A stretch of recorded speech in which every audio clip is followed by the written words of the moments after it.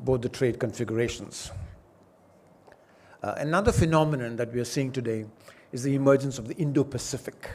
Now, the Indo-Pacific was not a term that was used much until about, say, 2014 or so, although about 7 years before that, Prime Minister Shinzo Abe of Japan had right here in Delhi proclaimed that that is going to be a major phenomenon, a major area of growth and a major area of cooperation. In fact, the term Indo-Pacific was really built on a quote that Shinzo Abe shared in the Indian Parliament, where he quoted from Dara Shikoh, who was, those who know Indian history, son of Shah Jahan. And Dara Shikoh had talked about the confluence of two seas, talking about the Indian Ocean and other oceans. So picking up on that term, the Indo-Pacific kind of started then, and then various events brought it together. The tsunami of 2004 brought countries working together. And then eventually, the four countries, namely the US, India, Australia, and Japan, felt that there are many areas where they can cooperate closer together. And that eventually became the Quad. Now, the Quad doesn't yet have a major economic dimension, but in all likelihood, it will have an economic dimension. In fact, one of the entities associated with the Quad is the Quad Investor Network. Carl Mehta is here, who chairs that. He will be the speaker after this. I happen to work with him in that space. But this is an area where the four countries are trying to bring in an economic dimension to the Quad, which was otherwise based on strategic cooperation. Now, coming to the context of today's discussion, which is titled From Homelands to Global Markets. Now, moving from homelands, in your home country, to global markets is an essential step in terms of evolution for countries that want to advance their economies.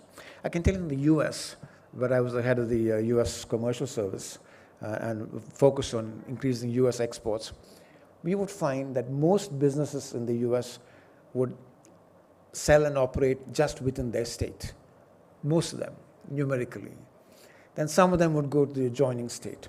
But the moment they found in a market outside the country, they would find their growth really growing by an order of magnitude. It wasn't like a 10% growth or 20% growth. They grow tenfold the moment they found a market somewhere else, for a number of reasons. One is they would get more competitive, and by getting more competitive, they could sell even more within the United States. So essentially, exports are extremely valuable to growth and development. Their profits would be higher. They could pay their employees more. So exports are really important for economic development. Global trade, therefore, is really a force multiplier that can move economies into new orbits. I mentioned the East Asian tigers, Singapore and Malaysia and all those countries that really got propelled up by trade. And the biggest example, of course, is China, which over the last 40 years has raised their living standards, become the major global trading power. Today, China's trade is about 14% of all trade in the world is China. The United States is 8-point-something%. India is like 4%. On the ascendant. If you look at manufacturing, China manufacture. Why do they have so much trade? Because they manufacture a lot and sell a lot. They have something like 28% of global manufacturing. The US has probably about 12% or so. And India is much, much less. So you see the importance of both manufacturing and trade to increasing incomes, increasing prosperity.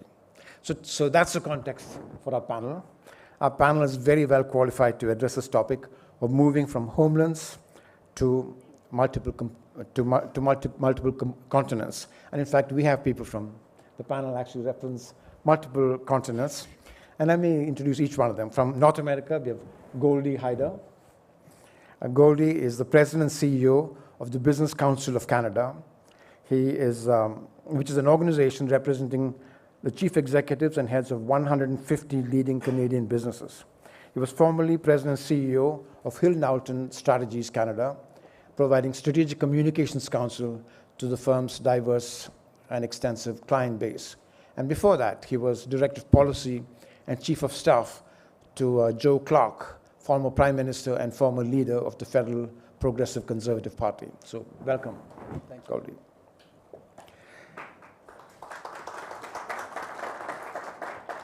North America to South America. We have Varsha Sharon Sarjo. She's the CEO of the Rudisa Group of Companies, one of Suriname's biggest conglomerates. She has an amazing story. She started by selling poultry as a part-time job within a small family-based company, and that would rapidly grow into a multinational organization with over 1,000 employees. So great story, Varsha, welcome. And then from the Middle East, from Qatar and Abu Dhabi, we have my friend, Dr. Mohammed Altaf, director of the Lulu Group International. Altaf spearheads the company's strategic expansion and new revenue streams. He oversees the group's export and distribution operations across Europe, Australia, and the US. In fact, I could not say he's from the Middle East because he's all over the world. In fact, I first met Altaf when he was setting up Lulu's operations in America, and I was in the Department of Commerce, and we were welcoming their investment in America. So welcome. And from Australia, we have Tim Thomas, CEO, Centre for Australia-India Relations. He's been actively involved for many years in many dimensions of the Australia-India relationship. He has 20 years of experience in senior executive roles, working across the Indo-Pacific region in strategic leadership, corporate development, and management. And I've known Tim from when we were both at KPMG, so welcome, Tim. Tim also brought a bag of goodies for all of us, Tim. And he'll talk about that when he comes. So now what we will do is we'll have opening comments from each of our speakers. And maybe we can start, I'm going to sit that in, so we'll start with Tim. Thank you. Do I have the mic on? Yeah, okay, thank you. Well, thank you, Arun, and thank you, Jay, for the welcome as well, and to MR and the Indiaspora team for putting on an amazing event. One of the reasons why I'm here, other than my personal connection, is the Centre for Australia-India Relations has so much to learn from Indiaspora. The Indiaspora is a global centre of excellence of Indian diaspora engagement. So thank you for allowing CARE, the Centre for Australia-India Relations, to learn and to be part of this vibrant forum. So let me just give you a little bit of context on the Australia-India relationship, and then I'll dive into the specifics around the Indian diaspora strategy for Australia. The Australia-India geostrategic and geopolitical relationship is at a high point, and that can no better be demonstrated by the number of ministerial visits we have between the two countries. The number of prime ministerial meetings that have happened over the last couple of years is unprecedented. And I think we all understand a little bit about the geostrategic context for that, particularly in terms of the Quad relationship and other geostrategic factors. So in 2020, India joined a select number of countries in which Australia has a comprehensive strategic partnership with. And this was underpinned by a shared vision of an open, inclusive, and prosperous Indo-Pacific region, which Arun talked about. In 2022, Australia was only the only country in 10 years, only the second country in 10 years, to sign a free trade agreement with India, and negotiations are now underway for a comprehensive economic cooperation agreement.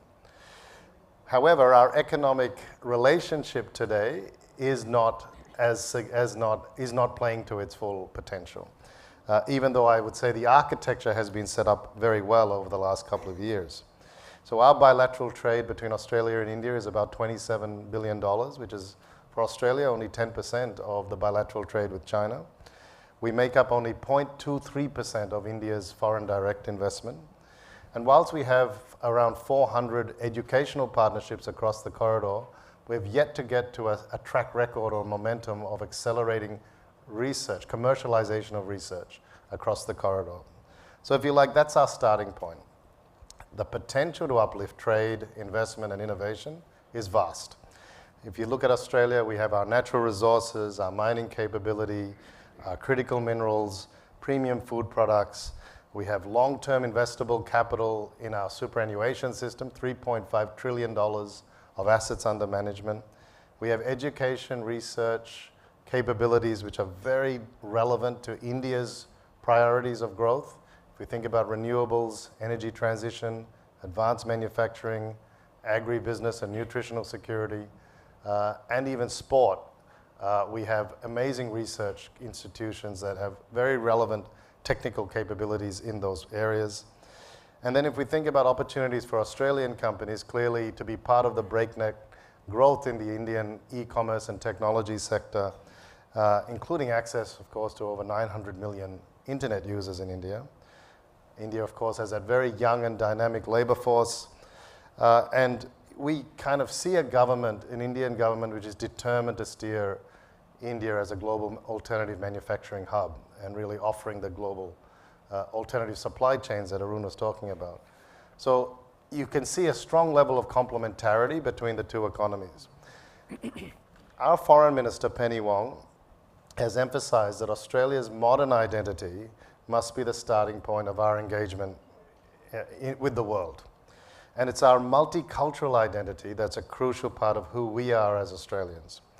And as the Foreign Minister says, when people from every part of the world look at Australia, they can see themselves reflected in us.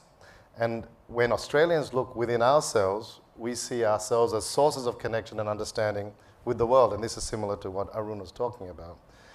If I then kind of flip it to the Indian government side, and I think some of our Australian colleagues were at that massive Indian diaspora event, 20,000 people in May, in which Prime Minister Modi spoke to. Incredibly electric atmosphere, but also the representation from the Australian political leadership was incredible across federal, state, and local levels. And at that event, Prime Minister Modi articulated his capture of the strategic partnership with Australia. He used the words mutual respect, mutual understanding. He said that's where we need to be with Australia, no less. So moving away from the traditional cliched relationships of the Commonwealth, the curry and cricket, and he went through the alphabet, but he said, ultimately, this is where we need to land. This is where we are today. And the relevance of saying that in that audience with 20,000 adoring, patriotic Australian Indians was not lost on anyone. So then if I can then just come to the Centre for Australia-India Relations, as Jay said, it was established, well, it was announced with my appointment in February, and it was formally launched by our Prime Minister in May, in the presence of Prime Minister Modi. And it is really trying to embody these aspirations from both countries. It's part of projecting modern Australia to the world and giving a platform for multicultural Australians to enhance our country's trade and investment ties with India. So it's really important that in this multilateral world, we see our Indian diaspora in Australia as part of what Indiaspora has pulled together as a multi-country movement, a multi-country force for good, but also how we see ourselves as the Indian diaspora as part of our multicultural settings in Australia. So the centre's mission, if you like, and our centre for short is called CARE, Centre for Australia-India Relations, is to transform economic engagement between Australia and India, underpinned by mutual understanding and deep people-to-people ties.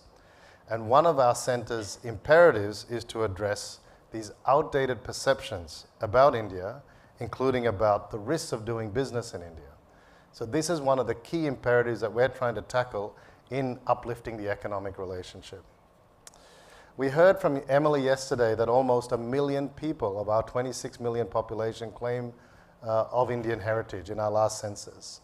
And as Emily said yesterday, over 750,000 of those are actually born in India. So this is a diaspora that is the fastest growing large diaspora in Australia, but it also has an incredible currency of networks and relationships and knowledge of India. So in our two publicly available documents, and Arun alluded to this, I've got it in a Woolworths bag. Thank you, Prachi, for bringing this all the way from Australia. We have two reports that I would really commend reference to. One is the India Economic Strategy, which Peter Varghese, a former High Commissioner to India, wrote in 2018. But then we had this report, which is a comprehensive mapping of the Indian diaspora in Australia, commissioned by the Department of Foreign Affairs and Trade. And I've got multiple copies if this is of interest. I know MR, when he came to Australia in November, was particularly taken by this. But it identifies, the Australian government has identified India's diaspora as a national economic asset that should be engaged to enhance our economic relationship with India. The report highlights that this community is one whose entrepreneurial spirit, education, and links into innovation should be harnessed to seize new opportunities with India.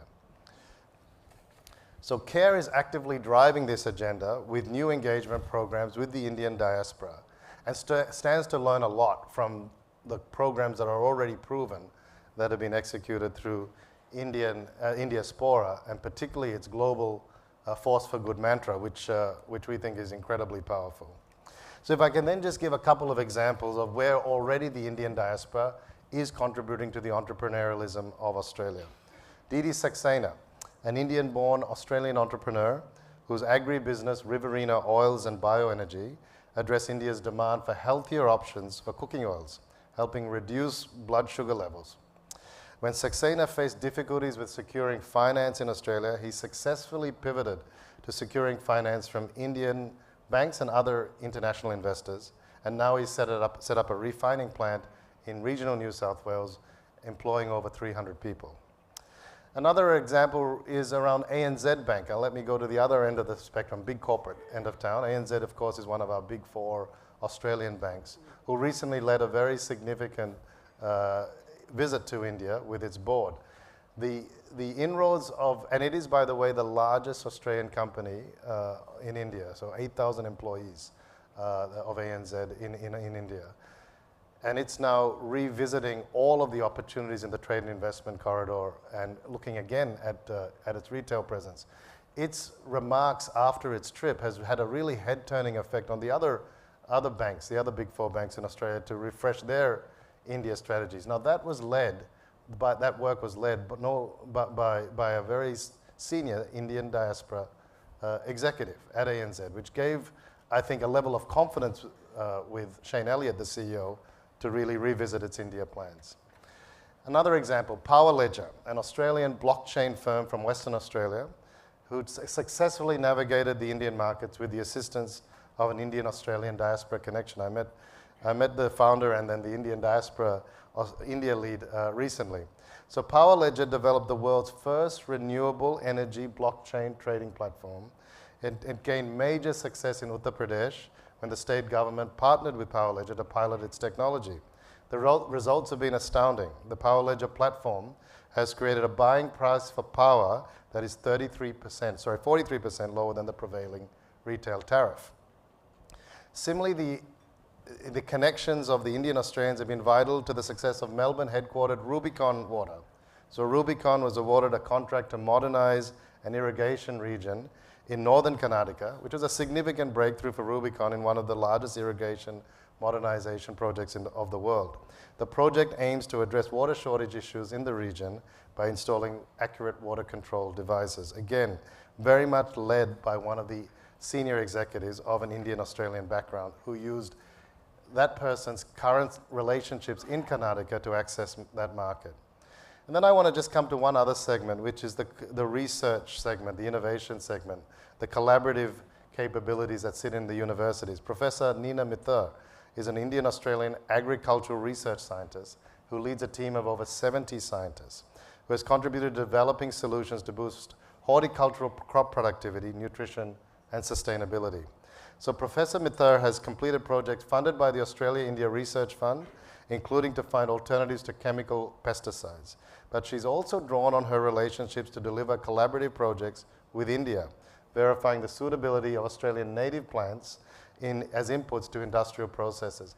I can go on and on about examples of, there's one in critical minerals, and in fact we're going to be joined with some of the meetings that, by that particular professor, who again has those relationships with Indian universities and Indian industry to drive collaborative research and commercialization. So these are but a few examples of the role of Indian diaspora in that living bridge that we talk about.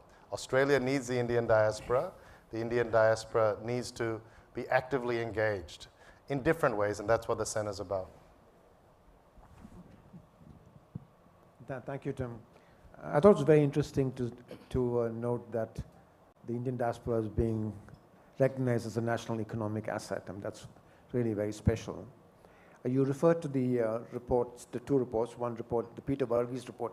You know, the CII here has created a report that gives the Indian perspective, which is like the counter, which is the complementary view to the Peter Varghese report. So for those who are interested, in addition to the report from Australia, there's also a report from India, from CII, on the India-Australia trade relationship. So let me move on to South America. Varsha. Good morning. First of all, please allow me to thank Indiaspora and their leadership for inviting me to speak at this historic event. I am immensely honored that I'm allowed to address you all for this discussion. So I'll predominantly focus on trade and investment relations between Suriname, the CARICOM, and Latin America, with India from the private sector perspective. Suriname faces some challenges that are common to many Caribbean nations, such as market size dependence and dependence on imports. However, its unique circumstance, including its resource-based economy and proximity to neighboring markets, also offer distinct trade opportunities. So issues such as technical assistance, infrastructure gaps that need to be addressed, regional integration, and digital economies all pose nice opportunities while being a challenge for the Caribbean countries. Seizing these opportunities will be key to Suriname, to the Caribbean, and to Latin American trade development.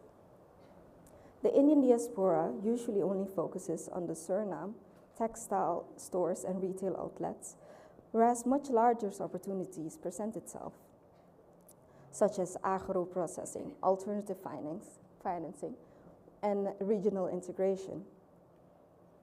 Establishing a kind of India's diaspora investment vehicle for small over-leveraged countries such as ours will give us access to bigger projects in the region. So major undertakings such as agro-processing, regional integration, infrastructure, and digital economy. We also have a dire need for technical assistance and training. Investment opportunities for India diaspora companies in the Caribbean region are diverse and can span various sectors. Some promising areas are tourism and hospitality, which have been direly impacted by COVID and the lack of transportation between the islands and the mainland. Agribusiness, which is one of our biggest opportunities at this moment.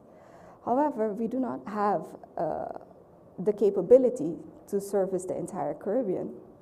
About 20% is only produced on the islands and Latin America. 80% is imported. So there's a lot of opportunity in the region to set up agro-processing facilities. There's also healthcare. There are opportunities in healthcare, education, manufacturing, telecommunications, and there are options for special economic zones. Our company, Rudisa International, has 29 companies in 7 countries with over 1,200 employees. So we have extensive knowledge in how to navigate this part of the world with different legal systems, different languages, and different cultures. I've had the pleasure of witnessing firsthand the impact of Indian diaspora entrepreneurs in the Caribbean and Latin America. I think the main driver behind the successful strategies used by Indian diaspora is our ability to adapt to different cultures, different languages, and different ways of doing business. We do, however, always keep our culture close to the vest, and I think that is one of our strengths. Understanding these markets we are in and knowing our range around these markets is crucial for our success. And a strong network of like-minded entrepreneurs, like this one that I am delighted to talk to today, is crucial to the success. We have had our fair share of luck seekers in the region, and as fast as they came, they've left. And this is usually because it's quite difficult to navigate a region because we speak various languages and have different legal systems. So you have the Dutch legal system, the French legal system, English common law, some American law, even the accounting systems vary widely. So you have US GAAP on one part, you have IFRS on one part, you have Dutch GAAP on one part. So it's difficult for somebody that's not from the region to do business with us. My own president, for instance, is of Indian origins, also the one from Guyana. And they have great relationships now with India. And they're trying to reestablish the lost connection over the years of the 150 years that we've been in this area with India. We recently had a visit from President Murmuru in Suriname, and she made clear that she would love to reestablish connection with Suriname. In general, India and Indian diaspora related trade and investment is critical to the prosperity and sustainable development in all its facets to the country and the Caribbean region. It will certainly fuel social economic growth, diversification of our economy, and gradually fulfill the ambitions of the Caribbean, especially the Surinamese government and the Guyanese government, to become the food basket of the Caribbean and a trade and technology innovation hub for the Caribbean and Latin America.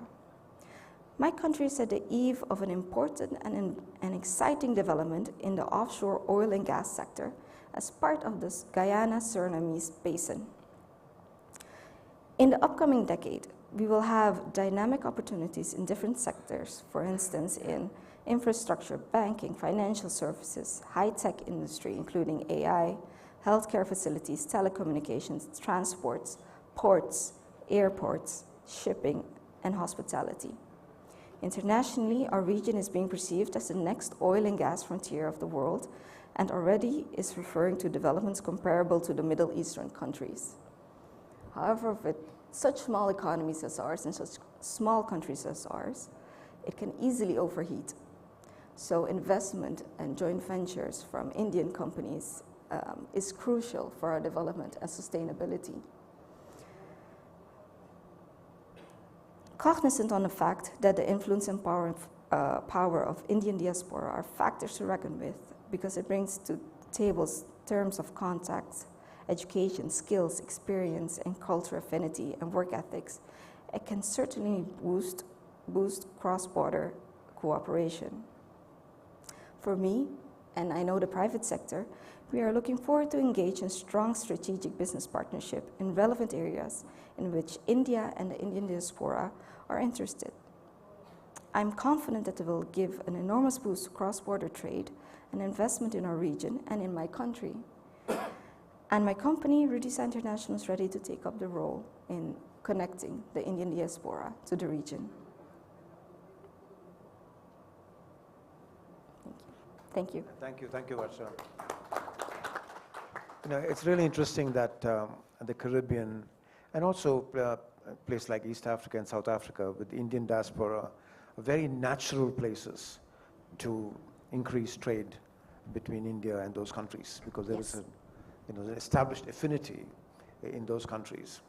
The other interesting thing that from the India point of view is that India has some preferential trade agreements in Latin America, like with Chile and other countries.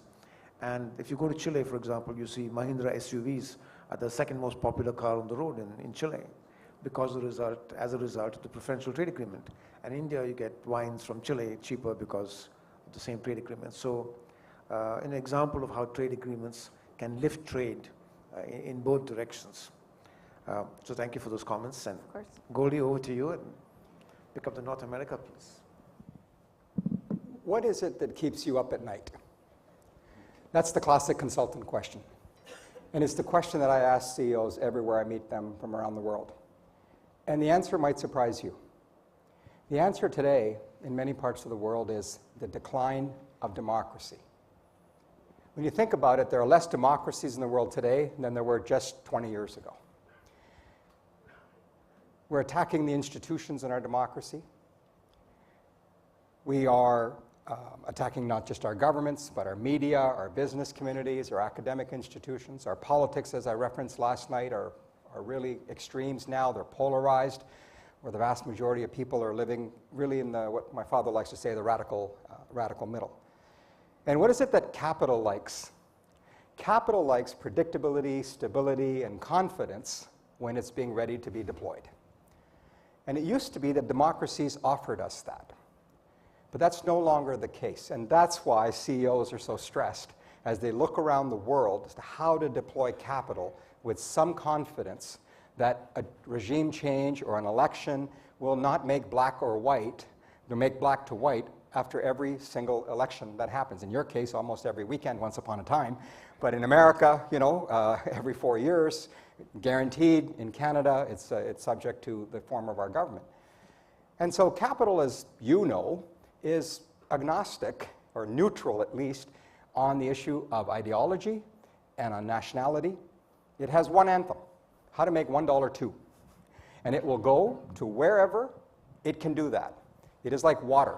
It will find the path of least resistance, it will form, and it will do what it's supposed to do. And that's what shareholders expect. And nobody's going to apologize for that. It just is. This is a fact. And we need to accept that in this environment, you will see in democracies capital freeze and or be selectively deployed and or find a way out of democracies into other forms of government. Not all democracies are the same. Not all communists are the same. Not all autocrats are the same. And when I think about democracies that are having problems today, I think specifically about America, about Canada, about Australia, about the United Kingdom, about France, about Germany, about Spain, about Netherlands. Now, what should strike you as interesting is I didn't mention the world's largest democracy, because you're not having those challenges here in India. This is, in many ways, a vibrant, functioning democracy. And so for years, if not decades, we've been hearing that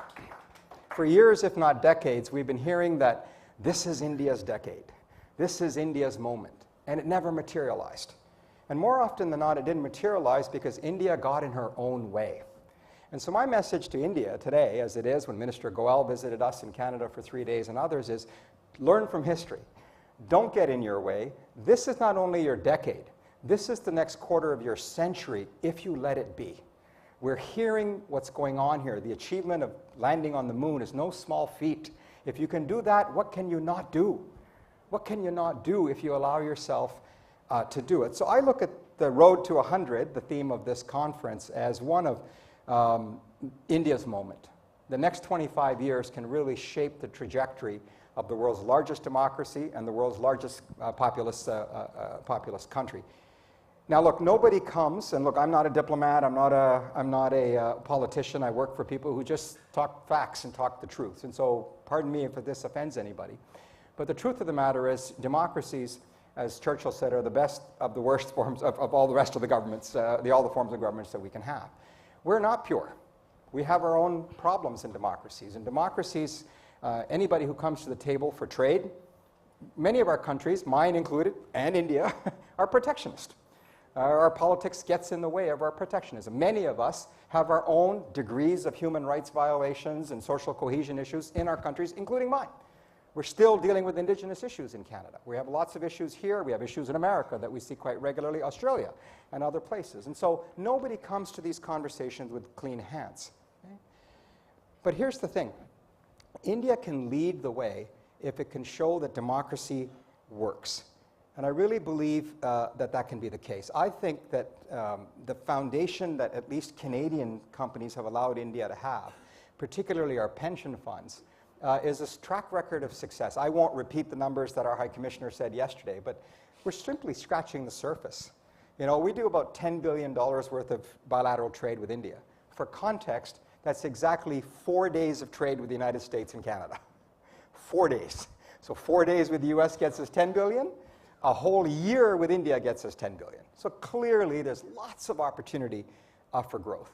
Many of our pension funds who are in Australia and in India are here because they're patient capital, but they believe in the long-term value and the long-term evaluation and the long-term trajectory and the long-term return of a country like India. And it's bearing fruit.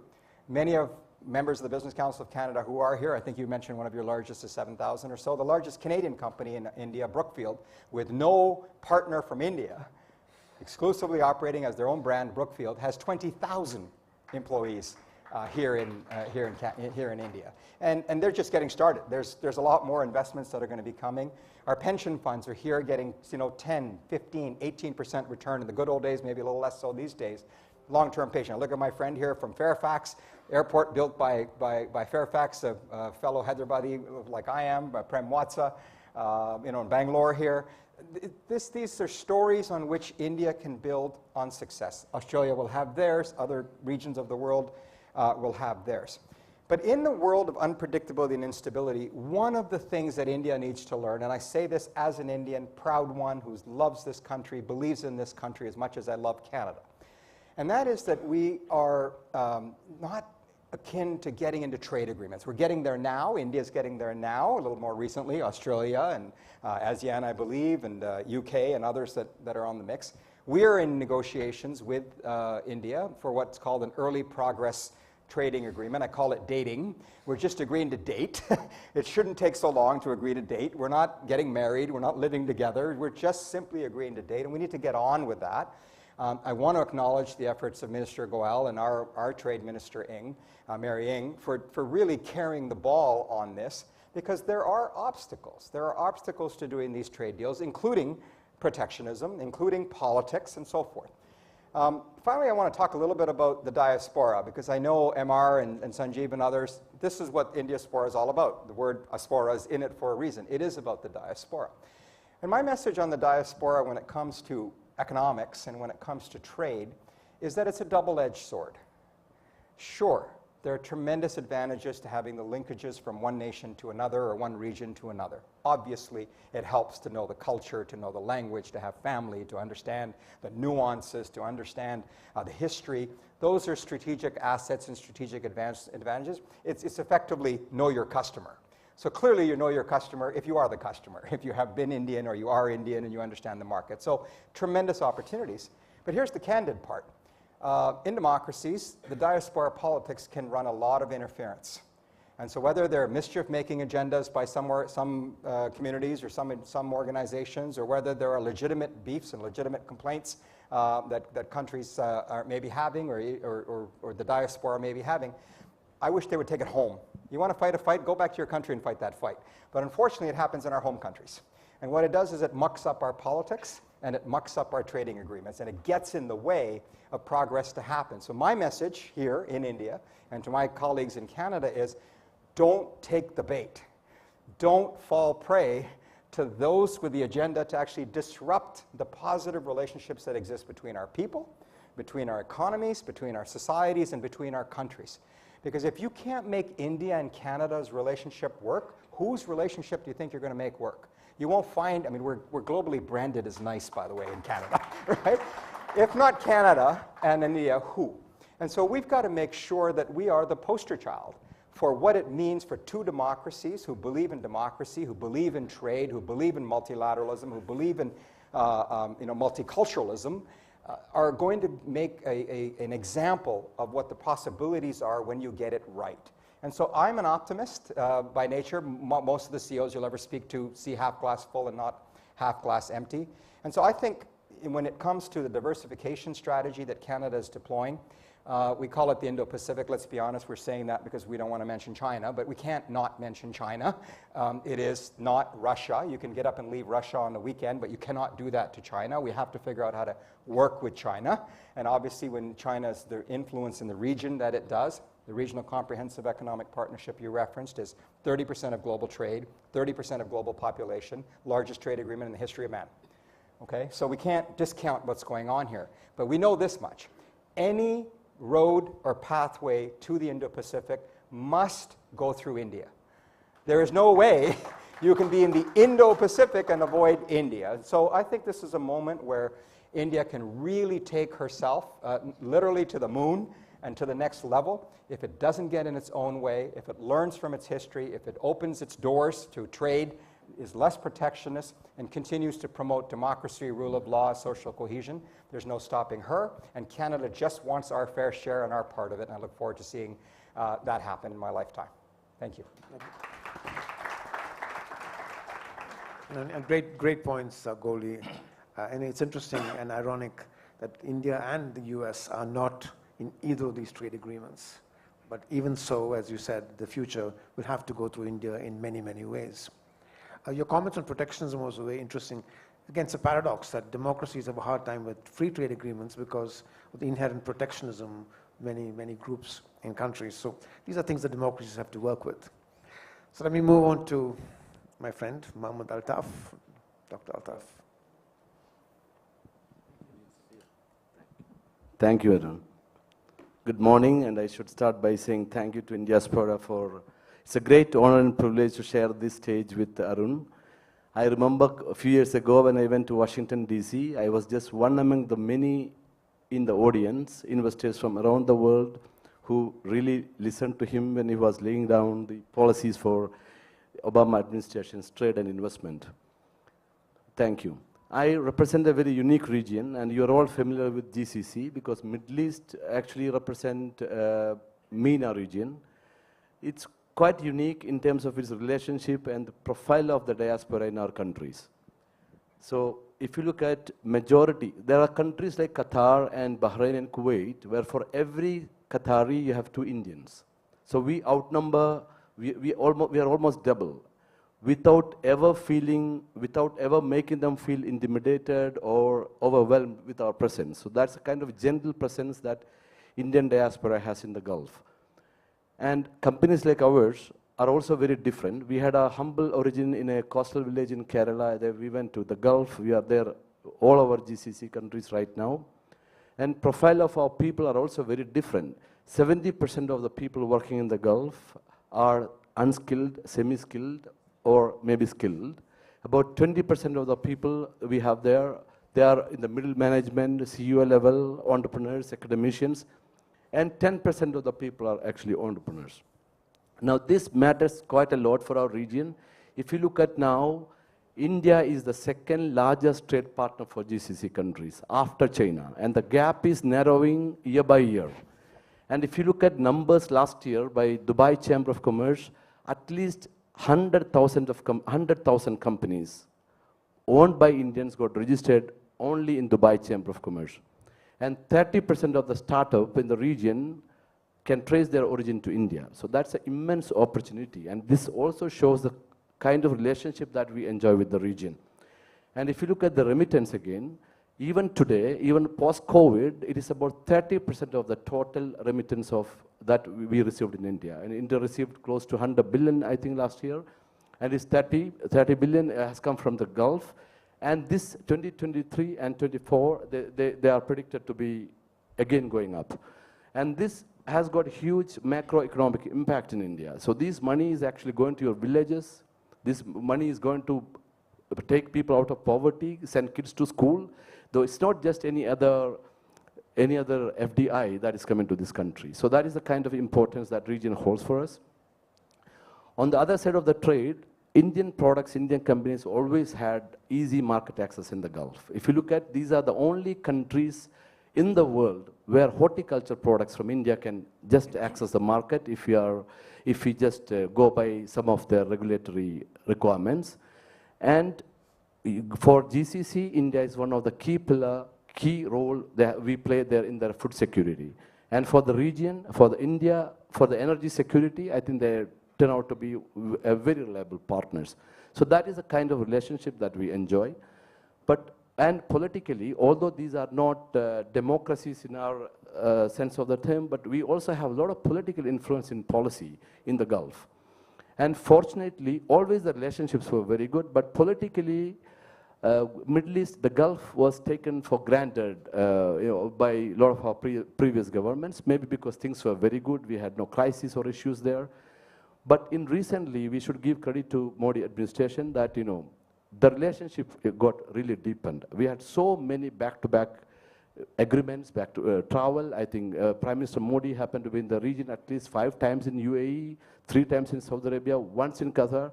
And in 35 years, he was, and this is something stunning, in 35 years, he was the first head of state, first Prime Minister from India to visit UAE. This could actually come as a surprise for a lot of people, And he used to say that we have 30 flights every day from India to Dubai, and it took 30 years for one Prime Minister actually to go to that region. So if you look at now India, Dubai, I mean, everyone has mentioned relationship and special agreements. But if you look at what UAE has come and the kind of agreements that we have in place, strategically, Israel, UAE, India corridor, Saudi, India corridor, they're all getting very active. India is now a darling of all the sovereign funds. Yesterday, I think Qatar Investment Authority announced 1 billion into Reliance Retail. Probably the largest retail investment, the largest investment they made into a retail company after their investment into Harrods and into Sainsbury's a few years ago. So this is the kind of priority this region has. And one more thing I would like to mention that, a lot of people think that, because of all what is happening in the Gulf in terms of the construction projects and progress, maybe Indian skills are not needed anymore at the level they were required before. But I think, if you look at the strategy that they have, most of these countries are getting automated. They are investing in deep technology. They are partners of the major technology companies around the world. And that is where Indian companies can start their second innings in the Gulf. So I think the future is quite bright for a relationship between these two countries.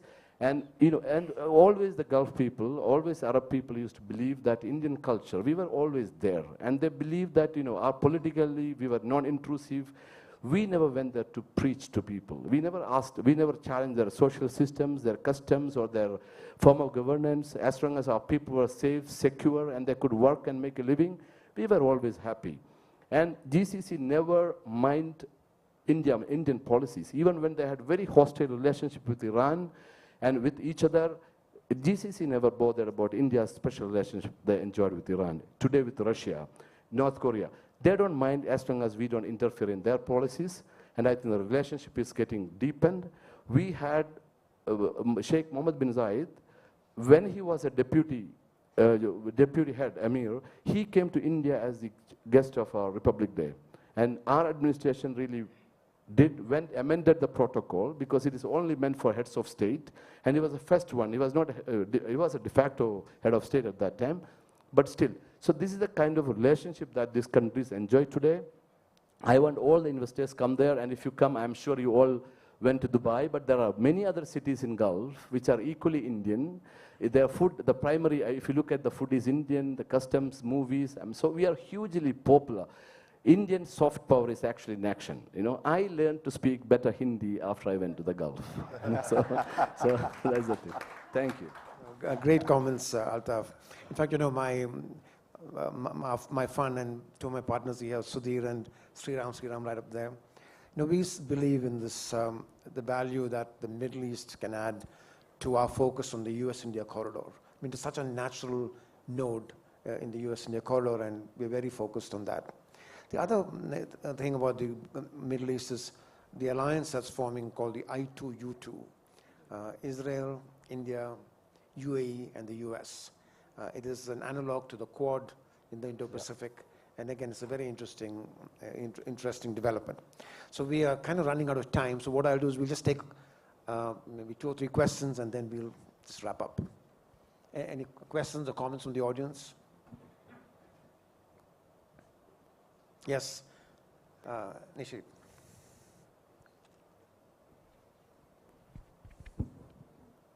One thought I have for Indiaspora is now a global institution. We should do some study and come up with thought leadership paper on harmonization of immigration laws. I'm a lawyer, by the way. Immigration is a worse form of protectionism and against human right. Okay, if you go back to the theory. So I think we should take a lead in creating harmonized system of immigration. Of course, you want to keep only one class of people out, and that is bad actors. The rest of it should move around the world freely, and human rights include not only physical human rights, but also right to prosper. That is the new thinking, and that is what we should be working on. If we can, as a global body, come up with some harmonized way of dealing with immigration, I think it is very, very useful. Today, somebody sitting on an immigration window has all the power and you're presumed guilty. Fundamentally, how can democracy say that you're presumed guilty? This is completely nonsense, in my view. My respectful submission on that. Sorry for that. Great point. Can I just Yes. just pick up? Sure, go ahead. Canada is probably one of the most open countries in the world when it comes to immigration. But I will tell you from a business perspective, what we're looking for is labor mobility. The ease of labor to be able to move from one market to another is going to be critical in a supply chain reorientation that's taking place around the world here. So I couldn't agree with you more, but we also know politics gets in the way of this issue, right? What's the biggest issue that's used to divide people in a country? Immigration. You know, India has been putting mobility on the table in many of its conversations with other governments. The credit of the Indian government, they've not shied away from putting that. Yes, Dr. Yeah, Pradeep Mehta, I'm a trade policy expert. Continuing from what Nishit spoke about, we have been arguing for a trade visa so that we don't get confused with immigration, and that is where the problem comes. Secondly, Arun, more importantly, is the issue about totalization agreement, which emerges from this problem about export of workers. Now, India will continue to be a major country exporting brains and workers, skilled workers. This is one of our competitive advantages, and that will continue to happen. And therefore, for us to have a totalization agreement with US, UK is very important. In US, something like $8 billion of Indian money is lying there. And US refuses to talk about it, saying that, look, our laws cannot change. Of course, your laws can change if there is an agreement to do that. If it is not your money, it is the money belonging to Indian workers, it should be sent back. It should be, with 10 countries at least, we have a totalization agreement. With UAE, for example, we have a totalization agreement. This is, again, I mean, when you talk in terms of immigration, this is very important to understand that we are looking at India as an exporter of human capital, and Arun, you're right. In every agreement, India insists on movement of natural persons, what we call MNP. It's a very major demand that we have, and quite often it is, it is a block, but still we are able to succeed. There is gravity. Gravity itself, leads to a lot of export of workers. See, I think in international negotiations, right, often keeping on putting it on the table, eventually you get to make progress. So that's really the way to go, because it's, I've been on the negotiations on the totalization. No, but, I mean, if Indiaspora could take up the issue of totalization, which will help the I think the mobility issue is a really good one for Indiaspora to take up. I think I'm going to close this meeting because we've run out of time. Let me close on something Goldie said. He said, this is India's moment. And I really believe that, Tim, you talked about historical underperforming, which every country has felt that, and India has felt that it's underperformed in trade. But I do believe we are moving towards India's moment. And I can tell you, I was in June, I was at the luncheon at the State Department that the Vice President and Secretary of State hosted for Prime Minister Modi. And I was the same luncheon in 2014 when Prime Minister Modi made his first visit as Prime Minister. And I can tell you that the sense of conviction and the sense of optimism was incredible this time. The first time around, it was a sense of tentativeness. We've kind of seen this movie before. Is it going to be the same movie? This time, I must tell you that there was just a lot of confidence. There was a lot of genuine feeling of friendship among everybody I talked to that day. So I do think if this is not India's moment, it's coming close. And I think all of us in the diaspora have a big role to play. And I want to wrap up by thanking MR and Sanjeev and Sri for wonderful work they've done in pulling this together. Thank you. Hi,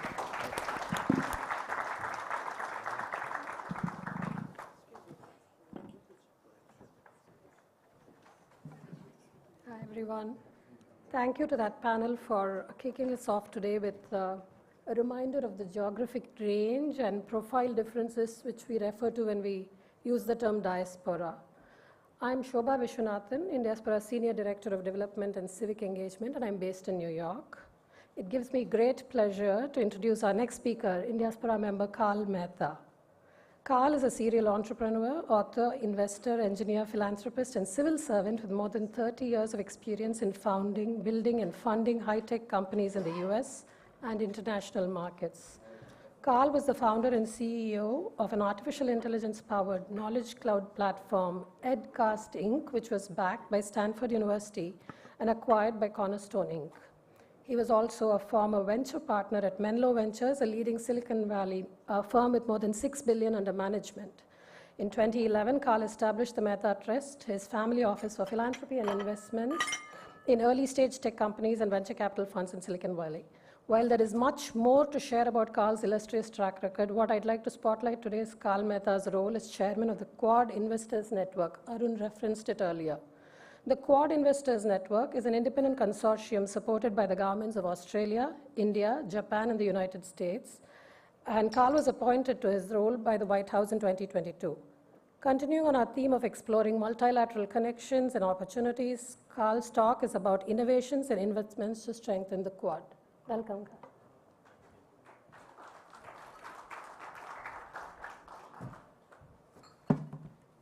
All right, thanks, Shobha, and thanks everyone for joining this morning. Indiaspora has become a great unifying platform for the diaspora, so I want to really thank MR and the Indiaspora team for putting this conference together. So my name is Carl Mehta. I'm the chairman of Quad Investors Network. It's a great pleasure to be here in New Delhi and talk about a little bit about what Quad Innovation Forum is doing.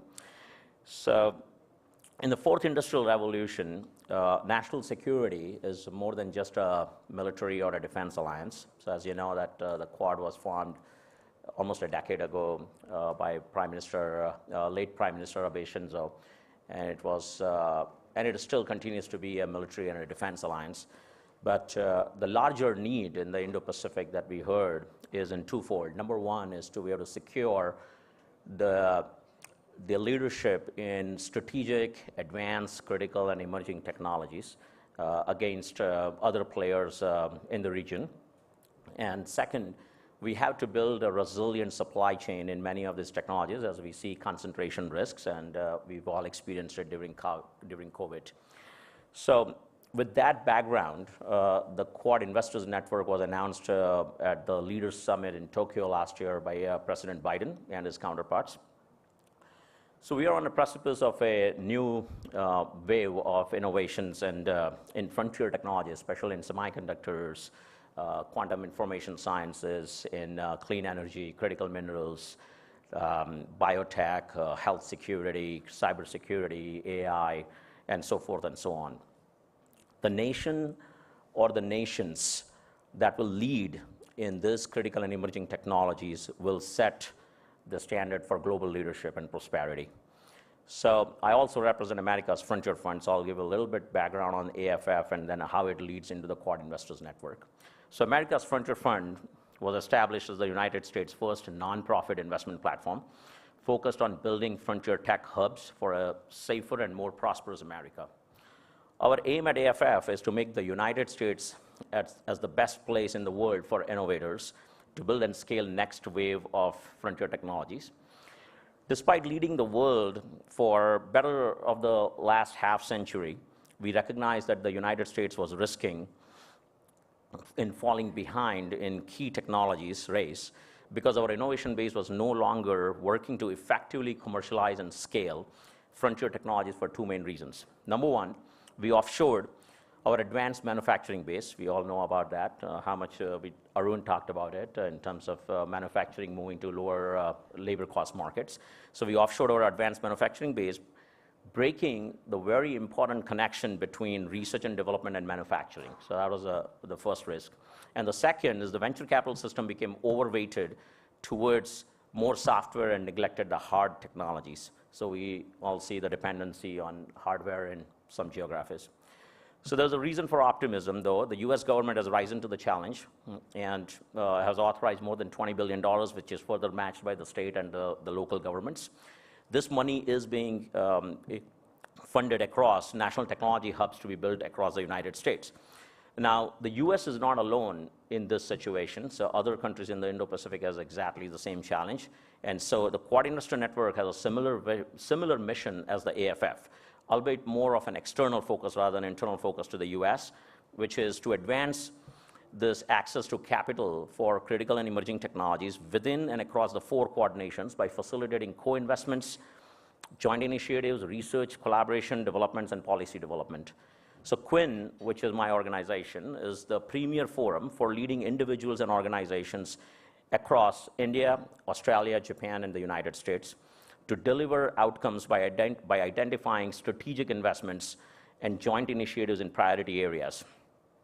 The Quinn will also drive hyper-collaboration between Quad Plus nations. There's a term being used now, which is Quad Plus, that includes many of the friendly and the trusted nations in the Indo-Pacific outside of the 4 countries.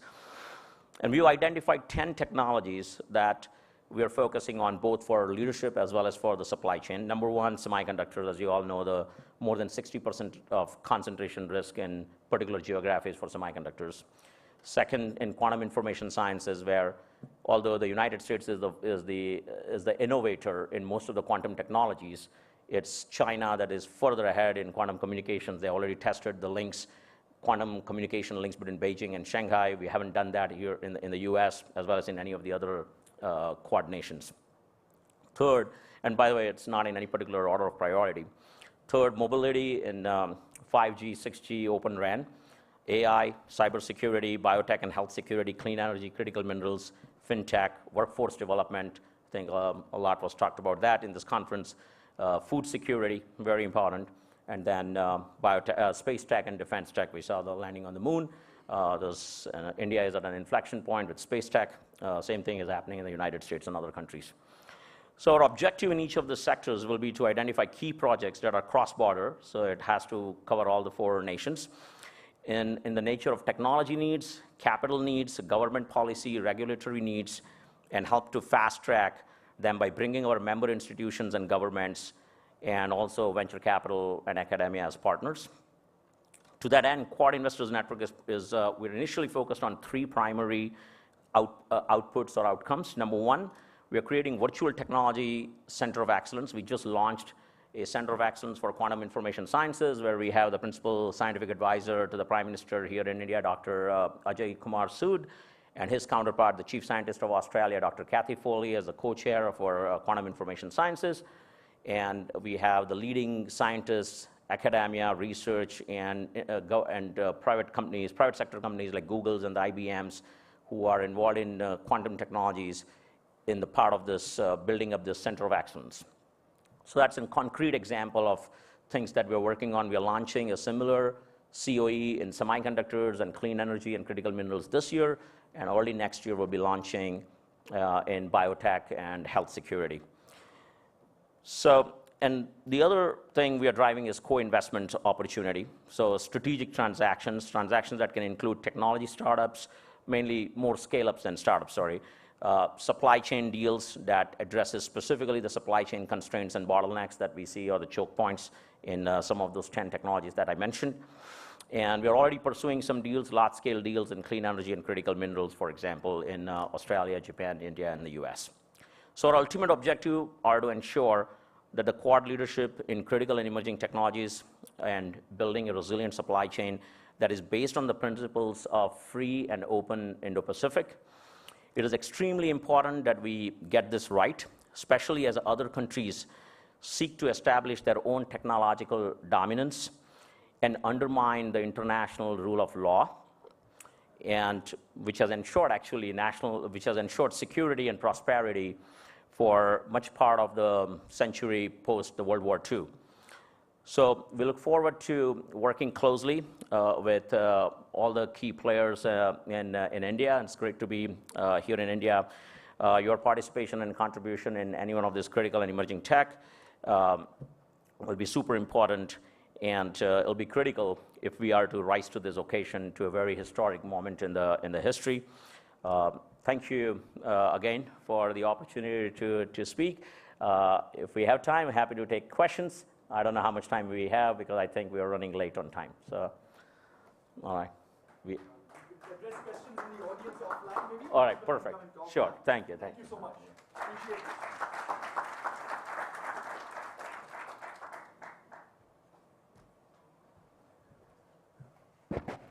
Thank you to Carl and the panel that preceded him. It's been a great start to the morning. Lot of thought-provoking content.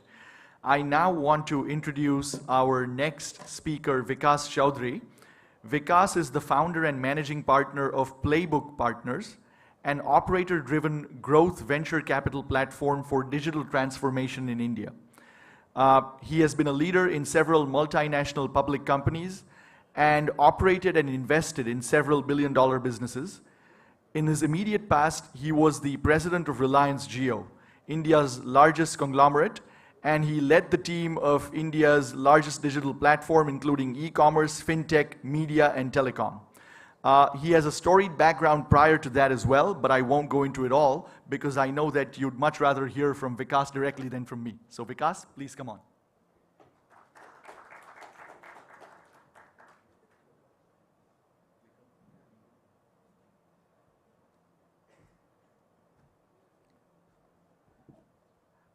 Good morning, everyone. Great to see all of you here. Thank you so much for having me, MR, Sanjeev, and the rest of the Indiaspora team. It's a privilege to be here, on this sort of occasion on the sidelines of the G20. Great occasion for India to sort of fly the India flag, if you will. I'll give you a little bit of a backstory that Sanjeev was talking about. While we just get the clicker, right? We'll just wait for that. Okay, awesome. So let me tell you a little bit of the, most of you will be quite familiar with the Jio story, but let me tell you 2 or 3 statistics that might not be as obvious out there in the media, if you will.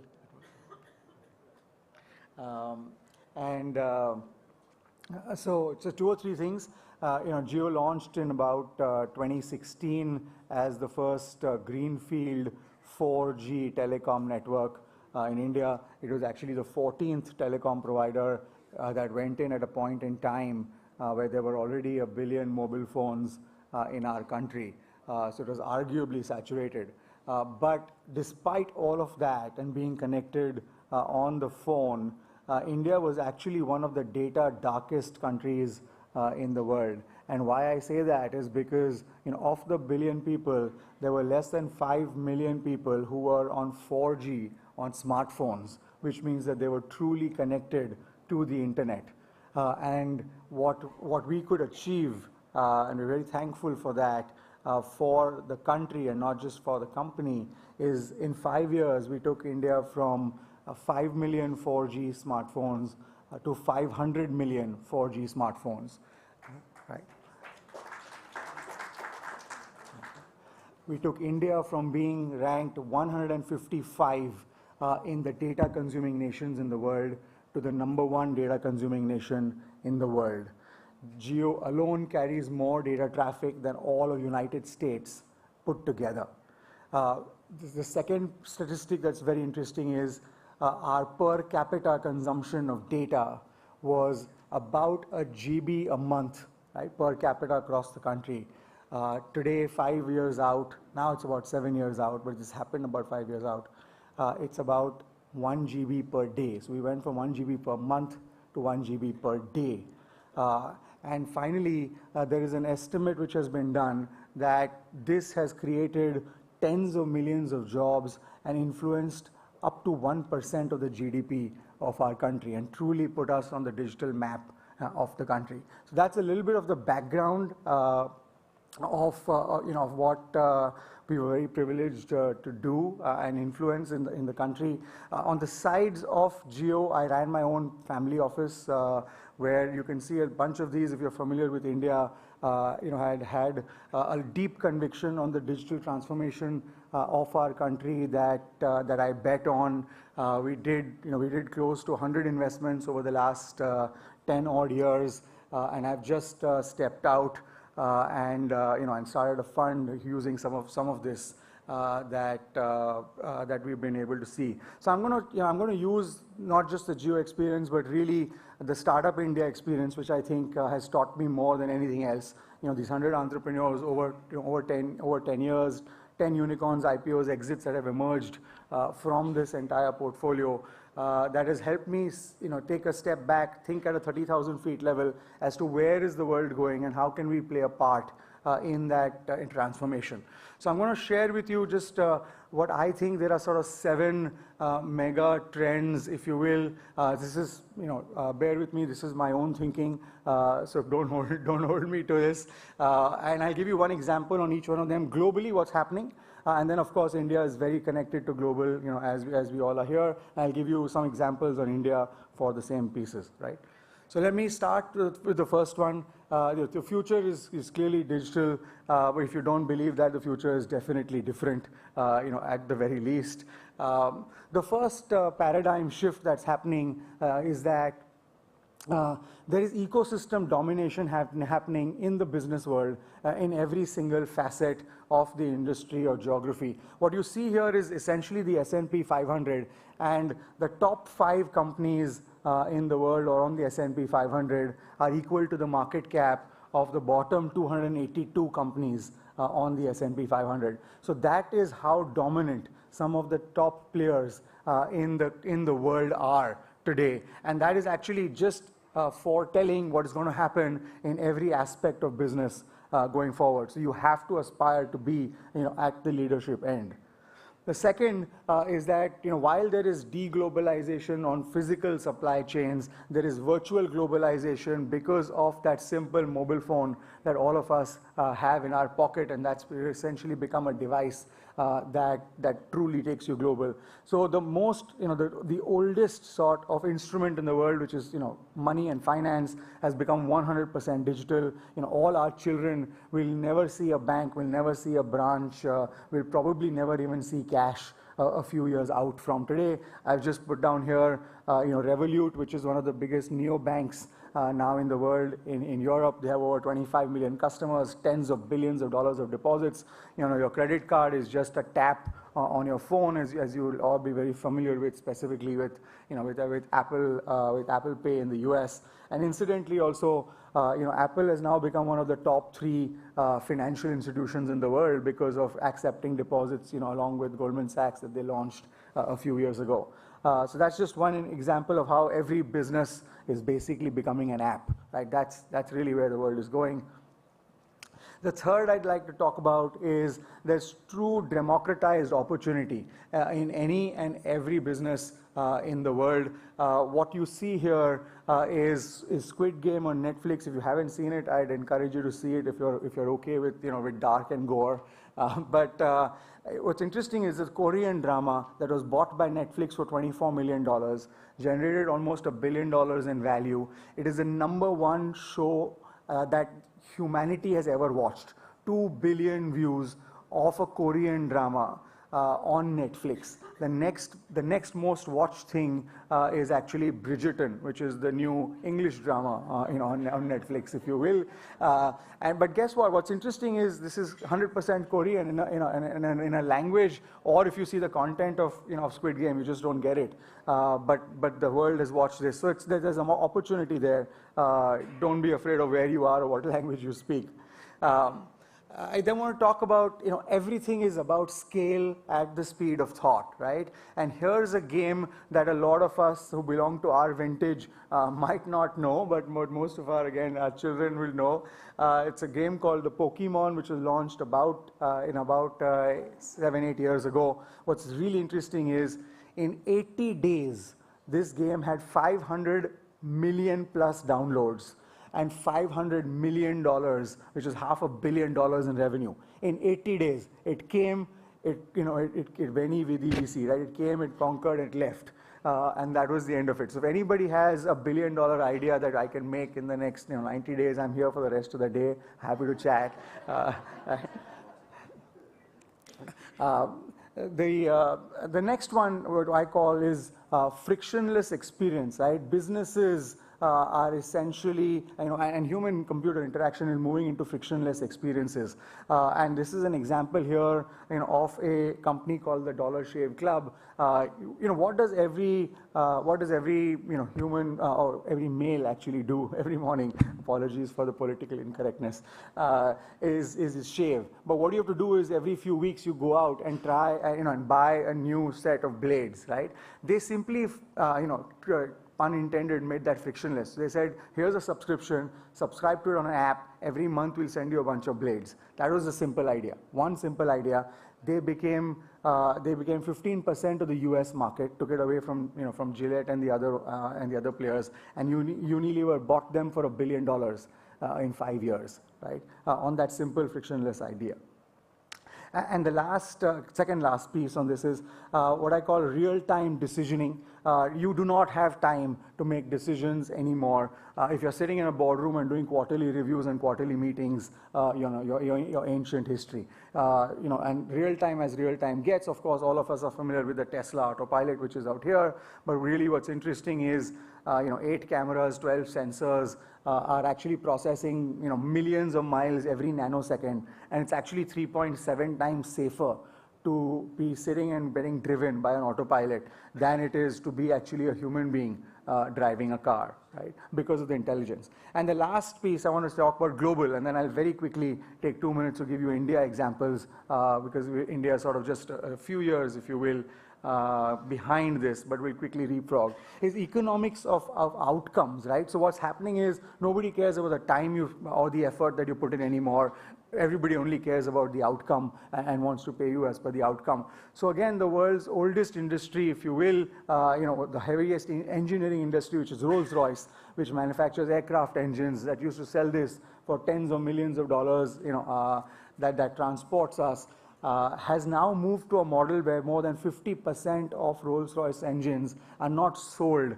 They're actually rented by every flying hour to airplanes around the world. So they are actually all just connected. All those aircraft engines are connected, and they're talking to each other while they're flying. They're assessing the damage control, danger. And they're essentially getting paid by the hour. They're no longer selling this. So it's about delivering the outcome. I fly you, you pay me, right? So let me use that. Those were sort of the 7 paradigms I think are going to shape the world going forward. And let me just bring it back home very quickly. 7 startups in India that are no longer actually startups that give you the same examples back home. Of course, we are all here because India's growth. There is no alternative, to India or for India, if you will. Ecosystem domination. One company, Policy Bazaar, went public. One of the first few companies that went public in the tech world last year, 2021. 93% of digital insurance market share in the country, right? 19 million policies. 25% of all life insurance sold in India today online is now sold on Policy Bazaar. The second is a company called Nazara, also one of the big tech companies that went public in the 2021 boom, if you will, on virtual globalization. 25% of their revenues comes from a game called Kidopia, which is the #2 edutainment game now in the world, teaching essentially kids the basic language and math using videos. On democratized opportunity, there's this company called Leverage EDU. Every Indian that can afford to go outside of India, today does want to go for education outside of India. This company does something very interesting. I was pleasantly surprised when I looked at them and invested in them. That they work with 650 universities in the world that actually pay Leverage EDU to send them students. Right? So if a student gets placed, so they actually provide the service for free. 8 million visitors every month. 15,000 students get placed through this company in universities across the world, and the university pays the company, right? Geo, we've talked a little bit about just scale at the speed of thought. I wanted to share one more statistic with you. We were the fastest acquisition of anything in the world. We acquired 100 million customers in the first 170 days of launch. We physically carded across the country 1 million SIM cards every single day in the first 170 days. And that's the scale at which you go and acquire. If we didn't do that, we would have failed as a company. Right? That has now gotten us from 100 million to 450 million subscribers. But that first speed is really what took us and gave us success. From frictionless experience, another very interesting portfolio company, but What they did is they took a very simple asset class. Do you know the number one savings instrument in India? Anybody can guess the number one savings instrument in India? Oh, it's gold, right? It's biscuits and jewelry that lie in lockers in our country, over $10 trillion of gold. What they did was something very simple. They digitized frictionless that process. They put an app on your phone, and they said every time you spend, let's say 77 rupees on Uber, they'll round it up and they'll take 23 rupees automatically and invest it in digital gold for you, right? This company, we invested at $10 million about a year and a half ago. Tiger just came in, put in $25 million at $300 million, 30x in 1.5 years. They've got 15 million customers, 20 transactions per month, over $100 million in AUM, becoming one of the fastest growing savings companies right, in the country. On that simple frictionless idea, right? Again, Fractal, India's largest unicorn in the AI analytics space. I won't say too much, but they now work with 100 out of the Fortune 500 in making real-time decisioning, both across services and products. I think the most interesting product that they do is called Cure.ai, where they look at automatically. AI looks at your your scans, your MRIs and CTs, and predicts with 99.9% accuracy, better than a doctor, as to what your predictive disease could be. And lastly, economics of outcomes. Rapido is a bike sharing company in India. They are 3 times the size of an Uber, 1 million rides a day, and they don't do cars. They only do bikes. So you're sitting on the back of someone and getting ridden for 7 rupees a kilometer. But the reality is they have millions of these riders who are waiting on literally roadside corners, waiting to pick you up and take you. And then for the ride they charge you 7 rupees per kilometer. That's it. I think what works really well for India is our unique blend, which I call operator capital, right? I think we are entrepreneurs, we're hustlers. We try and take global trends. We bring sort of the India masala that we add to it, and we create our own future. Thank you.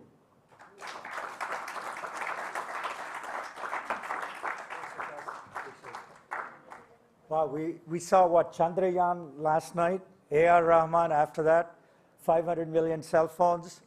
But I'll tell you this, behind all these stories, there are tough times, tough challenges. That's the part we don't see. We saw Chandrayaan landing. We didn't see all the blood, sweat, and tears and the failures behind it. We saw A.R. Rahman's success. We didn't see all the stuff he was agonizing and going through, right? Our next speaker really will address those issues head on. Imagine this, you have a child, and the child has a dreaded disease and passes away. How do you deal with that as a very successful business executive? How do you do that? I mean, Niren, who's going to come up and speak, was the CEO of a company, and he's dealing with this personally. How do you do that? Where's Aditi? Where's Aditi? Aditi had to deal with that. How do people deal with this yet run their lives? It's resilience. It's overcoming these challenges. And so, Niren and I have known each other for a while, and he was visiting Delhi, and I said, you have to come and talk about the other side of life, not just the success, but the anguish, the dealing with difficulties, and how do you overcome it? We all have had these challenges ourselves. My father died when I was 10 years old. I had to deal with that myself. So we all have these things, but we never speak about it, and we never heal others in terms of us divulging what we go through. So without further ado, I really want Niren to come up and take the stage. Niren, please come up.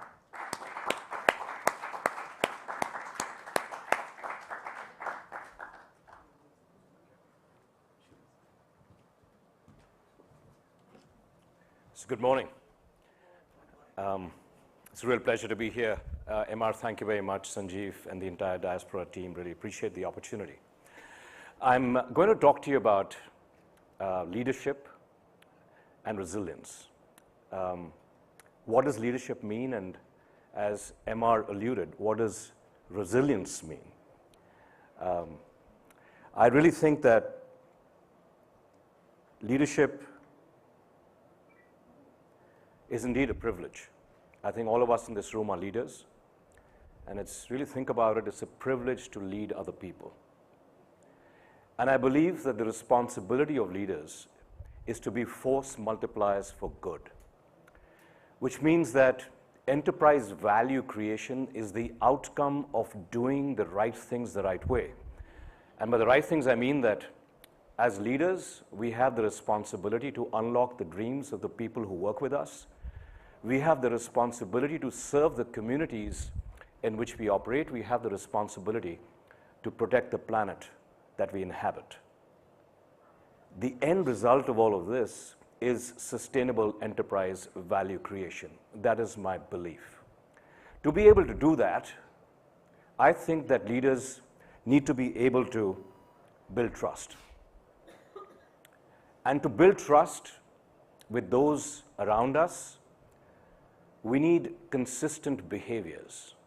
We trust those who are consistent, who show up in the same consistent manner, consistency of behaviors. And if consistency of behavior is what drives trust, then the question is, what drives behavior? So let me share with you the metaphor of a tree. So have a look at this tree, and the leaves that you see are the outward manifestation of our behaviors that everybody around us can see. That's what is visible to people.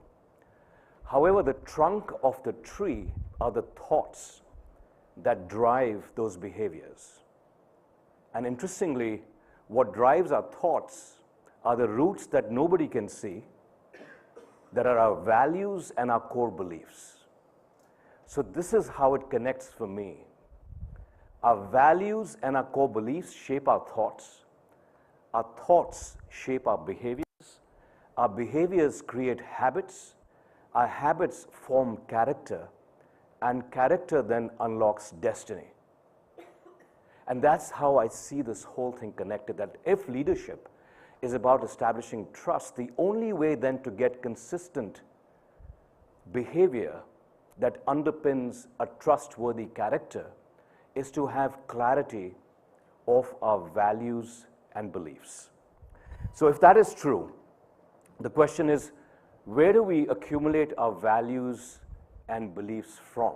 And I think, as all of us know, it comes from our upbringing, our parents, our childhood, our school, our universities, what we read, the company we keep, our spiritual journey, and most importantly, the experiences that we go through in life shape us.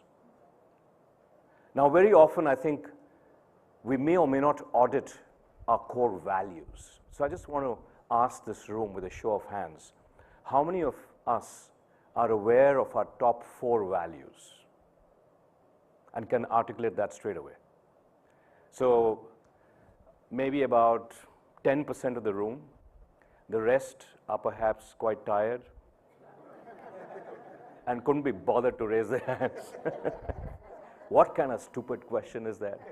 But I think it'll become clear why this is not a stupid question. Because of course we have values, we all know that, that's pretty obvious. However, we may not be spending time auditing our values and saying, am I carrying the right values that are shaping my thoughts and behaviors and shaping my character? And periodically, am I letting go of those disempowering values and embracing empowering values that can shape my character into what I wish it to be? So think about that. And tonight, as homework, whenever you have a glass of wine, alcohol, or non-alcoholic drink, reflect and just think about what are your core values, because if there's one thing I want you to take away, it is that your clarity of values is paramount to be able to define your thoughts, consistency of behavior, your character, which will then help unlock destiny. So here are my 4 values. First value is courage. And for me, courage means focusing on what I can control, not what's happening to me. Second value that I have is of gratitude, being grateful for what I have and not focusing on what I have lost. The third value is one of congruence, that whatever I think, feel, say, or do must be congruent at all times. I must have one face for people, to their face and behind their back. I must be congruent. And finally, resilience is my core value, that every time I get hammered and I fall down, I will get up. I'll get hammered, I'll fall down, I will get up one more time. I can't help being struck, I can't help falling down, but I can help getting up and being the very best version of who I can be. Those are my 4 values, and I think a good time to reflect on what are your 4 values, 5 values that define who you are, and you can choose empowering values. You're not born with values, it's what you accumulate, but that will define who you are. So let me share with you my most profound life experience that has shaped who I am, has been the loss of my daughter, Aisha. Aisha died in 2015 when she was just 18 years old. And she was a wise old soul in that very young body.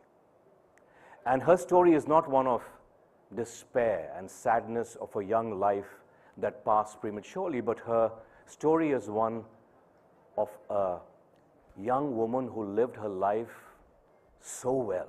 She achieved more in her 18 years than many of us achieve in a lifetime. So she's an inspirational TED Talk speaker. I don't know if you've heard of her, but she's got many talks on YouTube.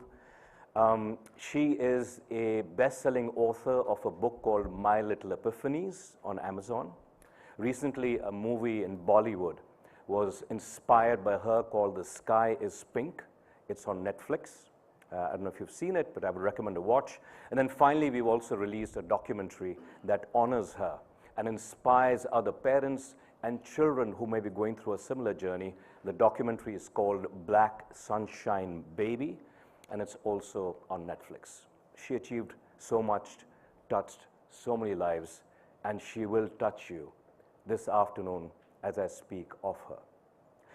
Her story is one of courage. Her story is one of gratitude. Her story is one of deep inherent resilience and the importance of serving others.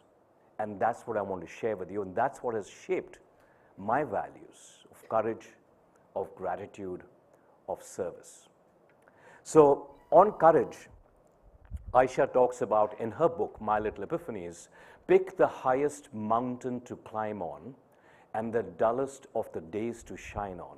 Meaning that when times are tough, that's when we need to step back and pick a new mountain to climb on, a new challenge to go after, and then do our very best to climb that mountain. And fulfillment lies not in achieving the peak of that mountain, but in the endeavor of pursuing your new challenge. And she did that by focusing on what she had control over, not what was happening to her, and that's what I call the real, true definition of courage. So let me share some stories about Aisha. Aisha is 13 years old. We've just discovered that she has this terminal illness called pulmonary fibrosis. She has only 5 years to live, and it's like a death sentence. And absolutely crushed, me and my wife, at this devastating news. And that time, TED India calls me up and says, would you like to come and speak on leadership to a group of about 200-300 people? I said, no, I've just heard this incredibly difficult news. I don't think I can get up and speak. I can barely handle this emotionally. And they said, well, would Aisha like to speak? Aisha was 13 years old. I said, Aisha, she is so small and she's so shy. She can barely speak to 5 people, but I'll go and ask her. So I go to Aisha and say, Aisha, would you like to speak at TED? She said, what the hell is that? I said, well, it's a stage and you get to speak to about 200-300 people. She said, Dad, what's wrong with you? I can barely speak to 5 people. I don't want to speak to 200-300 people. Why would I want to do that?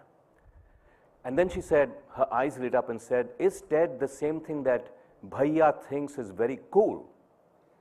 You know how it is between brothers and sisters? I says, yes, it is. She says, then I may think about it. Will Bhaiya think it's very cool? I said, yes. She said, okay. Dad, I don't think I can. and therefore I must. 13 years old.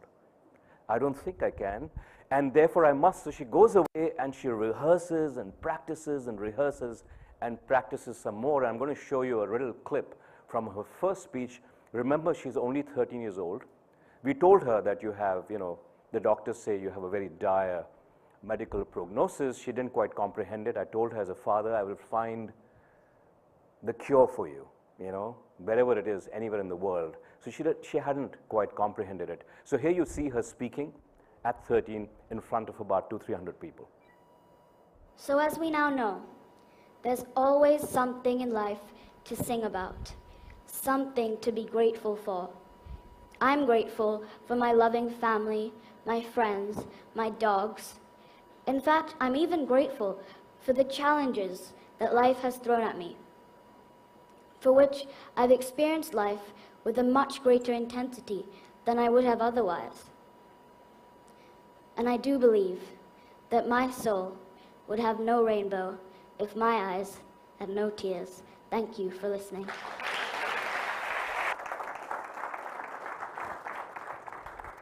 My soul would have no rainbow if my eyes had no tears. Remarkable wisdom from 13-year-old Aisha, who spoke and absolutely lit up the crowd, similar to this one, and people were up on their feet and giving her a standing applause, and Aisha was running off the stage, and I had to grab her and said, Aisha, where are you going? She says, I said, they're honoring you. There's a standing ovation. She said, what's that? I said, they're saying it's very good. She said, oh, I thought they were very bored and they wanted to leave. I said, no. So then she said, okay, and she said, was it that good? I said, it was absolutely unbelievable. The disease progresses. It's a very, very cruel disease, and now Aisha can no longer walk. She's on a wheelchair. And she says to her mom, she's not focused on I can't walk. She says, I can still move my hands. That's her focus. I can still breathe. My mind is still active. And she says to her mom, Mom, I love school, but I can't be there. And I can't, I get very tired. So I want to reduce the number of subjects I take. I still want to do maths. She was a bit of a nerd. I'd want to do maths. But you know what? I think I want to do painting. I said, Aditi said, why? She said, there's something magical about this whole process of dipping your paint and expressing your emotion on a blank canvas. It is so therapeutic. So I would love to do it. So off she went, a new mountain to climb on, and then endeavor to be the very best that you can be when times are tough by focusing on the fact that I can still move my hands even though I can't stand up and I can't walk. So have a look at her collection of paintings. And remember, she went from not painting anything to doing all this work in the span of a year.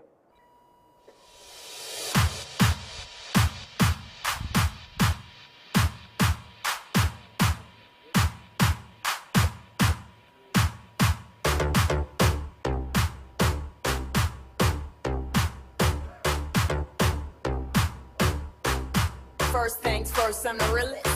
Drop this and let the whole world feel it. Let them feel it. And I'm still in the murder business. I can hold it down like I'm giving lessons in physics. Right. You should want a bad bitch like this. Drop it low and pick it up just like this. Yeah. You should want a bad bitch like this. Drop it low and pick it up just like this. Yeah. You should want a bad bitch like this. Drop it low and pick it up just like this. Yeah. Drop it low and pick it up just like this. Drop it low and pick it up just like this. Yeah. You should want a bad bitch like this.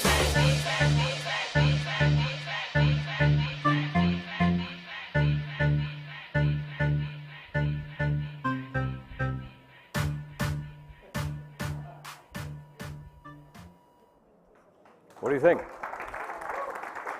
Pretty amazing, right? And as you tell, there's a common theme in what she paints. She paints dogs. So she loved her two dogs. And she paints them all the time, her pug and our lab. And of course, she paints my beautiful wife. She's here in person. You can see her, and that's her on the screen.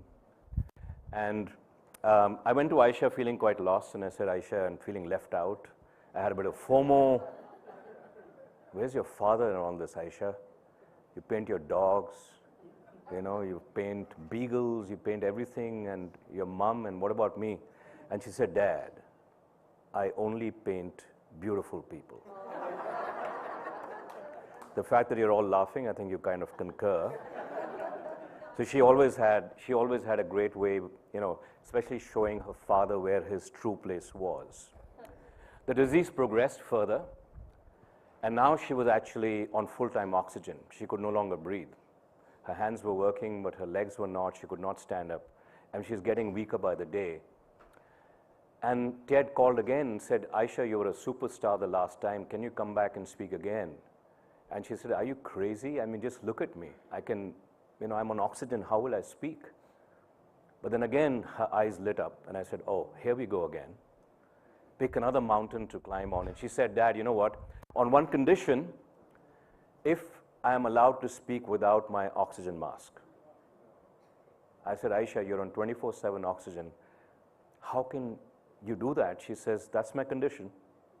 Now, if I just ask you to just hold your breath for a second, just take a deep breath, hold it, and then try and speak. It's impossible. That's what her condition was. She could not breathe. But she said, that's my condition. I don't want to be on a wheelchair. I don't want to be with an oxygen mask, climbing up on stage and everyone saying, oh, poor little girl. I don't want people to see the outward manifestation of my illness.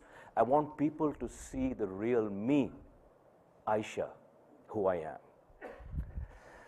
I said, okay, there she goes again. She's another mountain to climb on. I said, okay, Aisha, if that's what you want, fair enough. So then she went like an athlete and trained for endurance of her muscles to survive without oxygen. Walked on my treadmill slowly with her oxygen, took it off for 1 minute, 2 minutes, 3 minutes, finally 10 minutes, taking off her oxygen mask and speaking till she was able to do it. And then she went and spoke, and I will show you this video. You will see that she's sitting down because she no longer stands. She doesn't have the energy to stand. And you can see she's getting breathless, her nostrils are flaring. But her spirit is strong. And her mind is immaculate. So listen to this next speech. So happiness is an attitude. Happiness is doing what you truly love. And I feel that happiness can only come from acceptance. I accept who I am. And I accept where I'm at. And I accept the challenges that I'm battling with today. And I'm even more determined to make the most of this wonderful gift of life that God has given me. As Anderson once said, enjoy life. There's plenty of time to be dead.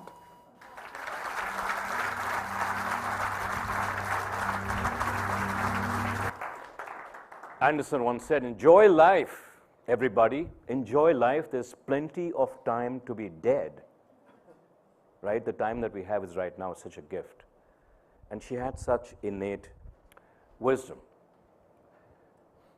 The disease got worse, and now she could not even sit. She was lying in bed, and we knew that the end was near. She's lying in bed, 24/7 oxygen. She's, becoming thinner and thinner, unable to eat and really thrive. And she's getting very bored. She tells Aditi, Mom, what am I supposed to do? I'm so bored. We watched Friends. We watched Breaking Bad. We watched everything there is to watch on Netflix. I'm super bored, and all my friends are away. What am I supposed to do? Just hang around here, just lie down here? So Aditi said, why don't you read a book? She said, like what? She said, read Hugh Prather's Notes to Myself. Has anybody read that book? Oh, you have? That's amazing. What an erudite audience. I was going to suggest to the rest of you, don't read it. That's what Aisha would say. But it's a very uniquely written book and was very successful. Aisha reads it, chucks it, and says, I can do better than this. I said, oh, man, this is like, she goes off again. There's another new mountain. I said, what do you mean, Aisha? She says, Dad, I can write better than this. I have better thoughts than this.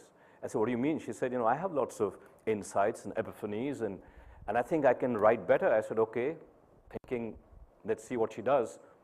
And away she went, a new mountain to climb on. Focus on what I can do. My fingers still work. My legs don't. My lungs don't. My back doesn't, but my fingers do. I can still read, and my mind is active. And she takes her iPhone and she's typing away. Before I know it, she has 5,000 words. And a book is released. It's called My Little Epiphanies in the last 3 months of her life. A collection of all her musings and thinking of life in all its incredible glory, from heartbreak to love, from hope to despondency, and everything in between. And I'll share with you an interview that was taken just a few days before she passed away, where she talked about what this book meant to her. And what is the message you want to tell the world? I think basically everyone's just fighting their own battles together, and we're all on a roller coaster ride. And mine's been going particularly down this year, and I felt so like stuck, and so writing this book has really uplifted me, and so I wanted like my readers to find peace on whatever roller coaster ride they may be on. So I hope that's what will happen. Thank you, Aisha. Thank you. So if you haven't read this book called My Little Epiphanies, I would recommend to read. I think it's very, very powerful. Many people keep it by their bedside table, and you can just open it up and it'll give you some inspiration, some hope, some perspective. So that was courage, which is focus on what we have control over, not what's happening to us. We can't help what's happening to us, but we can really help how we react to what's happening to us. The second thing that she talks about is the importance of gratitude. And she wrote this. Think of her that she's lying in bed knowing that the end is near. She can barely move, she can barely walk, she can barely breathe, and she writes in her book, I'm blessed to have my ears so I can listen to the sound of my mother's laughter. I'm blessed to have my lips so I can speak to those I love. I'm blessed to have my hands so I can paint whenever I please. I'm blessed to have my legs so I can still walk on this earth. I must remember that I am blessed.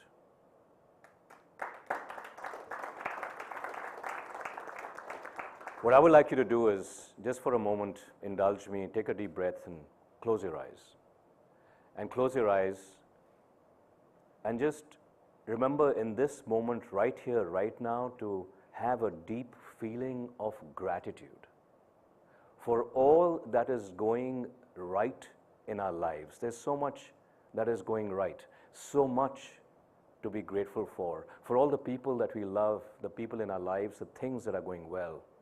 And to remind ourselves to hug the ones that we love just a little bit more, to embrace them and to tell them that you love them more often than you may have done so far, because the time is now. Open your eyes, please. And I think gratitude is, when we look at life through the mirror of gratitude, every day we can see miracles around us. It's magical. And I think we just forget that because we're wired to look at perhaps what is not working, but I think focusing on what is gives a huge amount of energy for us to keep moving forward. So a sense of gratitude. And then she talks about the importance of service, that if you can't change your own life, there is always someone else's, and there's so much wisdom in that, that for all those people who are dealing with some kind of difficulty, and I would argue that there's nobody in this room who doesn't have something that they're dealing with, this is the way forward. I think we can heal ourselves by pouring ourselves into serving other people. That's where true healing lies. And that's, I think, the importance of giving. So I shared with you, leadership is about consistency, and behaviors are anchored by clarity of values. Values come from our experiences.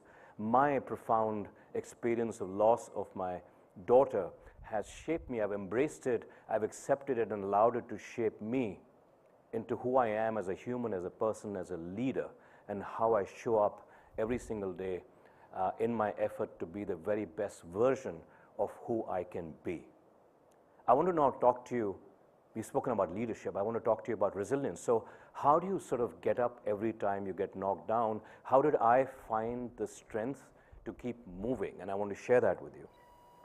Well, to me, the real epiphany was when I was lost, having lost 2 daughters, by the way. I lost Tanya, who was 8 months old, much earlier. So Aditi and I have, borne a lot of suffering together. And I think, how do you really, as a parent, recover from something like that? We have, fortunately, a wonderful and a healthy son, Ishan, who lives in New York. He's a fantastic musician, incredible child. But the loss, I think we all carry. It's like like pebbles in a shoe. They just move around, but they're always there. Always there. I still feel it all the time. And this is the epiphany that I had, that the only way I could move forward was to first learn to love myself again. I think that the path towards others is inside out, which is you have to first learn to forgive yourself and learn to love yourself again, because only when you do that will you be in a position to serve others. So that was my first realization. And the second is, I shared with you how leadership is a privilege. All of us have that privilege. The second thing is that, can we convert our pain into purpose in the enterprise that we steward? We don't have control in the world around us, but we have control over each individual enterprise and our circle of friends, our communities that we steward. Can we actually convert our pain into some meaningful purpose in that endeavor? And it is by doing these 2 things that I have been able to find the energy and strength to move forward. So I'll share with you what loving myself means. So loving myself meant indulge myself in all the silly dreams that I may have, which many of us may want to postpone and say, one day when I'm retired, when I'm rich, when I'm this or when I'm that, I will do this. I will learn to play the guitar. I will sing. I will, it's all in the future. And my ask is, do it now.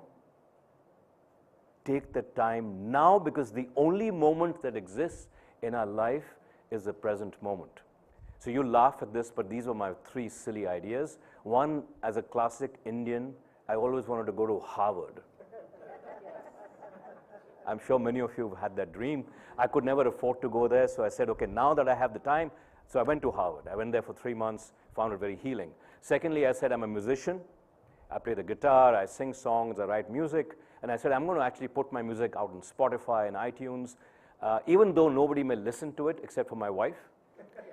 And I'm hoping by speaking to all of you, you will go after this and look me up on Spotify, and you multiply my listeners' list dramatically. So I've got some songs. I hired a studio and recorded some songs. And third, I love teaching.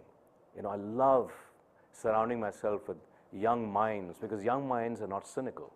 Young minds still believe there can be a better world.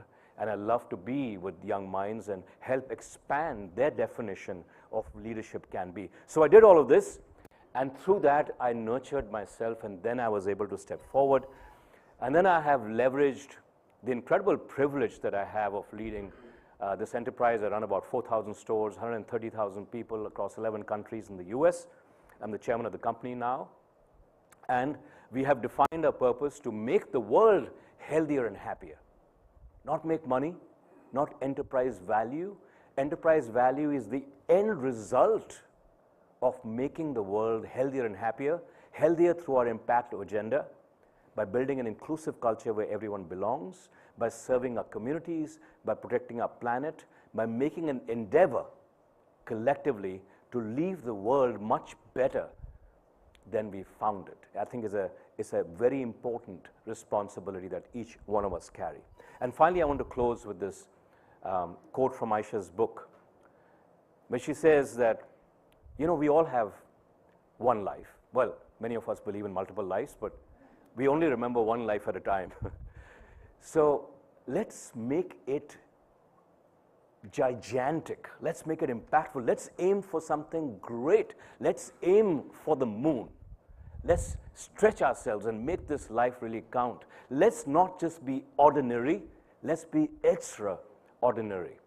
But then remember that as we are striving for that greatness, there'll be some darkness, tough times, and as we walk together, in those tough times, still remember to have that sense of gratitude, to catch the glittering stars along the way, because there are always glittering stars, no matter how dark our path might look. Thank you very much.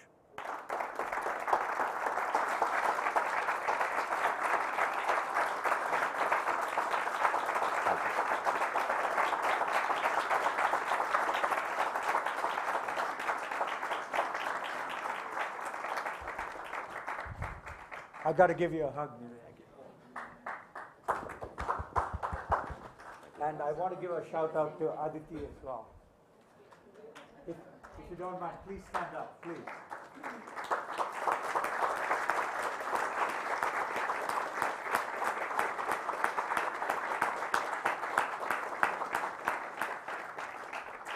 So we can't let Naren go because there's so much wisdom here. Couple of questions. Anyone want to ask any hard question? I mean, he can't have any hard questions. You've answered everything. Right? So any questions for Naren or either for me or for Aditi? Yeah, please. Aditi, you come up here too, please. I want you to, please. You have to.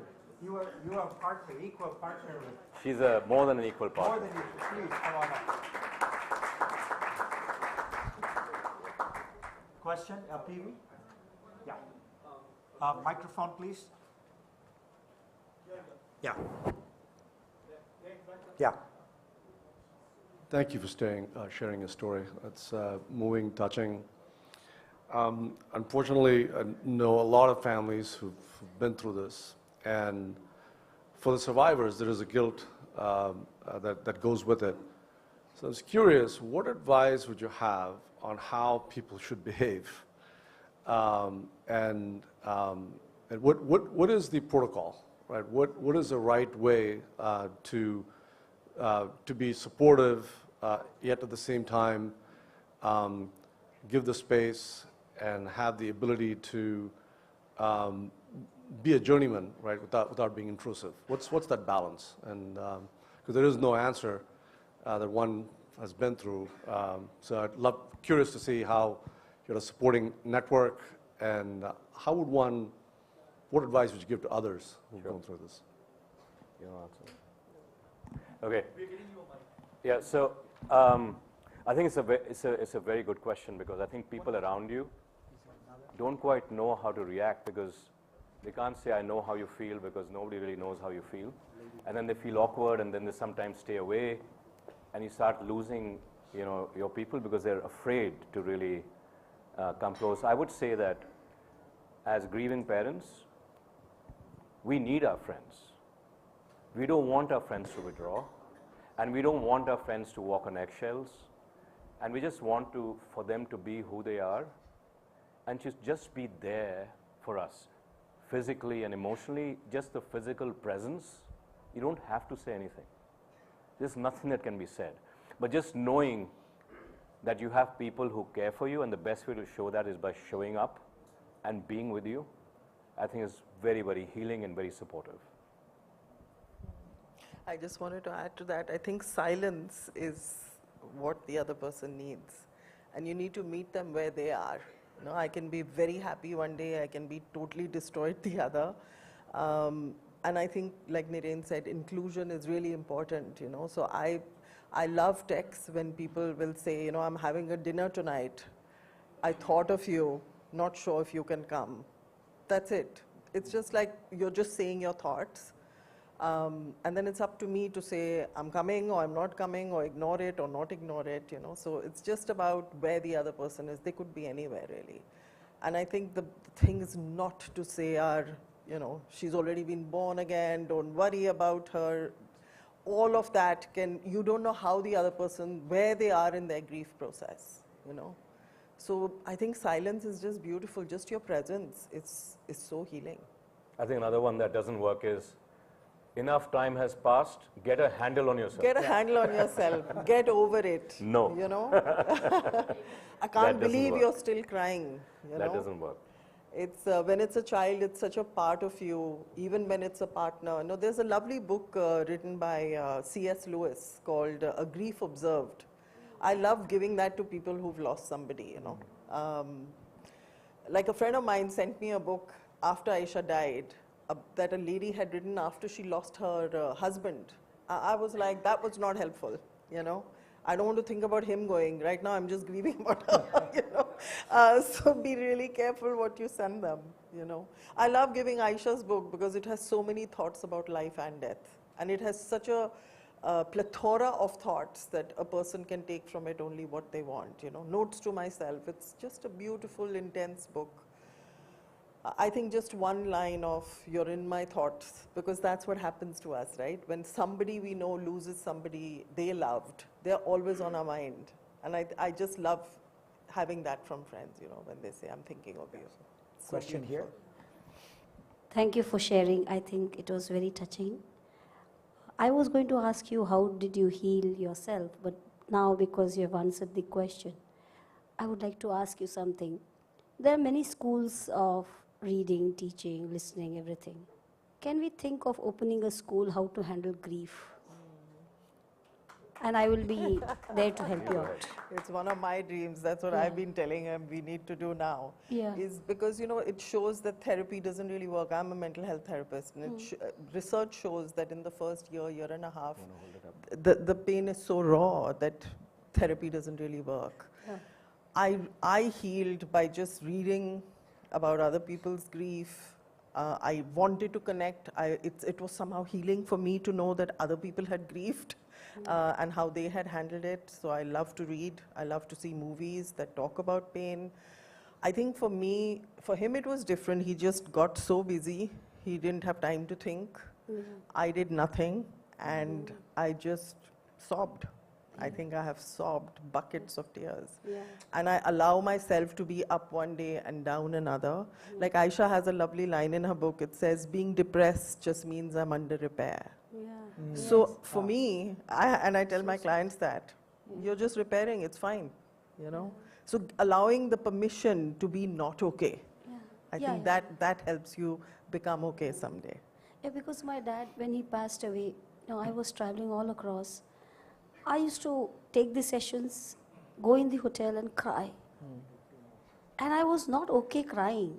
But now I realize that it's okay to It is, and I always think, you know, tears fall on the heart and they heal the heart. Yeah, I think so. There's a reason they fall there. Yeah. Thank you so much. It was so very personal. Thank you. Yeah. Thank you. One more, Ashok, and Salil, and then we'll have to stop.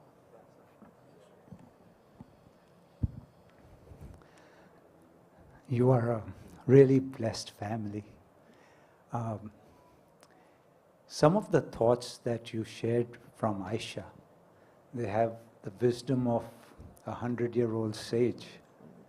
Were you a spiritual family all along, or did this episode and of course the passing of the first daughter, did that inform your spirituality or progress it?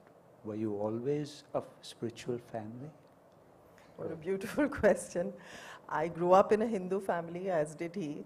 I had a very deep personal experience when Tanya was in hospital. Very few people have asked this question, and I came to Christ. I just feel like he appeared, I saw him, I had dreams about him. It was a whole experience when Tanya was not well, over 10 days. And it was surreal what happened. So both my girls are actually buried very close to this hotel. They're right across the road at the burial ground, the Christian burial ground. And so I'm a born-again Christian, but I believe that faith, you have to come to it. I don't believe that I should be Muslim because I was born in a Muslim family, or Christian because I was born in I really believe you have to find what speaks to you in your heart. So I'm very, very spiritual. It's my faith that holds me, but I don't attend church. I read, I attend Bible class. I don't know what Nirain wants to say, but Aisha, I never tried to, I only talked to her about what I believed, and so we buried Aisha, but if you ask me what was Aisha's faith, I always left it blank. I felt when she grows up, she must. So my son used to be atheist, now he's agnostic. So we're a family who really believe in letting each other all be who we are.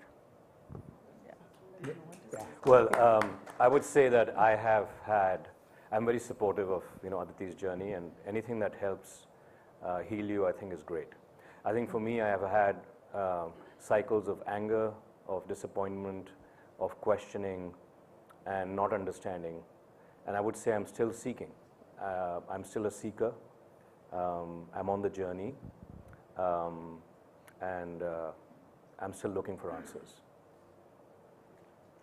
Salil, last question, please. Yeah.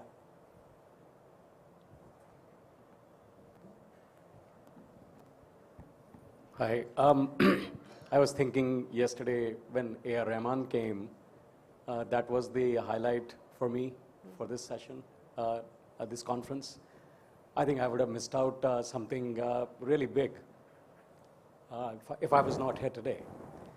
I was going to my third year in IIT when my dad was going through cancer, and then he passed away. And it was a pretty moving moment for me. And I wrote a few lines that I would like to read to you. Yeah. Please. I call it transformation. So I'm actually very moved today, so I may not be able to remember everything, but I'll try. There'll be moments in your life when you feel dejected. Dejected from the whips of time, dejected because your words don't rhyme. Dejected from the deeds of your friends, dejected from the changing trends. Dejected from monotony of life, dejected from your own wife. Dejected because a girlfriend ditched, dejected from others getting rich. Dejected from a fastidious boss, dejected from dealing with dross. Dejected from losing your dad, dejected from a news real sad. These are a few, you may have more. Cause for dejections, your life has no doors. But there is one thing you must remember. These ups and downs often live together. Today you pale, tomorrow you'll blossom. Today you sad, tomorrow you'll be glad. Your dejections will be overthrown by jubilations. These broken steps will form a stairway to glory, which will climb and write a new story. A story bringing applaud and appreciation. You may want to call it a transformation. Wow. Wow. Can I give you guys a hug? Of course. Of course.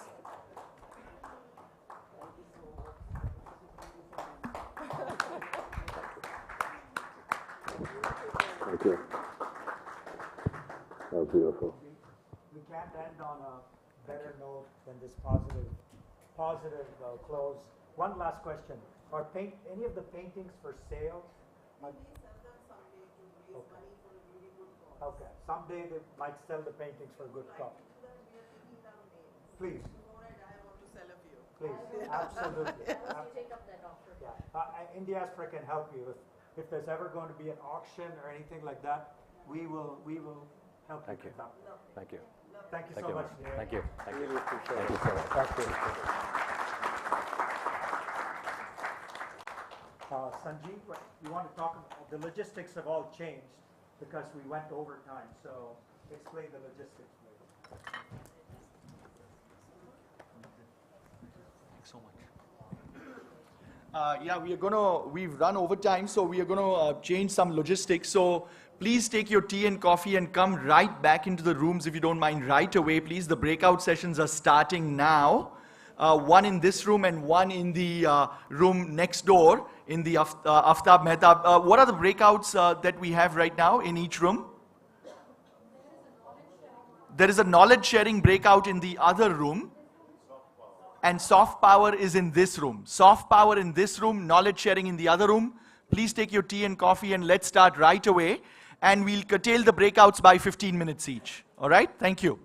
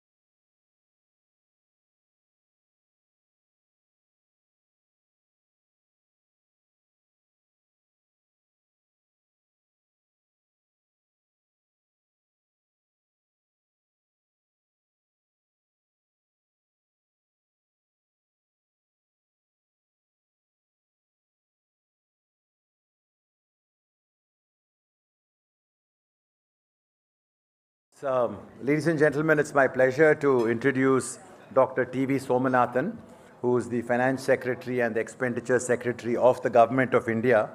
It's also a privilege. Dr. Somanathan is one of the most unique bureaucrats that I have come to know in my last 35 years of being in business in India. On one dimension, he's an outstanding academician. He got the gold medal in his batch of IAS when he joined. I don't know whether he remembers, but all of us do. He's an erudite author of 3 books, 2 on derivatives, along with the current chief economic advisor, as it was to be, and 1 on the capacity of state governments, which was his most recent book. He's also a person who's exceptionally open to ideas. Many of the times, many of us have bothered him with a new policy idea. And he's always listened to everything with a very open mind. I don't recall one instance in the last 17 years in which I've been working with Dr. Somanathan in some capacity or the other, where he's been close to any idea.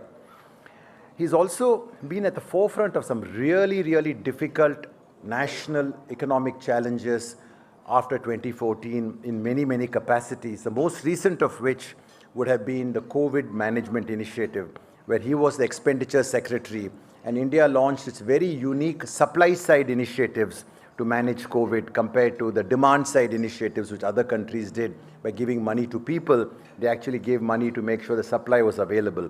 So he's been through many, many challenges. I can think of several more, but just to give an example. So with this, I'd like to invite Dr. Somanathan to talk to us about how the diaspora can contribute to the $10 trillion dream. And in that, I must mention that the first Indiaspora event that took place in 2012 in Mohonk, Dr. Somanathan was then with the World Bank. He had 2 stints with the World Bank, actually, and that was his first. And he actually attended that stint in 2012. So it's going to be deja vu for us about 10 years later to again welcome Dr. T.V. Somanathan.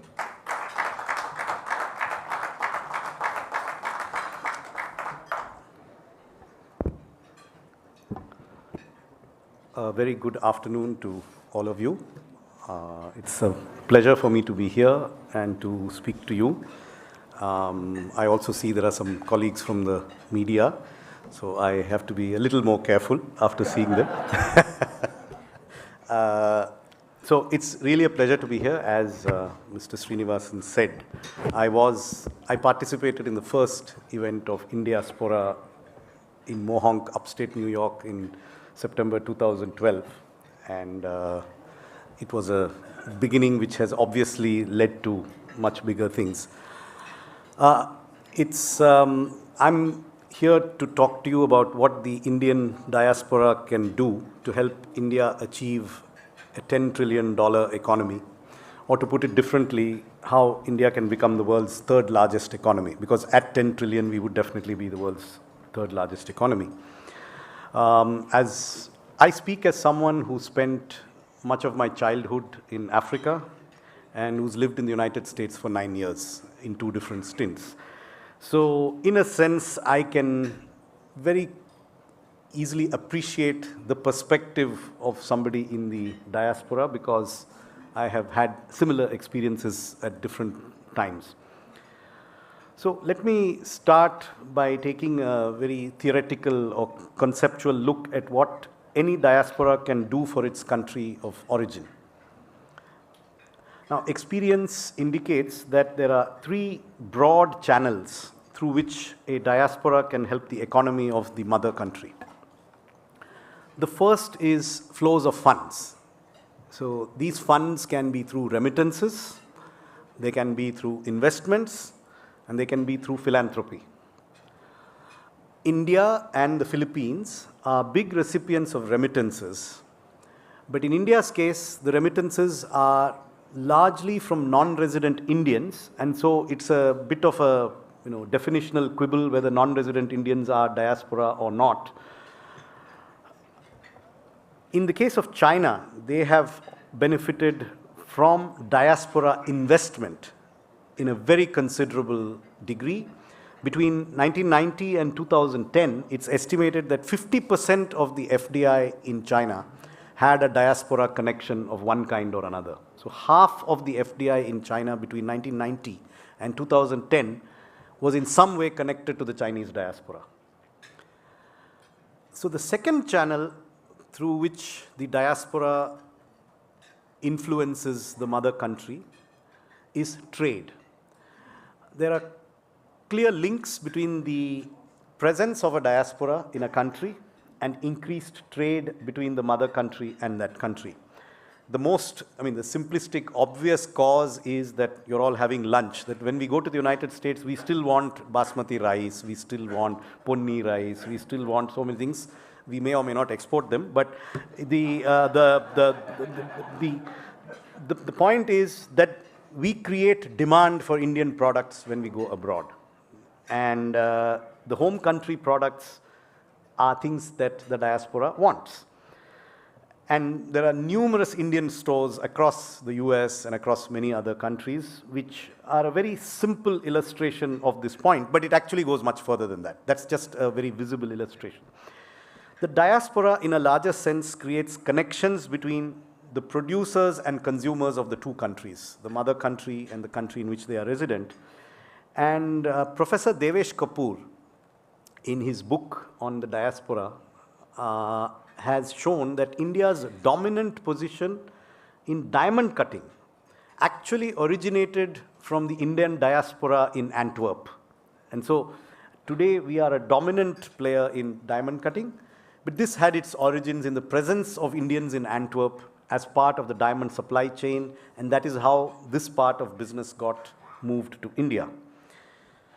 And a study by the Canadian economists Keith Head and John Rees showed that a 10% increase in immigration from a country to Canada led to a 1% increase in Canada's exports to that country and a 3% increase in Canada's imports from that country. So it increased trade by 4%, but the majority went to the country of origin and not to Canada. The third channel through which the diaspora influences the mother country is knowledge. The diaspora has valuable skills, experiences, and contacts abroad, through which they can transfer knowledge to the mother country. And the literature suggests that Chile has been a very big beneficiary of this, and this has been the biggest channel for them in terms of diaspora engagement. Now, of course, there are some countries which do not see their diaspora as an asset. I visited a neighboring country a few years ago where some viewed their diaspora as a source of funding for civil conflict.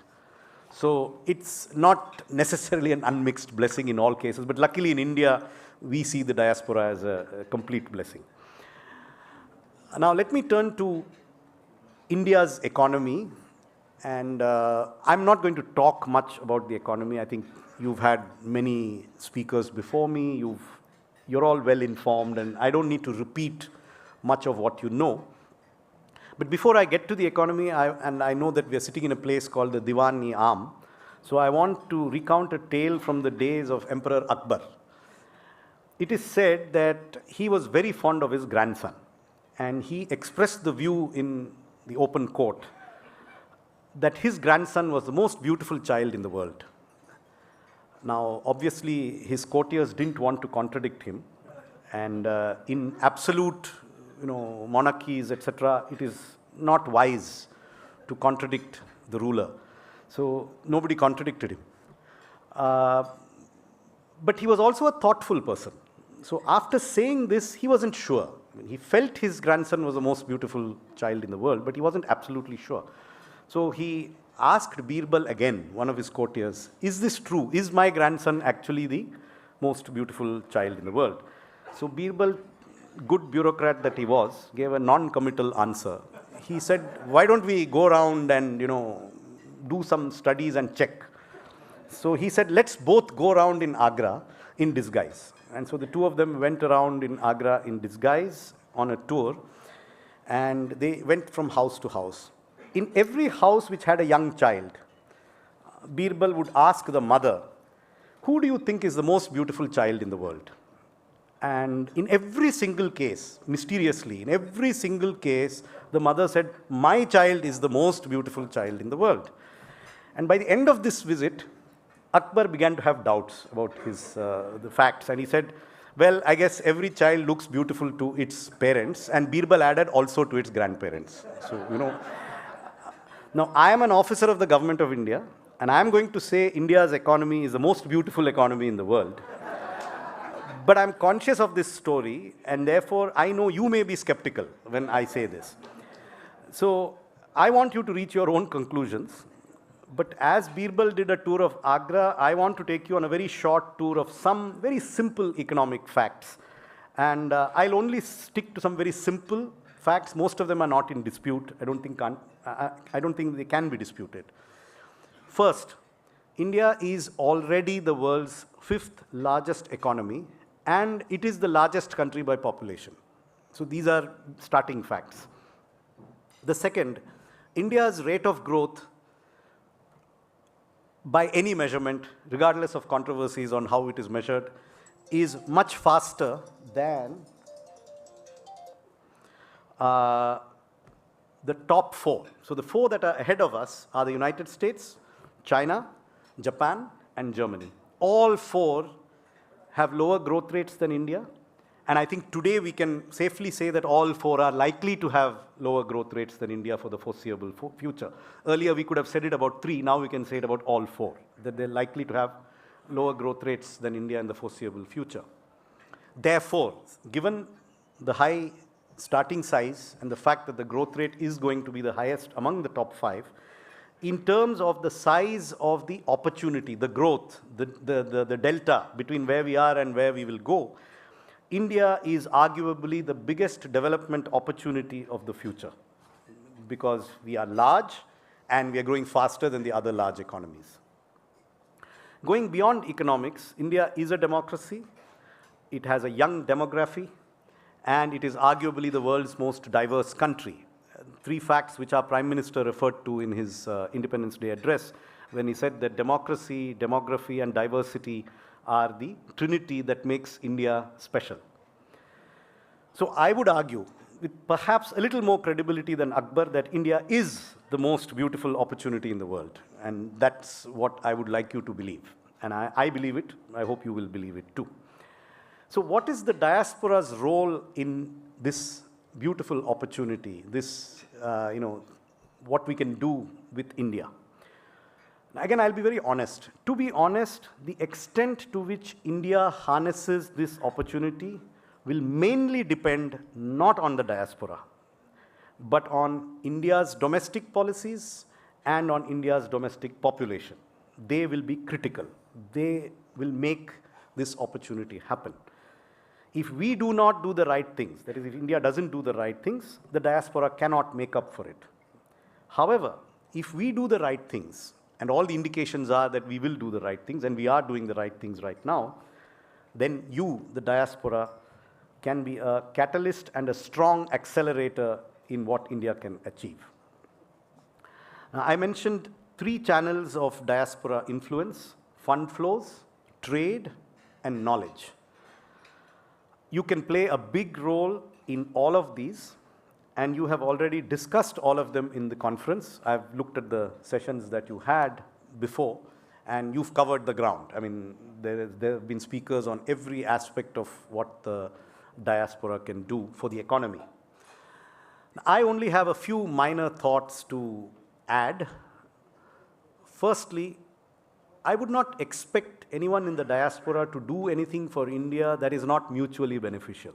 I mean, I don't expect the diaspora to come in because it is the diaspora. I mean, yes, it is the diaspora. Yes, India should be something that you want to be connected with, but we would expect you to come in on things that are mutually beneficial. Second, in India's present stage of development, which is different from where we were 20 years ago, 30 years ago, even 10 years ago, I believe knowledge transfer will be, among these many useful purposes, increasingly important. So what might be most valuable, and these are just very rudimentary suggestions, and I haven't even thought them through deeply. You probably know better what you can do, but if you were to teach courses at Indian colleges, different people will do different things, obviously. Not everybody is in the but if you teach courses at Indian colleges, if you mentor Indian entrepreneurs, if you allow Indian authors to co-write papers with you that you're writing, if you work on technology projects with Indian companies, on technologies that you have, and so on. I mean, each of you is probably doing something which you can usefully collaborate with the mother country. But my suggestion would be that you find your own niche on what you can do best, what you are good at, and find a place in India to work on that. And all of this is useful. Thirdly, I want to say that you need to be patient with India. No country is perfect. And I think we are all acutely aware of this. And recent events have made the diaspora perhaps more aware of the fact that frailty is not confined to their mother country. I mean, it's available everywhere. It's in large supply. And so it is something that imperfection is not something that you find only in one place. So one needs to be patient. We are one of the biggest, we are the biggest country in terms of population. And all our issues, all our challenges are mega-sized. And when you confront problems of that size, that diversity, there are challenges to be faced.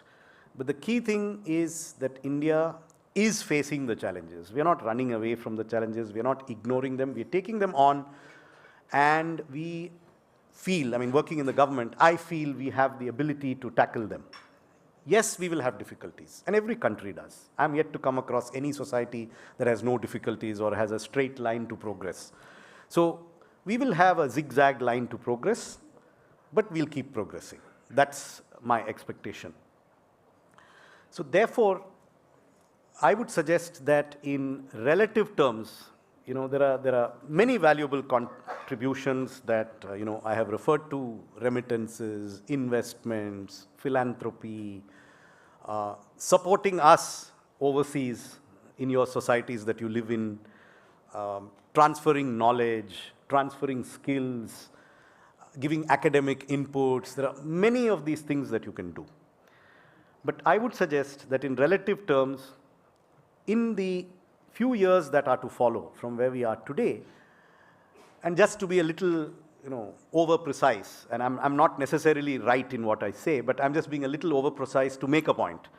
I would say in the coming years, investment may be more important than philanthropy. Technology transfer may be more important than investment. And your knowledge may be more important than your money.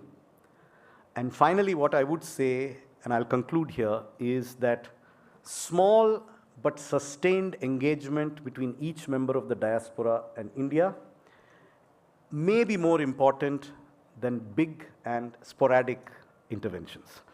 So with that, let me thank you for given me this opportunity, and I look forward to seeing you all working for India. Thank you.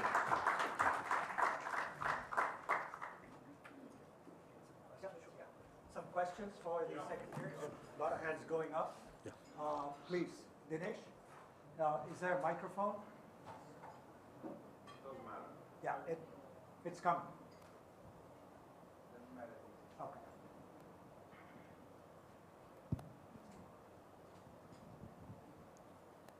Good afternoon. I live in London, and I'm very, very interested in how India's done in the past. It's really done quite well. It can even do better because we want India to do really well. But the judiciary, when court cases take 20 years or 30 years, and I'm party to two started by my father, who's long ago passed away, needs to be reformed. There's a lot of talk about the judiciary being reformed, but nothing really seems to happen. You might know a bit more if you could tell us, because I can invest a lot of money in India, but I won't if I can't get the courts to arbitrate. Thank you. So this is should I answer that or? Yeah, please. Yeah, No, okay, please. it's okay.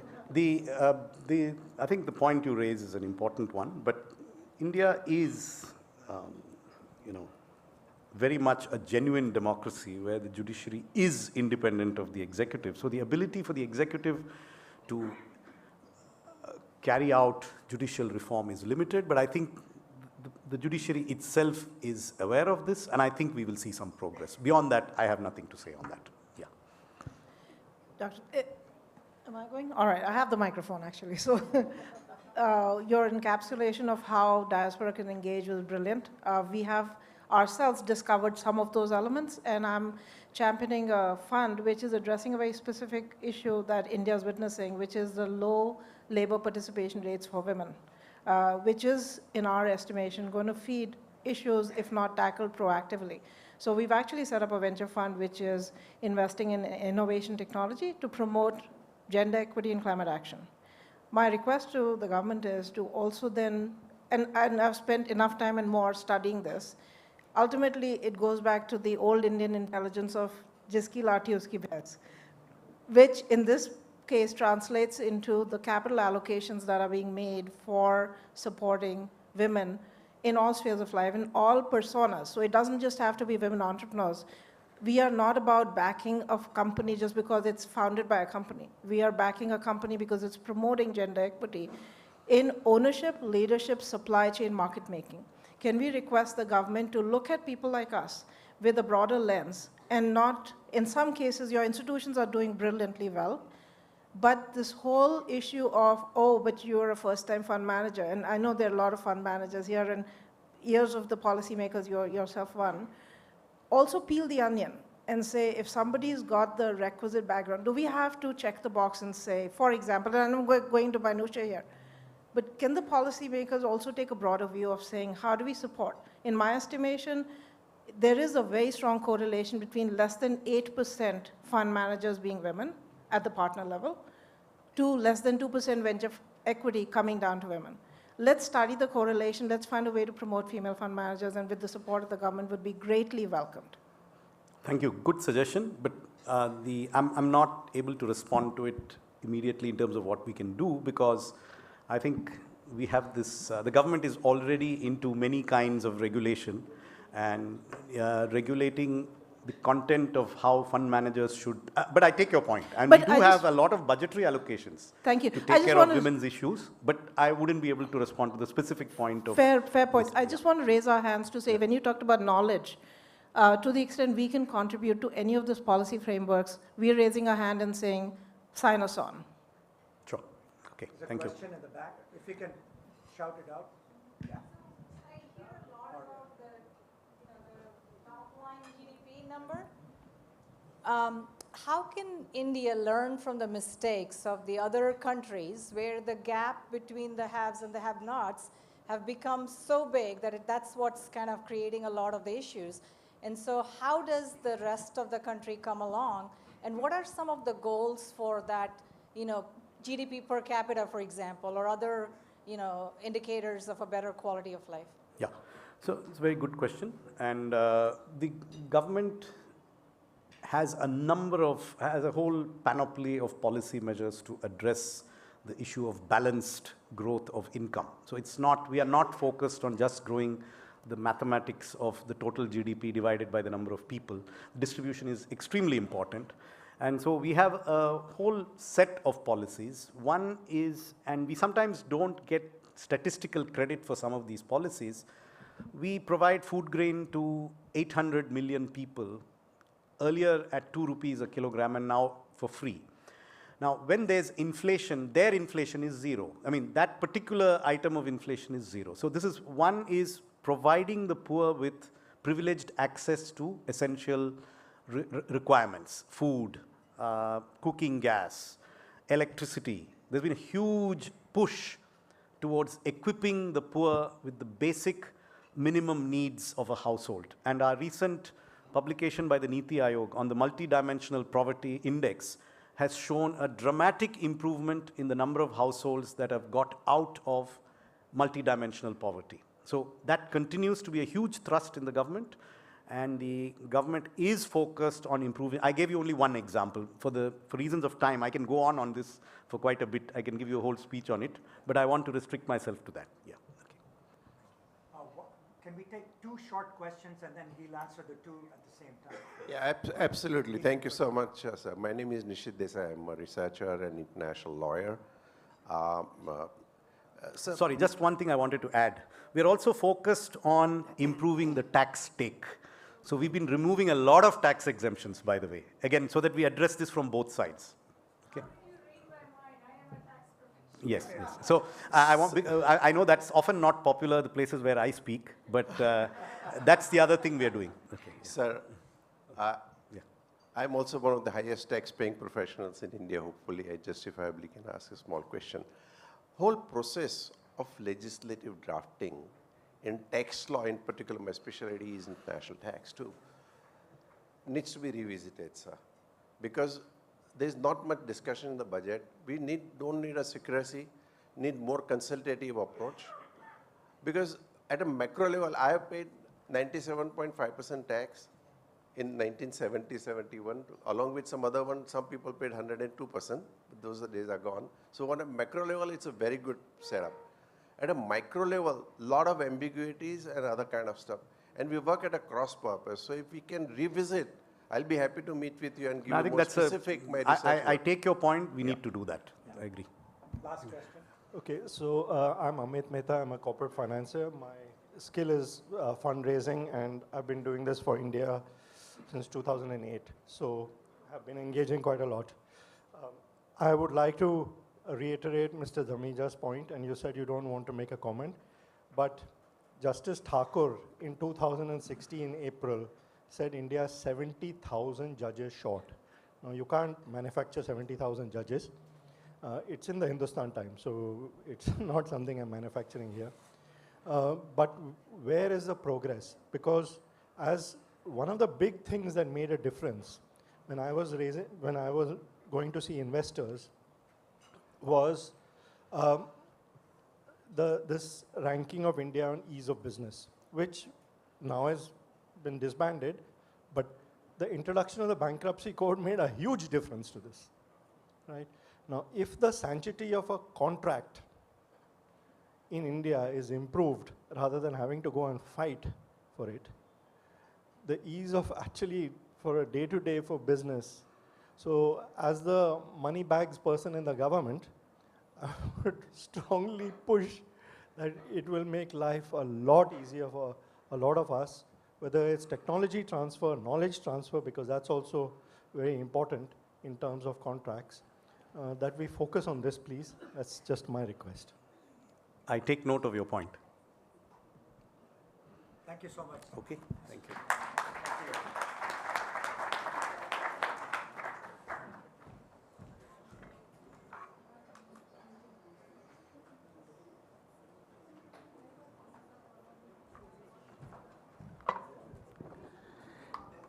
In the midst of his busy schedule, it's a great pleasure for us to have had Dr. Somanathan, someone of his seniority and erudition, come and engage with us here today. We'll move on to the next session. The next panel is about the role of venture capital in inclusive development. And it's a really stellar panel that has come together, which we are delighted to have. I will only introduce the moderator, who is someone we've had a long association with and over the past several years has deepened because of our work in India specifically. Soumya Rajan is the founder and CEO of Waterfield Advisors, and she will chair this session. Waterfield Advisors is the largest multifamily office and wealth advisory firm in India. And with over 25 years of experience in private banking and wealth advisory, Soumya commenced her career first at ANZ Grindlays Bank, which later became Standard Chartered, and worked for 17 years with the bank, both in India and in Singapore. In 2011 is when she established Waterfield Advisors, and I know that based on interactions with Soumya and her team, that it's going from strength to strength, and we wish it the best. So Soumya, the floor is yours, please.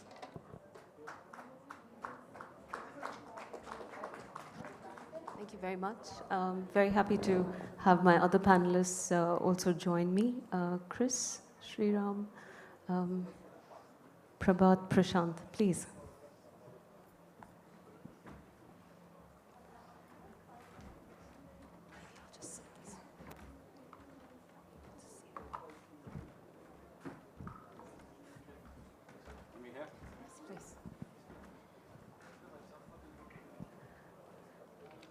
So good afternoon, everyone, and it's a real pleasure to be here with all of you. I'm the founder and CEO of Waterfield Advisors, and we have 4 very distinguished panelists with us. I'll just give a quick introduction, though I think for many, no introduction is really needed. First, I'd like to introduce Chris Gopalakrishnan, who's the chairman of Accelor Ventures, an accelerator that helps startups during the early stages of their business journey. Of course, better known as being the co-founder of Infosys, and served as its MD and CEO between 2007 and 2011, and then thereafter as the vice chair between 2011 to 2014. He was conferred the Padma Bhushan, the country's 3rd highest civilian honor, in January of 2011. He's a recognized business leader and a technology thought leader, and presently chairs the Reserve Bank of India's Innovation Hub, and is the chairman of the CII Center of Excellence in Innovation, Entrepreneurship, and Startups. Many of you may not know, but he also is fairly multifaceted in terms of having founded Itihasa Research and Digital, which publishes the history of the Indian IT industry, and has co-authored a book and has philanthropic interests in areas like brain research. He actively invests in the startup world and supports the ecosystem through his investments and, more importantly, mentoring. The other panelist I'd like to introduce is Mr. Prashant Pathak. Prashant is the CEO of Ekagrata, a business-building-oriented holding and investment company. He is also the principal of In Color Capital, a principal investment company. He's an active owner and spends considerable time in boards in terms of oversight roles, both in public and private companies. Prashant also serves on the board of Mars Discovery District, which is North America's largest urban innovation hub, headquartered in Toronto. He's on the board of the Fields Institute. I can tell you that kind of rang a bell for me because I'm a mathematician. An international center for scientific research in mathematical sciences and mathematics-related innovation. Prashant has previously been an appointee of the Government of Canada on the board of Business Development Bank of Canada, an $18 billion institution, and served as the chairman of the venture capital as well as the investment committees for BDC Venture Capital, which is Canada's leading VC program. We also have with us Mr. Sriram Vishwanathan. Sriram is the founding managing partner of Celesta Capital, a global venture capital fund which has built a portfolio of world-class technology companies. He has more than 30 years of experience both in technology business operations as well as venture capital experience. Prior to Celesta, Sriram was the founder of Indasage Partners, which was a cross-border venture firm which invested in innovative companies in the US-India corridor, and spent about close to 20 years in Intel Corp in senior leadership roles at that time. And lastly, we have Mr. Prabhat Sethi, former managing director of Murdoch Media and is the current CEO of Crown Acquisitions and executive chairman of Blackford. So as you can see, we have an extremely distinguished panel here with a lot of knowledge, and I hope that in this session we can actually get a lot of perspective on their roles on the topic of the panel, which is really on the role of venture capital in sustainable development and inclusive growth. I'll just set the context a little before we actually get into the questions. A recent report by the S&P Global suggested that the share of global venture capital in India was actually going to double from where it is right now to in the next 7 years. India currently has about 4% of that share. 41% is sitting with the US, 18% with China, but that's expected to accelerate in the next 7 years. But at the same time, while we're seeing accelerating global venture capital into India, you also had a recent UNCTAD World Investment Report that really reveals that there's a widening annual investment deficit for developing countries when they are looking at how they achieve their sustainable development goals. So we have a deficit of almost about 4 trillion, which is going to be there year on year. This was 2.5 trillion when the SDGs were first launched.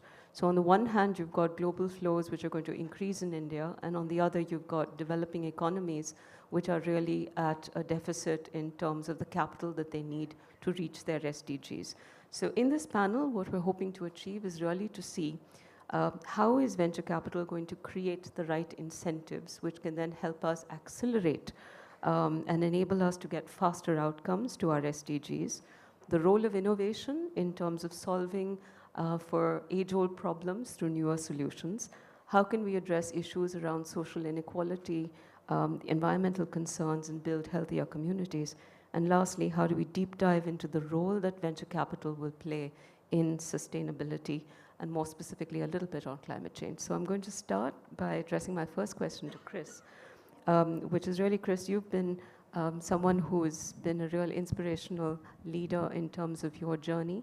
And you now are working very closely with the startup community as a mentor and investor. And from your unique vantage point, how do you see venture capital really transforming the landscape of sustainable development for more inclusive growth in India?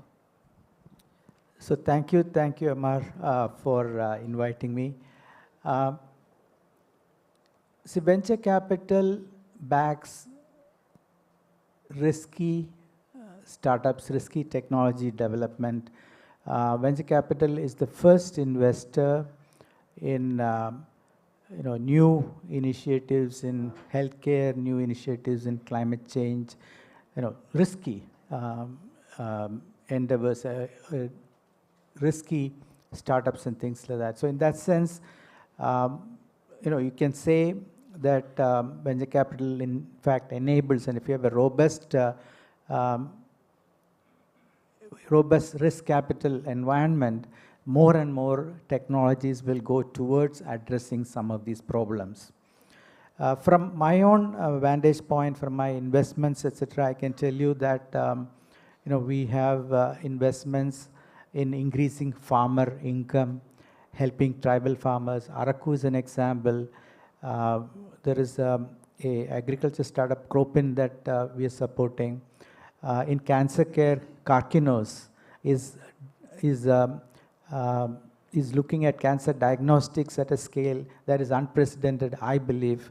And again, of course, they need to scale this up, but that's an example of how cancer care is made affordable.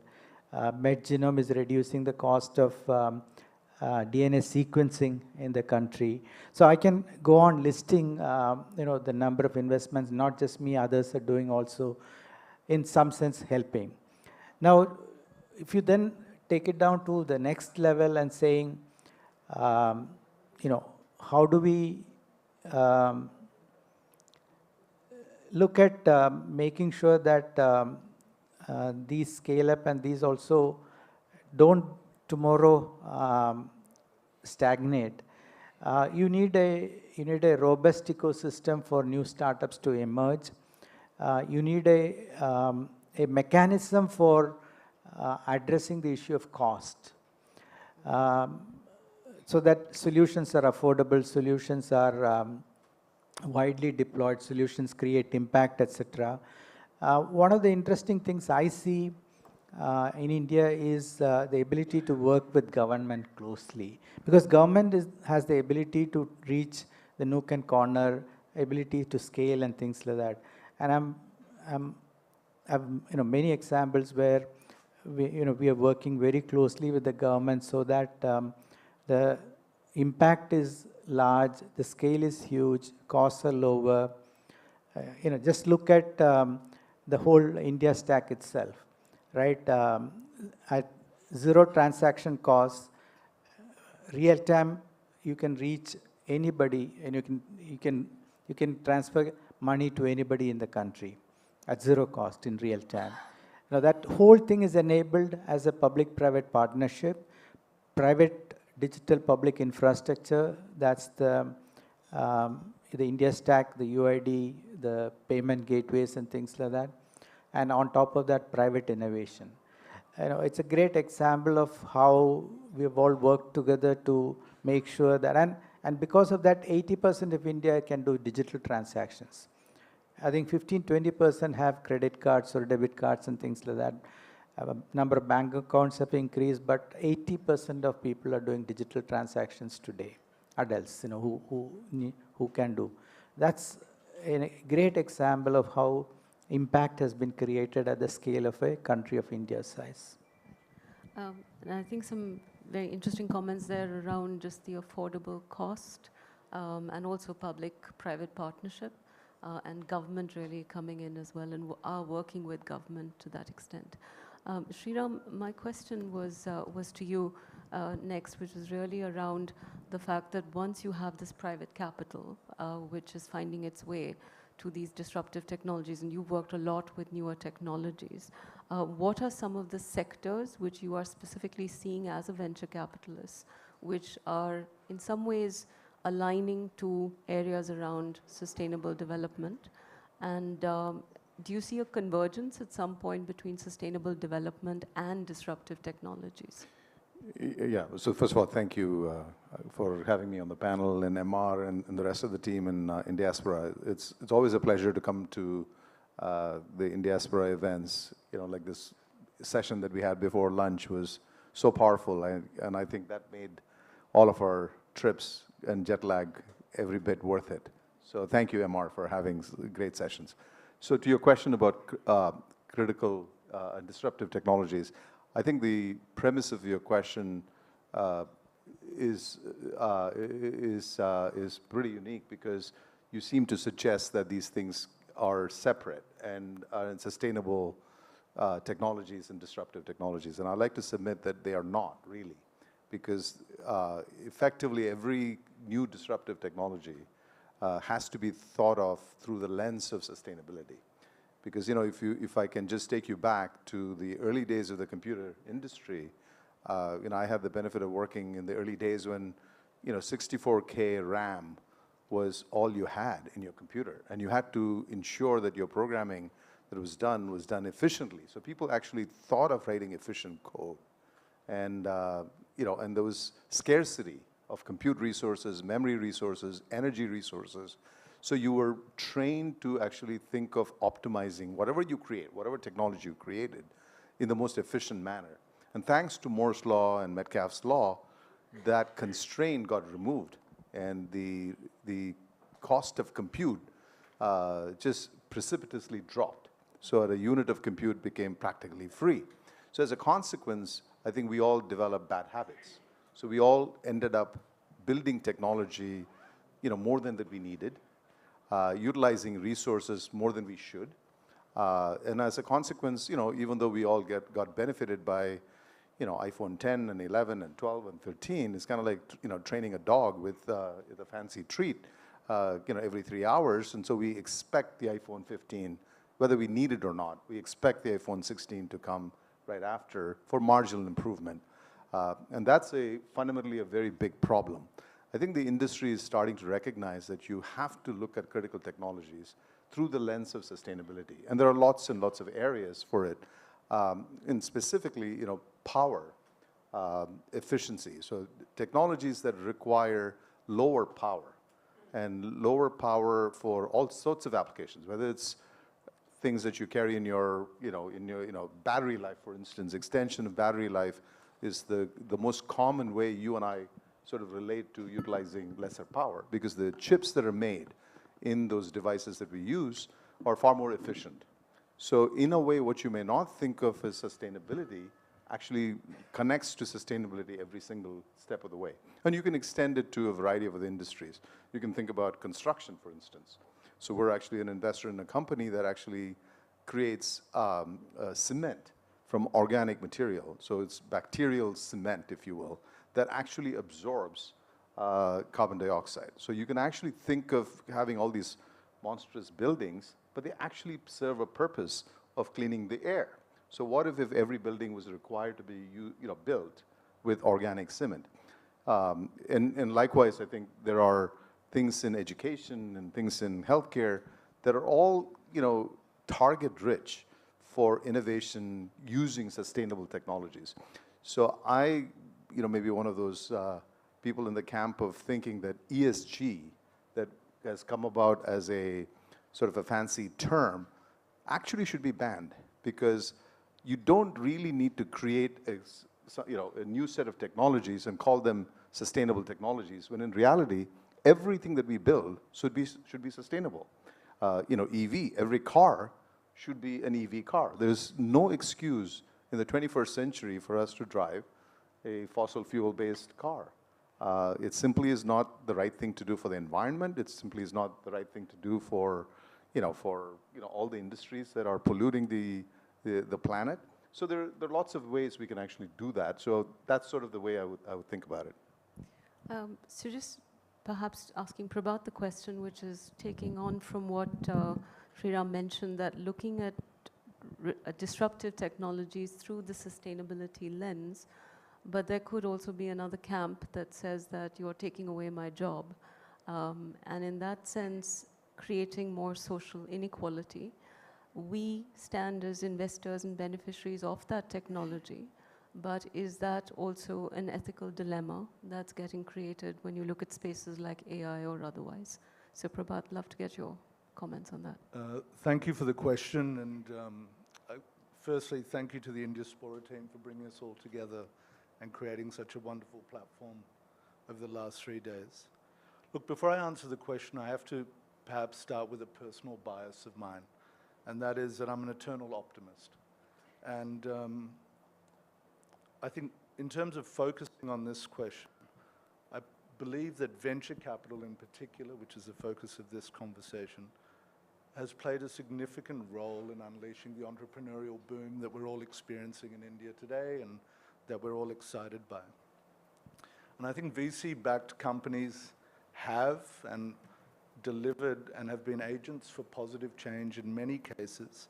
And I think if I look at the Indian context, which is what we're all interested in, financial services penetration, phone pay, Upgrad, Practo, these are just some examples of VC-backed companies in India that have delivered positive change. In terms of, I think, the opportunity here and what's going on and disruption, there's not a day that goes by when ChatGPT, generative AI, Elon Musk's comments aren't creating a lot of angst. But in coming here, I thought it might be positive to look at some of the positive things that are coming out, maybe to remove a little bit of angst from people as they sort of look at what's going on. So in India, last year alone, 75,000 startups were registered. And it's just a huge number, making it the third largest VC-backed ecosystem in the world. Revenues from VC and PE-backed businesses in India were 25 billion last year, building and expected to be building to 200 billion over the next 5 years. In terms of unemployment and employment, just looking at this really closely, the VC ecosystem in India has created 26 lakh jobs over the last 5 years. So when we talk about unemployment, disruption, social inequality, we need to think about that. 2.7 lakh jobs were created last year alone by VC-backed firms. So for me, for every piece of disruption that comes up, there's another piece of opportunity that allows for greater opportunities for people to participate. A little known fact in India, VC-backed business contributed to 44%, outside of pharma, 44% of all R&D investment. So I think the opportunities are there. I think a lot of it is getting created, but I think the opportunities for employment and job growth and all of these things are significant, and we'll see more of that.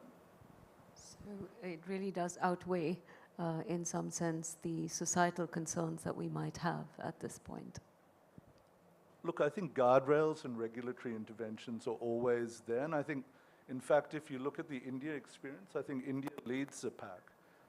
If you look at the universal payments interface, if you look at ONDC, if you look at the Indian regulatory environment banning foreign marketplace businesses from competing against their own sellers, there's always opportunities to improve the system, and I think India itself is doing quite well. Prashant, my next question is to you, which is really because you've been spending so much of your time in the VC private equity space and also looking at really, and I think we were speaking at lunch a little before, in terms of there is almost a dichotomy in the definition of venture capital on the one side and sustainable development on the other.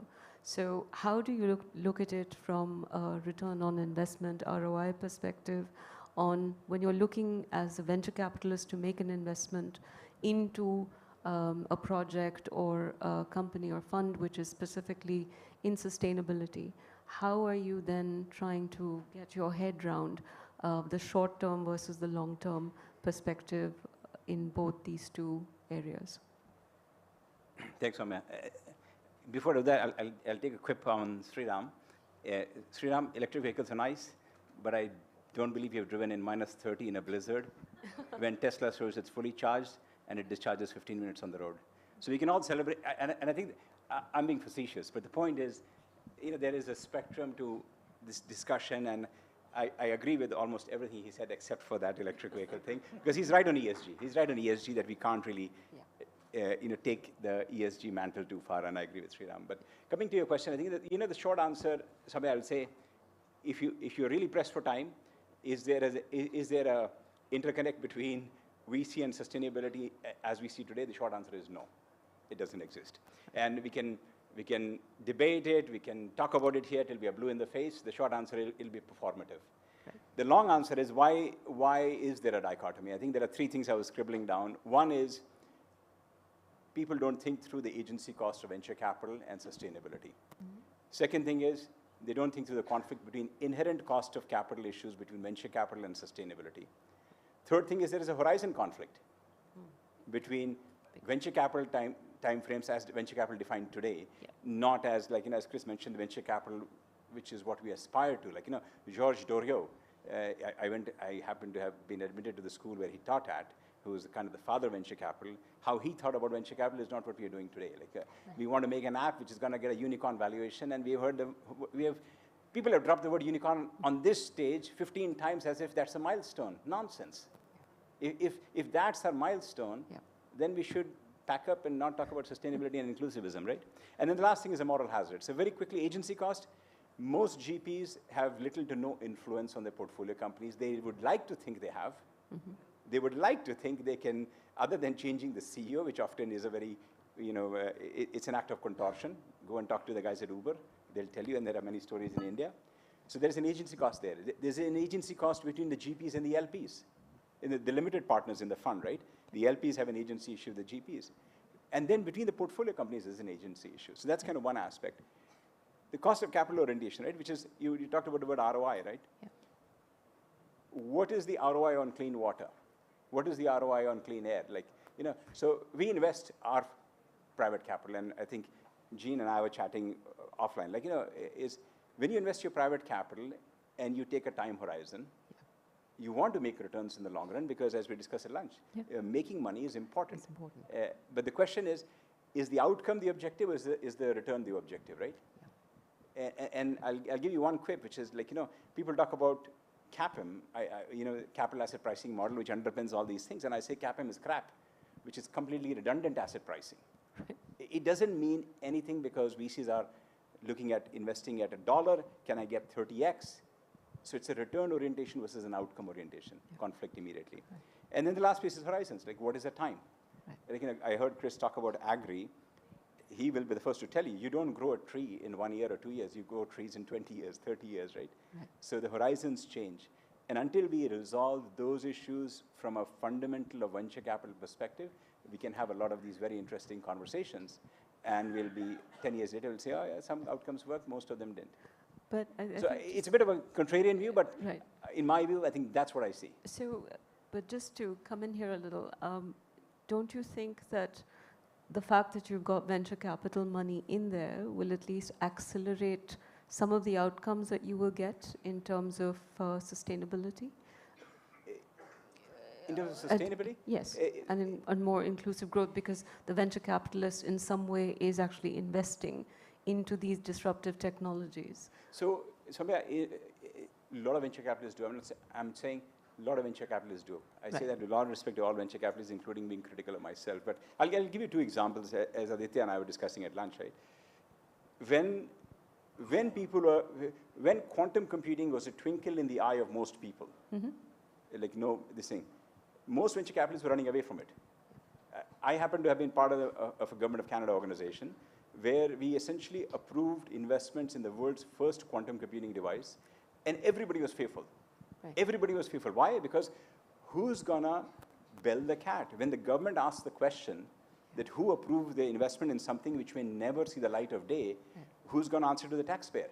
True. Now roll forward 10 years later, when the same company wants to be on the cover of Time magazine, guess who gets the credit for it? Bezos Expeditions. Understood. So the point is, venture capitalists of today, I'm not talking about the notion that Chris going out in agri as a frontier player. Yes. Venture capitalists of today, generally in the industry, are folks who are looking at saying a return orientation versus an outcome orientation. Or I was talking to Carl Mehta, I think, in the morning, and I said, where are the people investing in fusion today? Yeah. I can tell you, like, the other company on the cover of Time magazine is General Fusion. It's a Canadian company. We were involved in investing in it. But where's the return gonna be? Probably never. Never. But the fact is, that's really what's gonna drive sustainability forward. So there is this, I'm not saying it's good or bad. I'm just giving you views on we as a collective, whether it's India or Indians and Canadians, you have to reconcile that, Soumya. Sriram, you want to Well, come in? I was just going to. Yeah, you want to come in I was just going to say, I almost entirely agree with everything you said, except for a few things. But we won't debate that. But no, but the point that you made, which really struck for me, was that it was called Silicon Valley. It was not called App Valley, right? So in the original way by which technology got created, it was all hardcore technologists. These were not people that were looking at CAPM models. These are people that were actually looking at what does it make to build a transistor? What does it make to build the next networking chip or networking computer, whatever? That drove Silicon Valley, and I think nobody would debate it. Venture capital was perfected in Silicon Valley. Everywhere else, there were a lot of tourists. And in fact, I would submit that people that have not built businesses themselves, bloody their nose, lost money, lost their shirt, lost their investor shirt, invariably those people end up becoming great operators because they know they've made the mistakes. So you can't be in venture capital by perfecting a spreadsheet. And invariably what I find, or maybe it's the tide is shifting a little bit here, in the last 5-7 years in India, there have been lots of people that have actually funded great apps, but they don't build sustainable businesses. Forget, for instance, sustainability in the traditional sense, but they don't build everlasting businesses. So all of these companies, they may be great companies, they may provide unicorn status for a lot of GPs, but they are not the ones that I would say build long-term value. We are a fund that invests almost exclusively on deep tech. We invest in the hard things. We invest in semiconductors. We invest in sensors. We invest in, real hard, materials, next generation chemistry. These are the sorts of things that one has to do if you really want to have long-term value creation. And I think, Prashant, you would agree that these are the areas that I think are long-term enriching, if you will. I think, Chris, you wanted to come in? Yeah. So we need to step back. It's not, one view is correct or another, so only deep tech and hardcore technologies versus app or social media or something like that. I think what we need to step back to see is venture capital is a class of asset that looks at taking high risk and creating returns for taking those high risks. At the average level, probably the returns are not going to be much higher than what a public market would give you. But it's an asset class which is structured such that you can accept a lot more failures than what you would accept in the public markets. So that's point one I want to make. And whether you invest in, and your time horizon can be different because the type of fund will decide on the time horizon that you have. Because you are setting the expectations for your investors, saying that I'm going to give you returns in 15 years versus 5 years or 6 years. The 5-year fund will probably look at how can I get return in the 5-year horizon. But that's the nature of venture capital. One is not bad, other one is not good. We have to look at what is the nature of the company, what is the nature of the fund, and think about it. Now, coming back to sustainable enterprises, that's a very different aspect of running a business. You have to think about, fairness. You have to think about equity. You have to think about customer.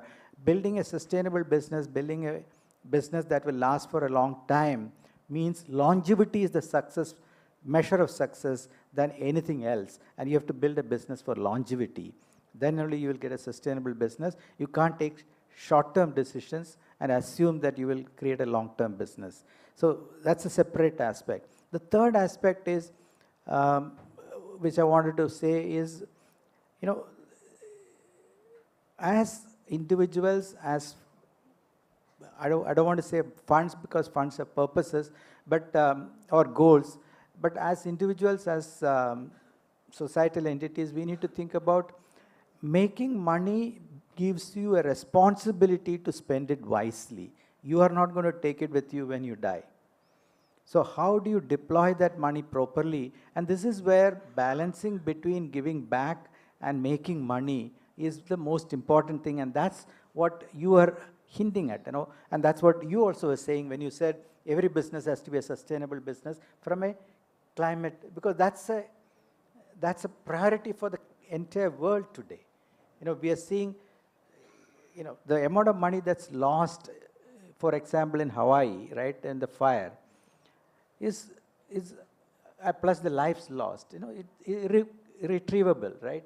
So the losses are mounting, and the US taxpayers will pay ultimately for all that, reconstruction, etc.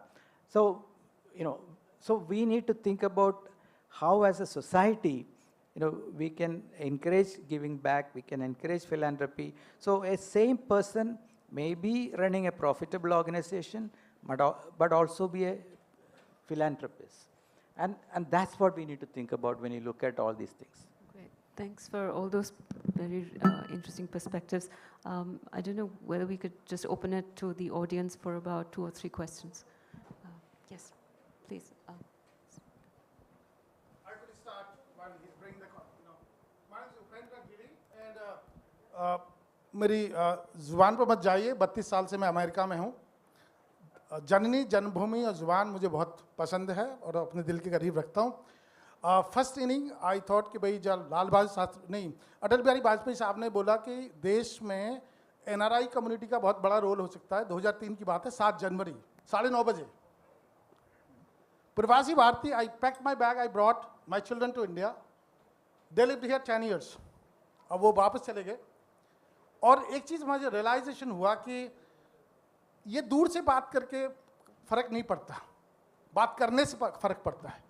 So I realise I brought PMI to India. By the way, अगर आप project manager की चर्चा चुनते हैं, transformation देख रहे हैं, वो PMI की वजह से हुआ. उसका कारण मैं छोटा सा रहा क्योंकि I packed my bag, brought that philosophy to India. Having said that, sustainability का जब सवाल है, I solve the biggest problem of America, जो मेरे एंसेस्टर्स शायद दे गए थे, scrap tyres and slag from iron industry, because I studied at Lehigh University 32 years back. तो एनवायरमेंटल इंजीनियरिंग के बारे में कौन सोचता है? और 32 साल पहले कौन सोचता है? जब हमारी मंजी के नीचे आग नहीं लगती ना, तो हमें कोई फर्क नहीं पड़ता.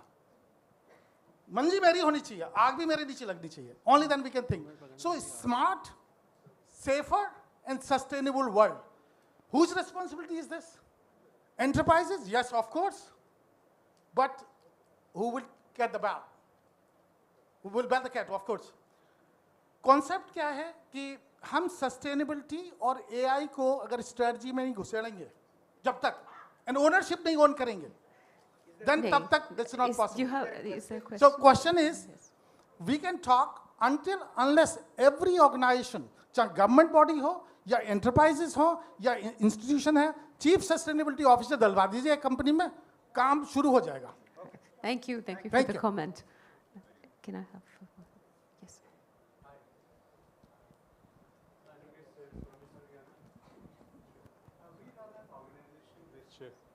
We run an organization which the main mission for is to foster entrepreneurship in the underdeveloped regions for the underprivileged communities. Now you are talking about, VC funding, inclusive growth. We have figured out a possible formula, there are many formulas, possible way to move ahead, that the underprivileged community, underprivileged people by itself, well, the marginal farmers, they cannot do things by themselves. So we create communities and we support community enterprises. The community enterprises are not typical NGOs that just loosely held. We create companies with legal entities like private limited companies, owned by communities or limited companies. We have several such examples we're trying out for the last several years. Now I have I have a lot of friends in the ecosystem who are VC funds. I know Chris for many years. Chris may not remember me, but we know I've been from the IT industry many years. But I have not seen some of the largest Avishkar, like Avishkar is a very large impact fund. There is no connect. There is no thought. What do we say? There is no relationship. What this whole topic today about, it's very difficult for a VC until it's a philanthropist, in a philanthropy-based home office kind of, they think about it.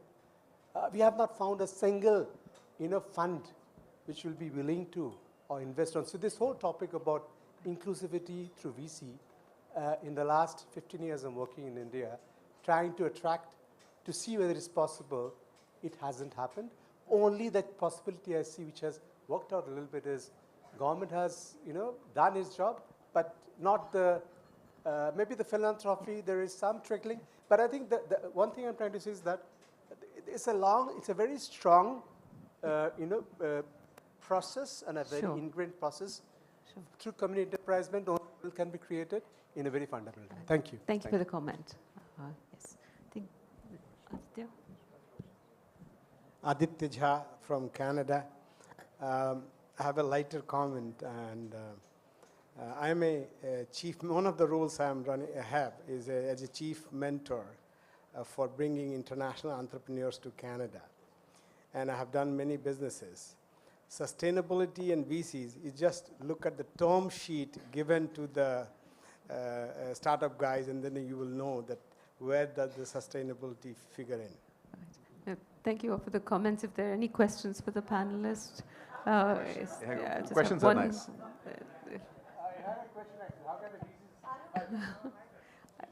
I have a question and a mic. Oh, you want to take the mic? Okay. Go ahead. You welcome questions. Yeah. All right, the question is, with all of the illustrious people sitting on the dais, government has allowed CSR money to go towards incubators, accelerators. Can we have your good political offices to have CSR be allowed to be invested in impact funds? You want to take the questions together? I can add on to that. I think that. She gave a suggestion. So it's. She's asking you a question. I said you're probably more qualified. The That's right a question for you, I think. There are a long list of requests to CSR funds. But you were right in front of No, there is a request from my side, CSR towards research. Okay. Please say your question. I just said you can take my question together, but yeah, I have a simple question. When we talk of this $5 trillion economy, which is the main theme, how Indiaspora members can help, what do you see as the major so-called hot areas where VCs would be interested in this transition to the $5 trillion economy? So like, I think in a growing economy like India, I can tell you the 4 areas we would look at. Agriculture, so all upstream industries, what you call primary transformation. So mining, forestry, agriculture, one bucket, right? Whatever that is.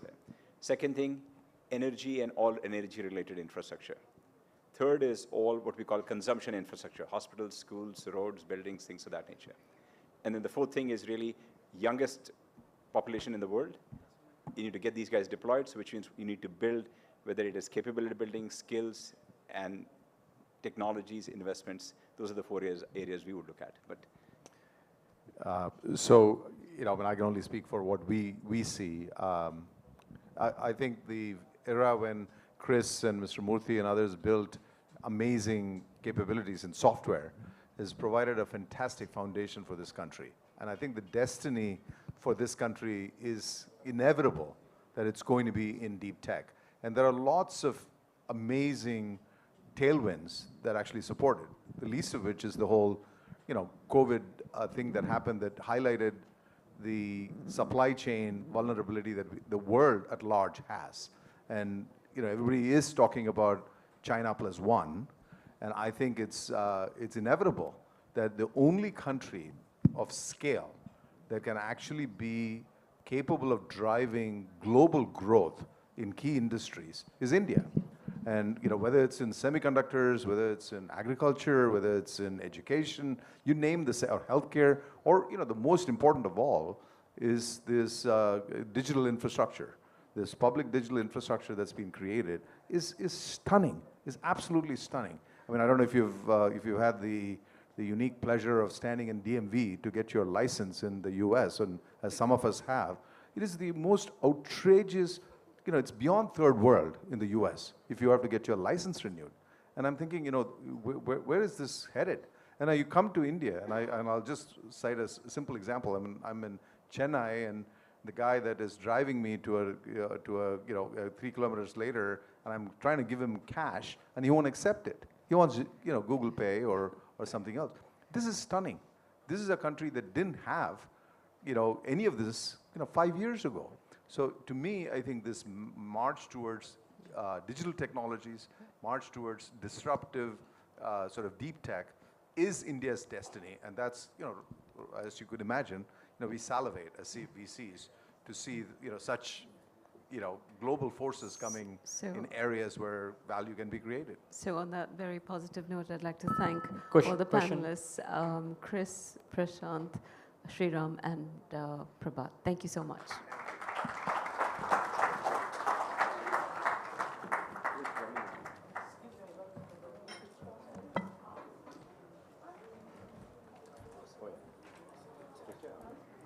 I bring glad tidings to all of you because we have a coffee break for 10 minutes and we'll start our next panel event after that. 10 minutes is all you get.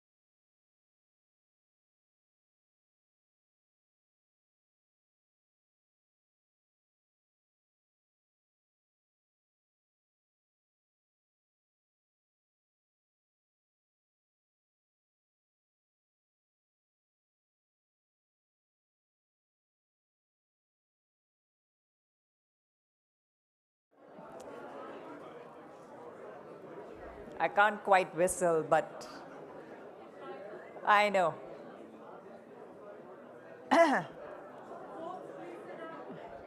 Please have a seat. And the tea and coffee is outside. You can just go get it and come back to the table because we'd like to get started with our next panel. Is Amrita here? I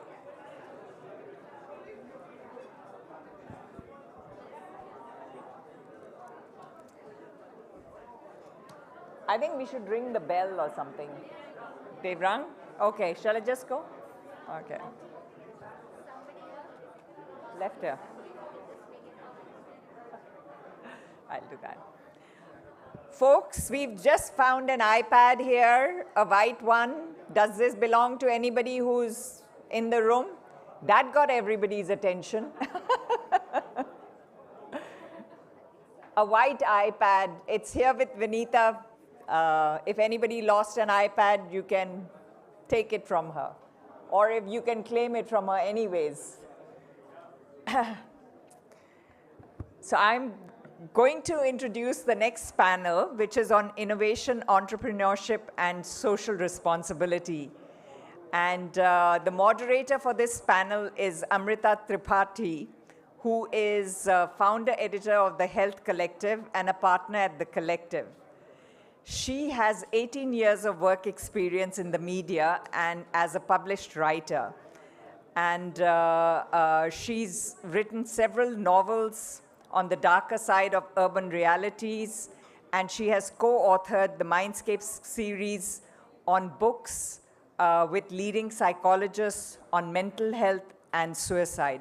So I'm going to invite Amrita to the stage now. Amrita.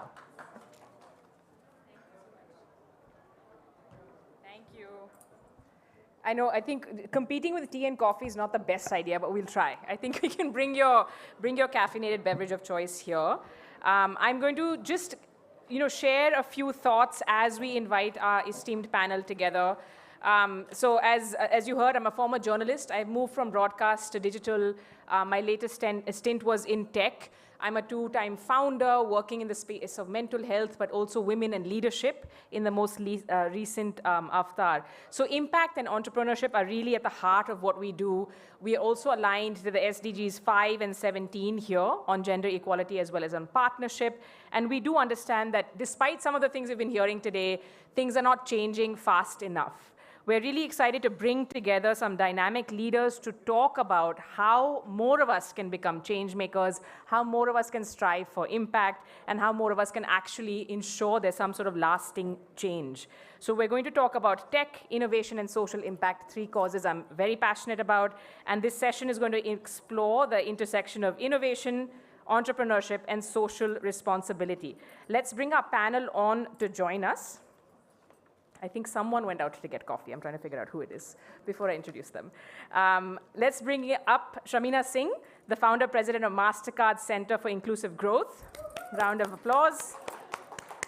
For more than 20 years, Shamina has been on the front line of developing and implementing solutions to make the global economy work for everyone. And she's also the founder president of the Center for Inclusive Growth, which is MasterCard's social impact hub. Well-chosen spot. Let's bring on Nitin Pai, the co-founder and director of Takshashila Institution. Coffee less, sadly, which we had to fix at some point. Nitin is the co-founder and director of the Takshashila Institution, which is an independent think tank and school of public policy based in Bengaluru. He teaches international relations and public policy there and has a fortnightly column in the Mint called The Intersection, which many of you will have read. We also have incredible leaders, making really responsible for impact on the ground. Murli Vulaganti calling you up, the founder and chairman of People Shores, which is a public benefit corporation to empower underemployed young adults in underserved communities in the US. Yes. I think we did lose some people to that coffee and tea thing. I think the timing has been such. Murli is also founder director of Rural Shores, which is a social enterprise he established 12 years ago in India, so a predecessor to People Shores. And Kalyan Akipedi, who's been doing some incredible work. He's the founder of Proto Village in India. Round of applause. Proto Village was founded in 2010 to co-create the prototype of an abundant community through practice and demonstration in a remote village in Andhra Pradesh, the second driest and one of the poorest districts in India. Okay, we're going to kick off by talking a little bit, and we're ideally not all going to agree with each other, which is of course my TV news background. We're going to try and have an engaging conversation and then open up to questions from the audience. When we talk about innovation, when we talk about entrepreneurship, when we talk about scale, where does social responsibility fit in? Where do ethics fit in? And how do you look at social impact? Nitin, can I start with you talking about how these are not mutually exclusive, even when you're running a business or looking at a profitable enterprise? Yeah. I'm coming, as he starts. Thanks, Amrita, and thanks for having me here. I think the way the words were phrased on the topic, it seemed to suggest that there are three different things, innovation, entrepreneurship, and social, and you have to do something special to make a choice there. And I would argue that in general, and especially in India today, you could do all of the three at the same time. In a sense, it's not an either or. You can do innovation, you can be an entrepreneur, working in business, and yet discharging social responsibility. Just before we came in here, there was a person who came and said, do you do impact investing? Do you believe in social enterprises? Several years ago, one of my students said he wanted to start a social enterprise. And I said, what does it mean? He said, oh, we're going to work with this group and we're going to bring these products into the market. The return on investment is going to be lower than what you would normally expect, but this is for a good cause. I said, do you think that Infosys Technologies is not a social enterprise? I mean, it's in every way a social enterprise that small company is, and it works at scale. So the larger point is, these are okay. I don't think we have enough time to go into this, but these are not mutually exclusive categories. You could work full-time in your job. You could run your business. You could run your non-profit and do all three of the above, right? So please do not feel that you have to sort of, throw away, you have to do sannyas to do social enterprise or social good. You don't need to, right? Effective altruism, there's a movement which is out there in the US, I like it, which basically says that, look, if you're good at making money, make money and give that money away to people who can make a difference in society. That's one way. The other way is, for example, what happens at Takshashila. We produce about 1,000 students every year, and these people do a graduate program in public policy. They are people like us, working in companies, working in educational institutions, working in media, and they take up a non-profit, they learn something about public policy, and then go out to make a difference while they are working. So they have a full-time job, they have a full-time family, and then they can do social good. And I think India today allows you to do that. I'll just rest it there. I'll leave some tantalizing questions open so you can ask me when. Perfect. I think the other thing we have seen, and I was talking to the panelists before this session, in a country like India, where you just heard, we're of course the biggest population, every challenge is a big challenge. Sometimes that can put people off when they want to be change makers, so really important to build on what Nitin is saying, Shamina. We can actually have more of an impact than we think. Can you talk to us a little bit, though, about what does that mean concretely when you're looking at sustainability, when you're looking at scale, and some of the examples you might have seen over the last 20 years? Sure. Thanks, and thanks for having me here. If MR is not in the room, he should be in the room, because he's the one who, oh, there you are, MR, okay. And Sanjeev, and all of the, hello, Sanjeev, all the Indiaspora team. We've been big fans of their work for so long, so I'm really glad to be here. Here's the thing about innovation, entrepreneurship, and social enterprise. As Nitin said, they're not mutually exclusive. They're actually three recipes, three ingredients of the same recipe, which is impact.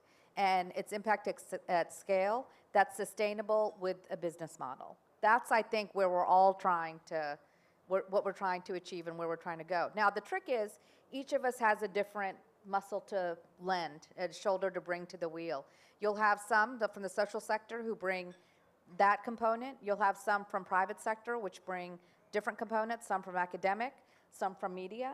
But the point is that unless they're all working in tandem, using their complementary skill sets to bring all of their assets to bear in greater service of people and the planet, then you end up with niche niche nonprofits, niche issues, niche named things that don't necessarily add up to more than the sum of their parts. And I think the goal that we're trying to figure out is how are we using our energies, capability, talents, capital in concert so that the impact is larger than where we started. That's fantastic. Thank you so much. And let's talk a little bit to Kalyan and Murli about this, because both of you have chosen different challenges. Both of you have managed to harness different collaborative relationships as well. Murli, talk to us a little bit about the underserved communities you're working with. And one thing you had said, which is really interesting, is that there's so much untapped talent. How do you look at this? How do you unlock that? How does it scale? Sure. So for the benefit of everyone, just want to give you spend a minute, talk about what we do, the social mission we are on. Excuse me. So as Amrita briefed before, we basically run a social enterprise called People Shows in the US. What we do is we set up these technology outsourcing centers in underserved communities, and we take those underemployed young adults in those communities, train them, and give them jobs in that center. And we bring the work outsourced, and we get the work outsourced to us from the large corporates, and we deliver the work from these centers. So we are in a way Infosys or Wipro, except that we are actually doing the work from underserved communities in the US. Before that, we did the same thing in India. We continue to do that for the last 12 years. So the premises on which we actually doing it is the talent is everywhere. It's just that they don't have the opportunity. Just because there are, Infosys, all these big companies set up the centers in Bangalore, in all these metros or tier 2, take those educated, highly educated young adults and give them jobs. We think the talent is there. But in the rural areas, we actually take high school graduates, train them and give them jobs. So they do as good a job or even better than their urban counterparts from those centers in the villages. So they do have immense talent. It's just that we have to give them opportunity and invest in that workforce, invest in them by giving them the skills, the training, the hand-holding that is required to come up to speed. Once they come up to speed, there's no looking back. They really do very well. So that's what we do. We go to these underserved communities, either here in India or in the US. It is go there, give them jobs, invest in them, unlock that untapped talent, and they're doing a phenomenal job. We have clients like Amazon here, for instance, we're doing work from a place called Baitalpur in UP. Nobody heard of that place. It's a small village, 3,000 people. But that center is one of the 20 centers Amazon has where their customer support for their domestic operations being delivered. And this center, believe it or not, is ranked #1 of those 20 from the quality and all metrics, service level metrics, Baitalpur. So that is the kind of talent they have. So we can go on telling the stories about this. Same thing in the US. We have Morgan Stanley, Fidelity, Blue Cross. We're delivering services from these communities like Mississippi, Arkansas, and from these rural areas. And they're doing a phenomenal job.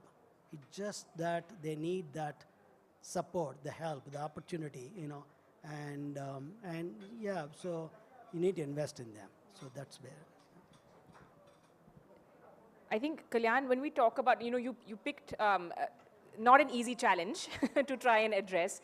You've been talking about the importance of looking at the design of education and economy when you're looking at rural resilience. You've also said that this has to be an intersectional approach. You can't just look at things independently. Can you take us through some of what your team has been doing? Yeah, absolutely. And first of all, thanks for having me here. And before I get to that, I just want to maybe take a few seconds describing why I do what I do and what motivated me.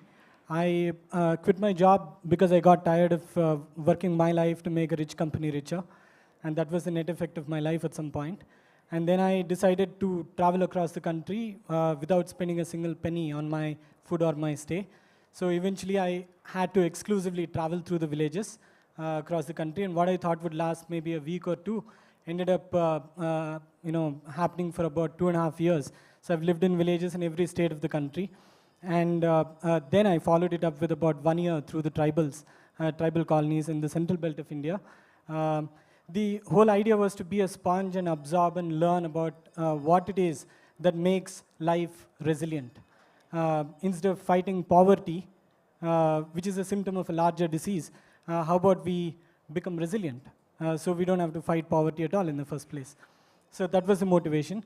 And based on all the principles, the design principles that I learned from these resilient communities that I got to witness in the tribal colonies, I realized we should build a prototype of such a resilient village and then build frameworks that can be replicated, contextualized to any terrain, any region, anywhere.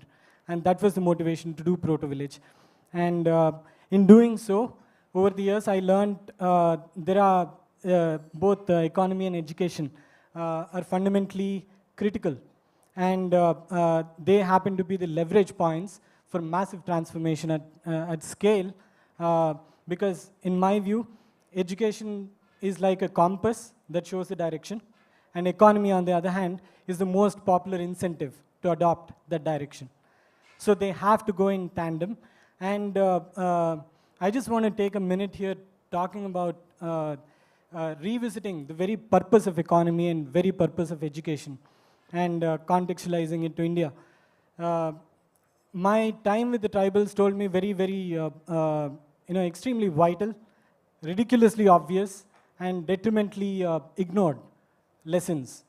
One is that our life is made possible by soil, air, and water, the healthy natural ecosystems.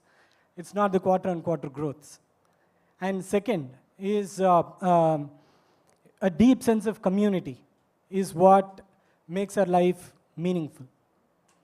So, and this is what the knowledge of how to coexist with our natural ecosystems and with each other is at the root of our culture. And that knowledge is very linked, exclusively linked to the natural ecosystems of a particular region. So our Indian culture is as diverse as the natural ecosystems of the region, and therefore as diverse as the indigenous wisdom of the place. So having said that, the point is that when we think about livelihood or education, we should think about systems or designs or the purpose of the very intervention in such a way that we keep this indigenous wisdom alive in a particular region. And and we're living through a phase where climate challenge is one of the biggest, or probably the biggest challenge that we have for our times. And if we just look at livelihood as a means to enhance the income of a family, it's not going to cut it. We need to make sure that, the real design question is, how do we bring about economic well-being of a community while ensuring that the economic well-being is actually the consequence of their efforts to build and nurture healthy ecosystems and happy communities. They should be the goals, the economic well-being should be the consequence. And similarly, the education system should be designed in such a way that it constantly shows the direction in that, shows the path along that direction. Because one generation might do the right thing just because there is economic incentive to do so, but the next generation will do it if given the right kind of education, just because that is the right thing to do. And I look forward to that day. That is really actually moving. I think, Shamina, to ask you a little bit to come in here, does this resonate with any of the examples you've seen when we look at, frugal innovation? There are quite a few articles celebrating ISRO actually today, talking about how a lot of what Indian companies are trying to do, or the government is trying to do, involves innovation, but you obviously have to have an eye on the bottom line. You need to think about how these things are sustainable, like you said. Do you have any other examples from what he's been sharing? Yeah, no, I think it's incredibly admirable, the work that you're doing, and I look forward to learning a lot more. The examples that we have seen, mainly in India, revolve around small business. And so in and of itself, the goal is prosperity and profitability. And what we've been doing at the MasterCard Center for Inclusive Growth is ensuring that any small business has the capacity to grow. And that's our that's our work here in India. But we've boiled it down to 3 areas. And I think the truth is, I think any of this could work for small business. It can work with potentially any kind of organizations. But for small businesses, the 3 areas are they have to be able to get capital, go digital, and grow their networks and know-how. And so if you think about anything we're talking about here, those seem to be the 3 things that any organization, any business needs: access to capital. You have to adapt to the new economy by going digital, growing your technology. And the only way to get there is by accessing your networks, to grow your networks, and to grow your know-how. The examples that we have seen, I think Nitin and I were talking about, we were talking about this outside, involve partnerships usually between public and private. So you talked a little bit outside about government funding a lot of mechanisms, and how philanthropic capital, at least in India, seems to be following the money without much innovation. And I would say that the work that we have done and the work that we've seen in India is actually the opposite of that. So what we've realized is government funding can only do so much, and that you need private capital to actually bring the innovation, the security, and the scale that can come when you bring those 2 things together. I'll give you one small example, and then happy to pass it on. And this is at the rural level. So we partner with an organization called Mandeshi Bank, run by Chetna Sinha, who was a World Economic Forum Social Entrepreneur of the Year. And when I met the Mandeshi women in Maharashtra post-COVID, one of them was telling me the story about how when she was starting her business, she was starting in the textile business, she was making school uniforms. When COVID hit, everybody was confined to their homes, so her business was going to go upside down. So when she was sneaking out to try to figure out what to do with her business, the police officer that kept arresting her, sending her back home, she asked him, "What are you wearing your mask?" It was COVID. And he said, "We don't have access to masks."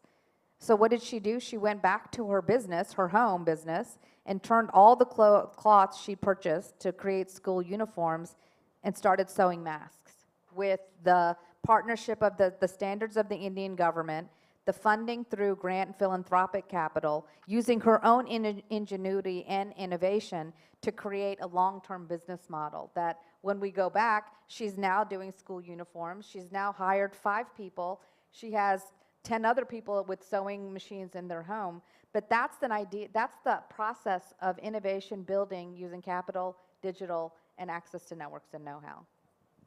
Nitin, do you want to? Yes. Yeah, I just want to come in.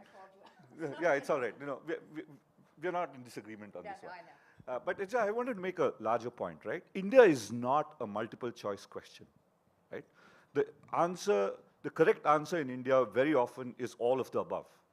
So you do need social enterprises, you do need small businesses, you need medium-sized businesses, you need large businesses, you need businesses which employ tens of thousands of people, you need businesses which employ 0 people and a lot of robots, right? All answers are correct answers. The problem we have very often is of a monoculture developing because of what I would call development fashion, right? 15 years ago, there was this whole fascination with jugaad or frugal innovation, right? It's just because there were some people with limited resources, with limited exposure, limited opportunities, building stuff which worked for them.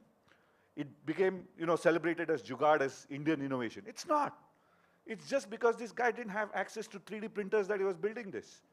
Right? Now, if you have access to 3D printers and you can make 3D printers available to a lot of people, a lot of different solutions will come about, right?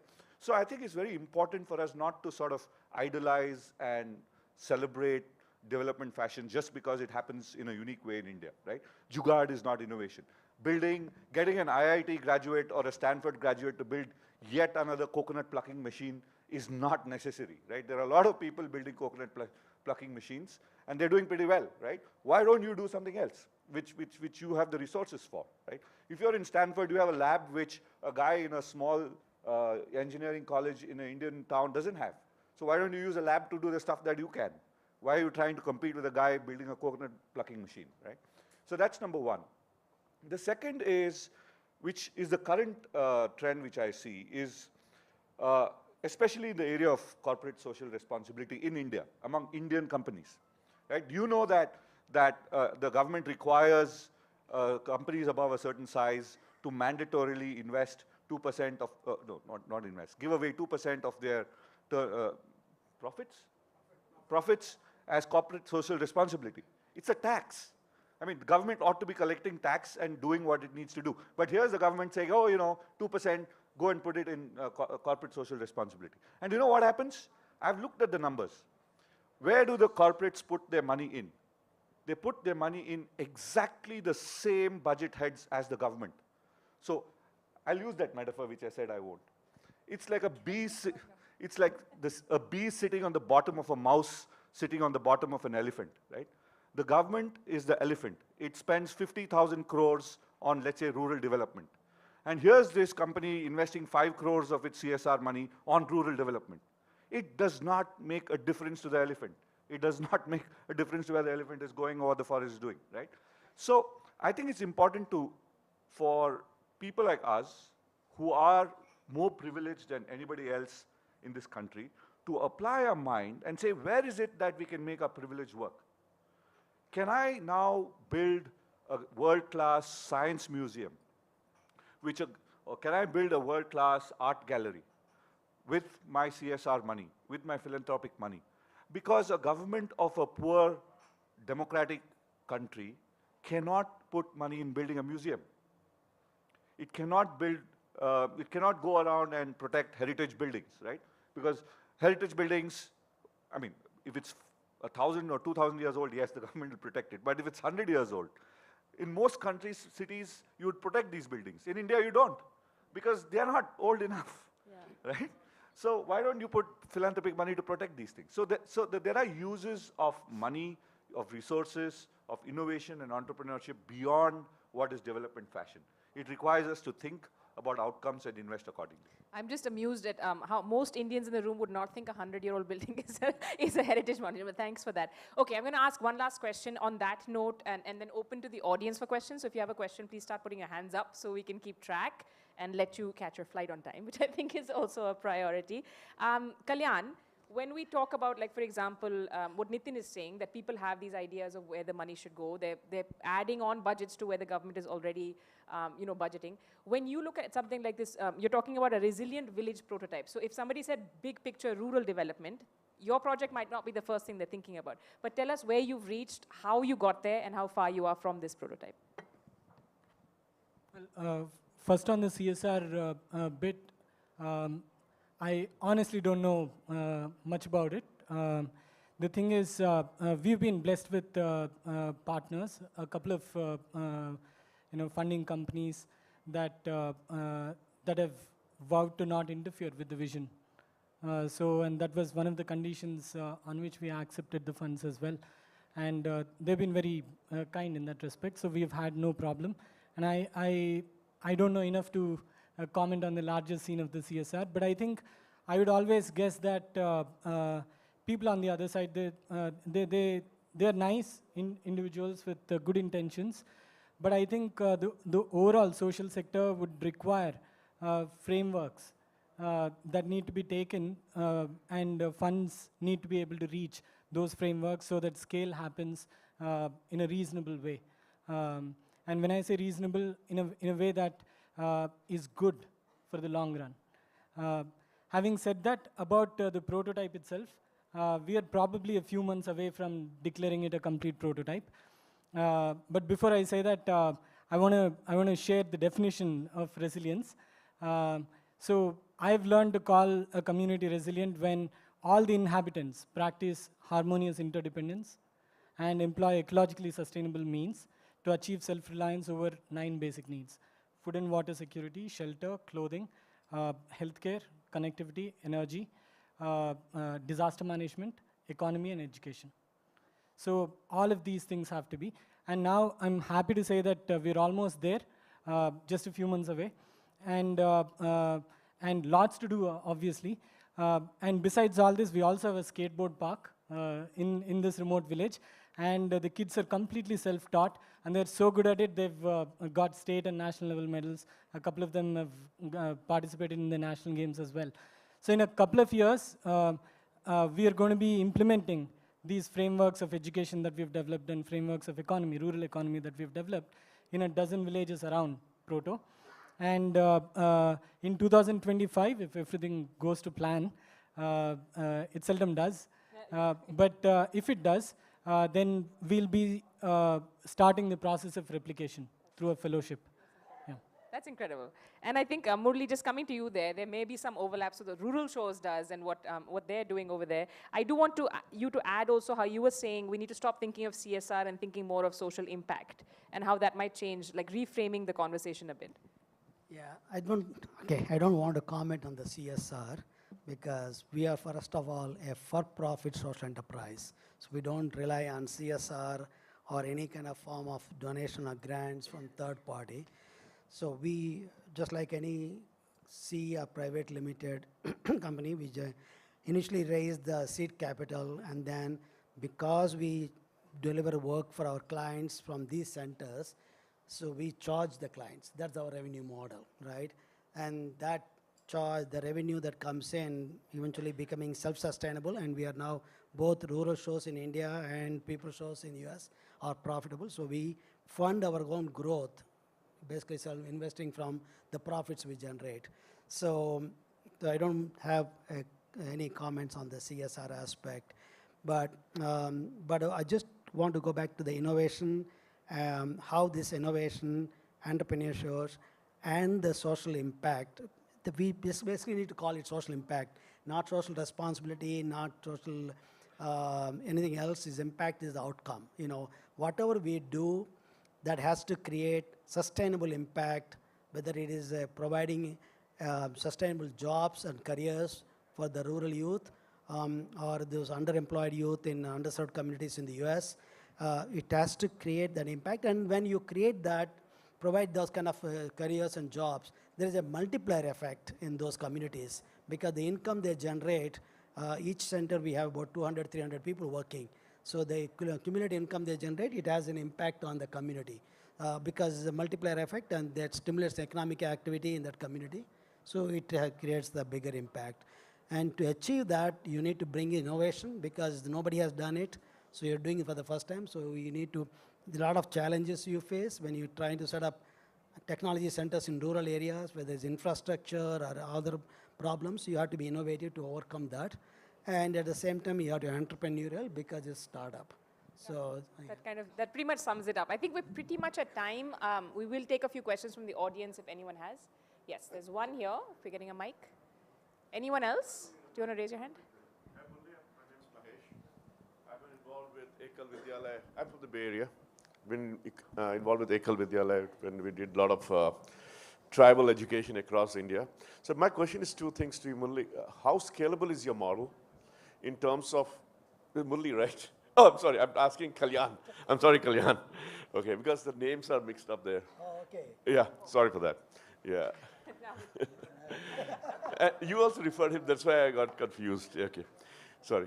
Kalyan, that's for you. That's the question I wanted to ask. How scalable is your model in terms of how many students or how many villages that you want to scale in next few years, and how, that's number one. Number two, I also understand there's a lot of Naxalite activities in the tribals that you go. So don't you face a challenge there? Because I went to college in Warangal, so I know how bad it is and how difficult it is. These are the two things, and also how we can help you. If I want to see your plans for the next 5-6 years, how many villages and other stuff. Thank you. Absolutely. I'd like to start with the Naxalite part because that's the most exciting thing. While traveling in the Sundarbans, and I stayed there for almost 4 months, I almost got recruited into the Mao thing. So it was interesting. I almost did, but just managed to get out. So not get out, but I just did not get in, just to be safe. As to how we want to scale and how scalable that is, we are building frameworks for education that stay loyal to the old tenets of being healthy for the natural ecosystems and for the community. And these frameworks are easy to contextualize to any region.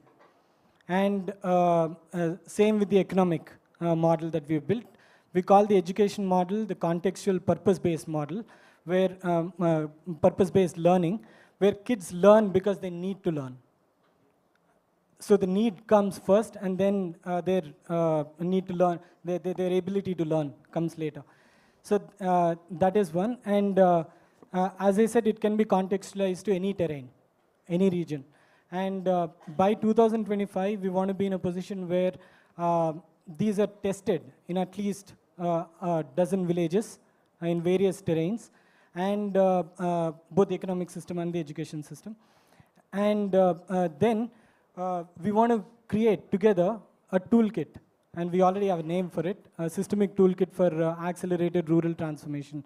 It's START is what it stands for. And we want to take that toolkit, start a fellowship of villagers, and a mix of villagers and the urban youth to form teams and take it across every district of the country and contextualize these models to those respective districts. And my estimate is that we need about 20 people per district, 20 committed people who are trained per district. We have about 700 districts, and the number keeps changing every month. And out of those 700, there are 200 disempowered villages, districts. And if you look at 20 people per district for 200 districts, we have 4,000 people that are needed, from the huge population that we have. And I cannot be convinced that it's not possible. So it's absolutely possible. We just need to train 4,000 people to create a transformative effect. So that's the direction that we want to go in. Okay, we have to leave it there. We're at time. Thank you so much. Please join me in giving our panelists a round of applause. Thank you.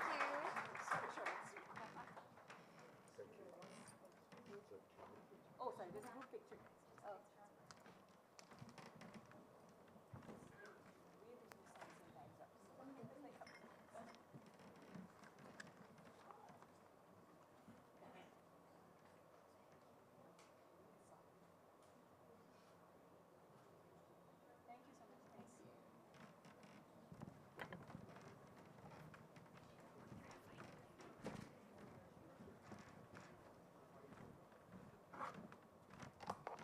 Good evening, everybody. I'm Nisha Nambiar.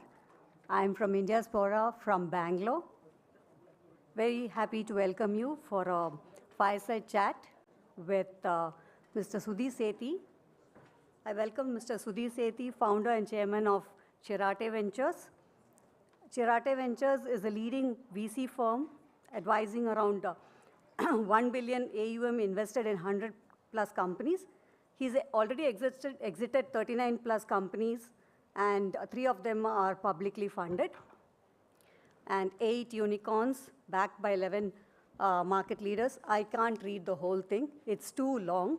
And Mr. Sudhir can, I'm sure he'll be happy to introduce himself as well as our unicorn, Mr. Piyush Bansal. Sudhir, I just wanted to tell a small thing about Mr. Sudhir because I met him in person in Bangalore. I guess that was the first member whom I met in Bangalore. He has multiple interests, which is an interesting thing about Sudhir I would like to tell is about his passion to collect locks.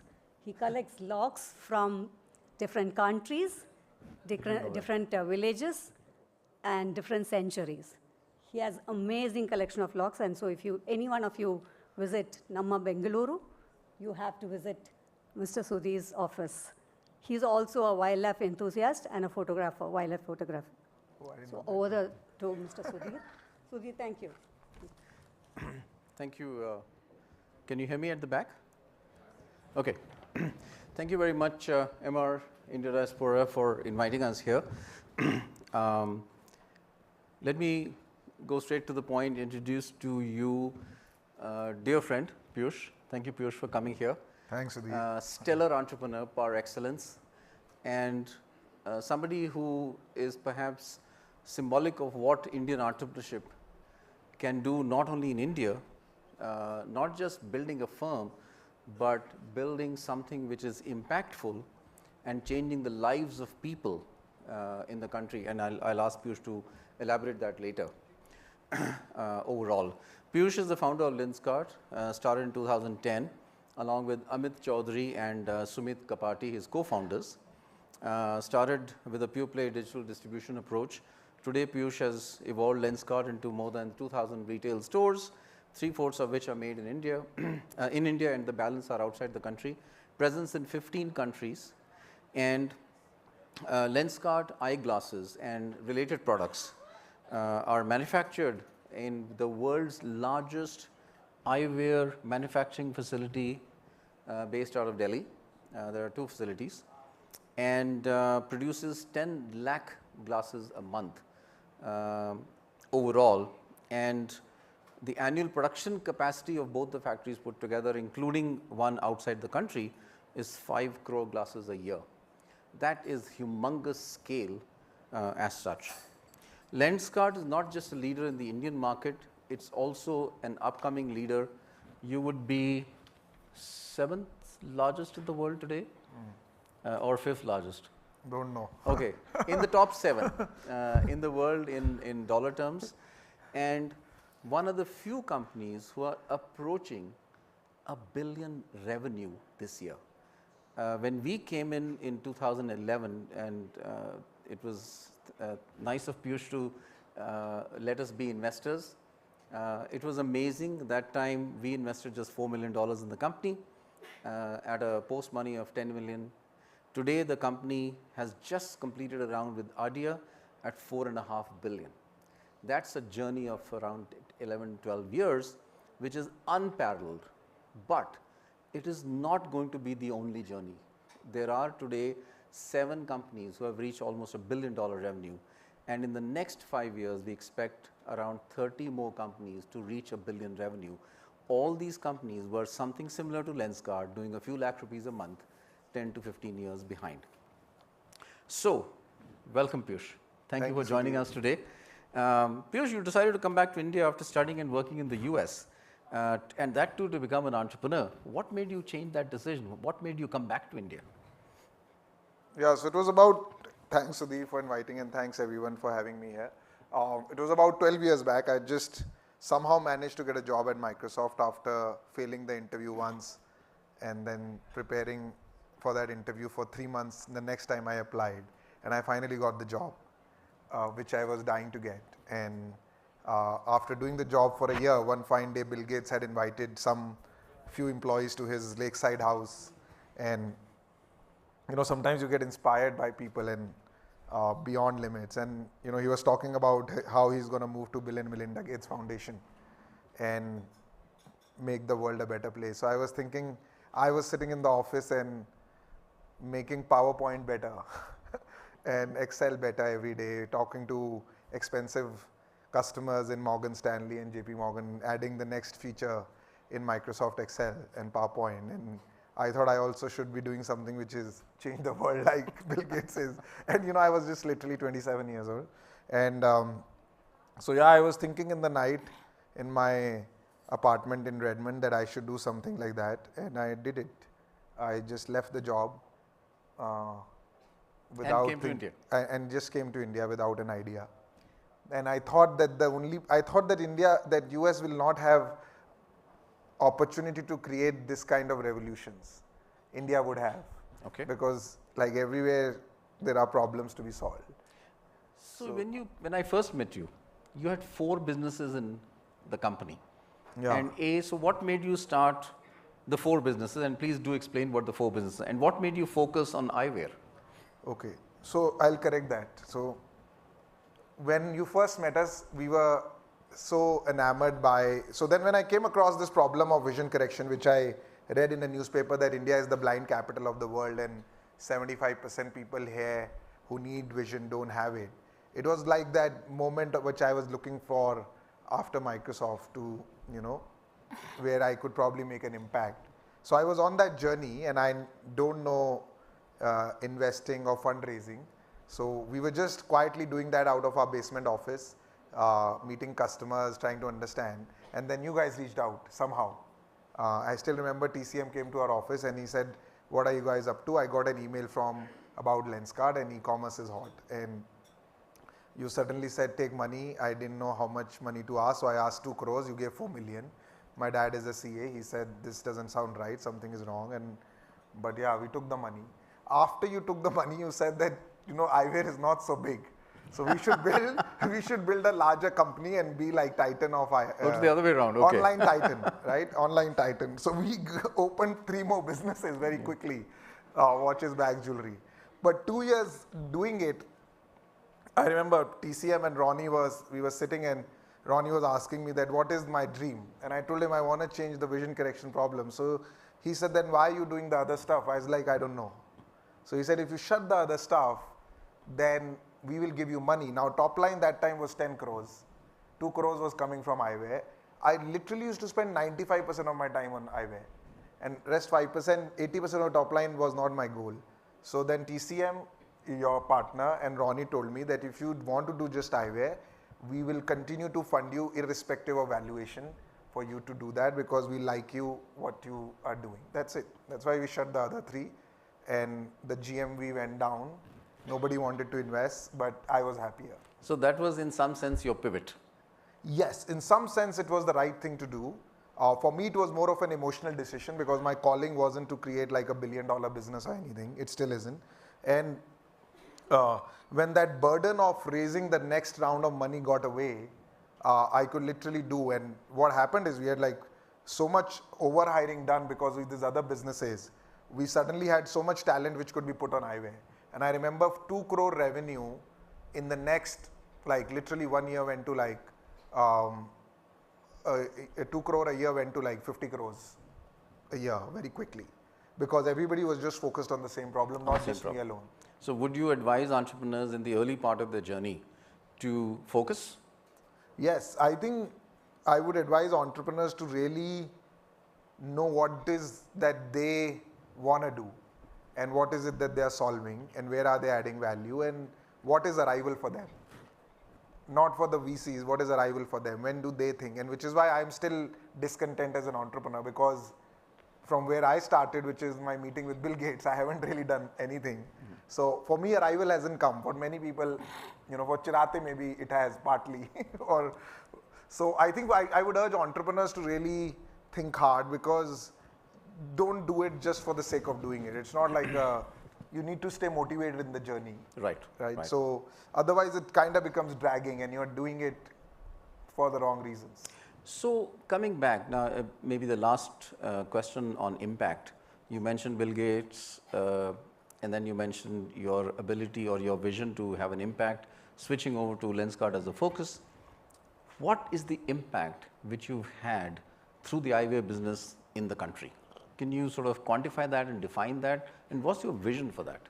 So very little right now, right? There are about 700 million people in India who need vision.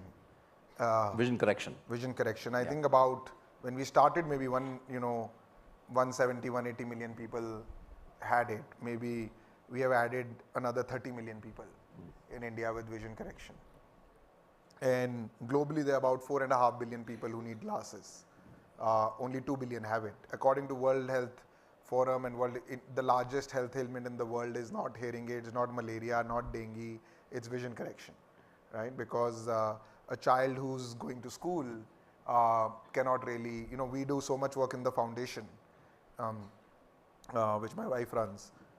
We find kids who are in grade 7 who have pretty significant myopia, but they never had glasses. Right. In fact, 70% of school dropouts in India are because of vision issues. So I think the impact that we have had is that I think people are beginning to talk about eyewear, right? There's more awareness about this problem. I get calls from insurance companies saying, okay, let's think about vision correction. I have somebody who reached out to me from Ayushman Bharat saying, let's talk. So I think that is the impact. I think there is more accessibility.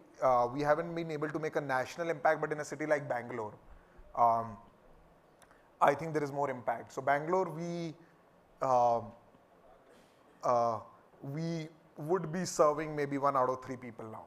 Oh, interesting. Right? Glasses. And the way I remember, people used to say, even I'm just saying from a revenue perspective, people used to say that eyewear market in India is 4,000 crores, right? And then people said that Bangalore would be 400 crores market and Lenskart would be 500 crores in Bangalore alone, right? So I'm just saying that is the impact where we are saying, okay, we are pushing, and 60 we do now about 10 lakh high exams a month, which is not very large. You want to get to a crore very quickly. But 60% of these eye tests that we do every month are people who have never got their eyes tested before. Ever. That's significant influence. So that means 60% more people are getting myopia correction. The other thing that is changing right now, which I think is happening in India, but has not happened anywhere in the world, is that eyewear is becoming lifestyle. You know, on an average in US, everywhere, a consumer changes eyewear once every 2.5 years. At Lenskart, people buy 4 to 5 eyewear every 2 years, right? And I think overall in the Indian ecosystem, even without Lenskart, people are beginning to change eyewear once every 1 year. Where Lenskart could be once every 4-5 months. So I think that change, India is leading ahead of every other market in the world. So coming back to, you mentioned your vision to go to address the needs of potentially 700 million people for eyewear correction. In India. In India, and of course larger numbers outside. How did you integrate that vision into a strategy through the board into the company, which defined your channels, which defined your hurdles which came in like testing, which defined your decision to do manufacturing, etc.? See, I think so there's a book which I read a lot, right? And there's a book I read which is High Performance Entrepreneur by Subrata Bachi. You must have read it too. The Mind Tree CEO. And you know, he speaks about that you should write. You should write what you want to do. You should really, everything is born and destroyed in language. So we wrote. I still remember 7 years back, we wrote a book. And I spent enormous amount of time writing what will we do. So I think that clarity is what we did well. What we want to be and because there are distractions that keep coming us, and we had learned our lesson early on. So we wrote that we want to give vision. So I think that clarity helped, and then over communicate what we want to do, because again, you know, you can never over communicate. You can just make people believe again and again, but if you keep changing your message every time, then people also get distracted. Now once that was set, it wasn't, to be honest, the strategy was only simple, that every day you come to work, you have to think why people who are buying, and why people who are not buying. And you have to just keep solving that problem for the next 20, 30 years. And the only way you can solve, and then you need to say, am I doing am I doing a good job of solving that problem? And for that, you know, there are 3 things that have worked well. You know, keep raising the bar for talent, keep raising the bar for technology, and keep raising the bar for culture in the company. That, you know, this culture doesn't die of constantly failing and learning. So I think, and when I say technology, I mean technology and data both. So I don't think there's a strategy that I can write that, okay, you have to do omni-channel. In fact, I don't know what is the strategy that, you know, and I believe that a company can, you know, some investors come and say Lenskart has found a mousetrap, right? I don't think you can ever find the mousetrap. You have to constantly unlearn, learn, and figure out. You know, a few years back, people were buying, you know, iPads didn't exist. Today, iPads exist. So what will change? And now generative AI is there. All we can do is like take a problem a day, keep solving it till we solve it. But let me get to specifics. You took the decision of doing eye tests at home. Elaborate that, because that was a very big game changer. Yeah, so I think it's the same philosophy, right? There are 100,000 people coming on your website. Let's say 3% people buy. The best online conversion is 5%. Then the question is, you know, everybody's saying spend more money on marketing and increase traffic. But when I reach out to all those 100,000 people, you know, 40-50% people want to buy from us, right? So why are they not buying? So maybe they want an eye test. And they were coming to shops to do eye tests? Yes, so we said, okay, let's go to their house. So we sent people on a van. Then we realized, okay, van is too clumsy, but then we were on a bike. Yeah. And now then we said, okay, why book an appointment 6 days later? You can do it in 30 minutes. Yeah. So we can book an appointment right now in 30 minutes. You can and get you're an doing eye how test. many eye tests a day right now? Collectively, right now. In India? in India about 30,000 a day. 30,000 a day. And I've been a recipient. These are LensCard glasses, by the way. Okay. So any of you want to try LensCard eye test at home, please do try. It's a wonderful experience. Quick one. Going to your domestic market, you're a dominant player. Then you suddenly, not suddenly, you decided to expand outside the country. What drove that decision? Then you acquired Ondays for a large $300 million sum in Japan, and then you're today in 15 countries. Explain that journey. Yeah, so I think, like I said, we just like we wrote something 7 years back, we also wrote something just 2 years back. And we, after COVID, myopia was growing very rapidly. And in many markets like Southeast Asia, myopia is now 80%, right? And in Hong Kong and all, it's 90%. So 8 out of 10 kids today have myopia. In India also, it's growing. And we were kind of beginning to feel that if we think about the next 20, 30 years, what is the impact and what do we think we want to create? And we kind of felt that we wrote a new statement, and that statement was we want to be Amazon of eyewear, right? And then when we wrote this statement and that, we saw, okay, where is the biggest problem, and we sell Southeast Asia. So we started working. We are not in a rush, but when we went into Southeast Asia, we piloted Singapore for 2 years. We realized that actually and the problem... you did well there. You did very well there. Yeah, we realized the problem is actually same. People don't have access to vision care. It's so expensive.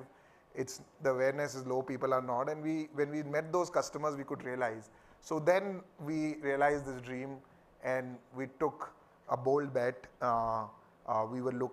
We found some company which was present in physical locations, and the founders were just stellar, and I wanted more co-founders. So we put everything we raised in one company. And I've had the chance to meet the Ondays founders. Yeah, amazing founders. I think the fundamentals are strong. Very strong, yeah. Quick question on technology. Right from selection of eyeglasses online to manufacturing technology, what are the top 3 technologies would you highlight, which is game changers as far as LensCard is concerned, which has resulted in commercial usage? I think overall technology is a DNA, right? It's not like, I don't think companies become successful on a technology. It's a way of thinking, of problem solving, of A/B testing. You can apply it anywhere. Even if you're doing a property business, you can apply it. You can apply in farming.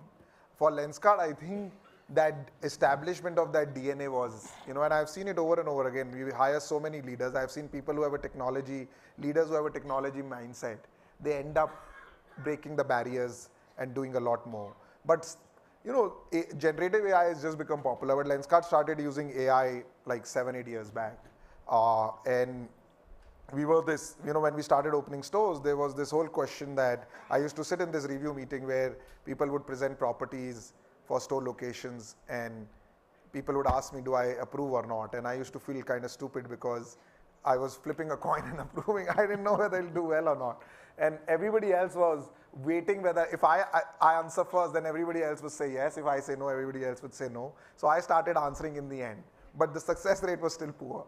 So we said, okay, and in college, I used to trade stock market using AI.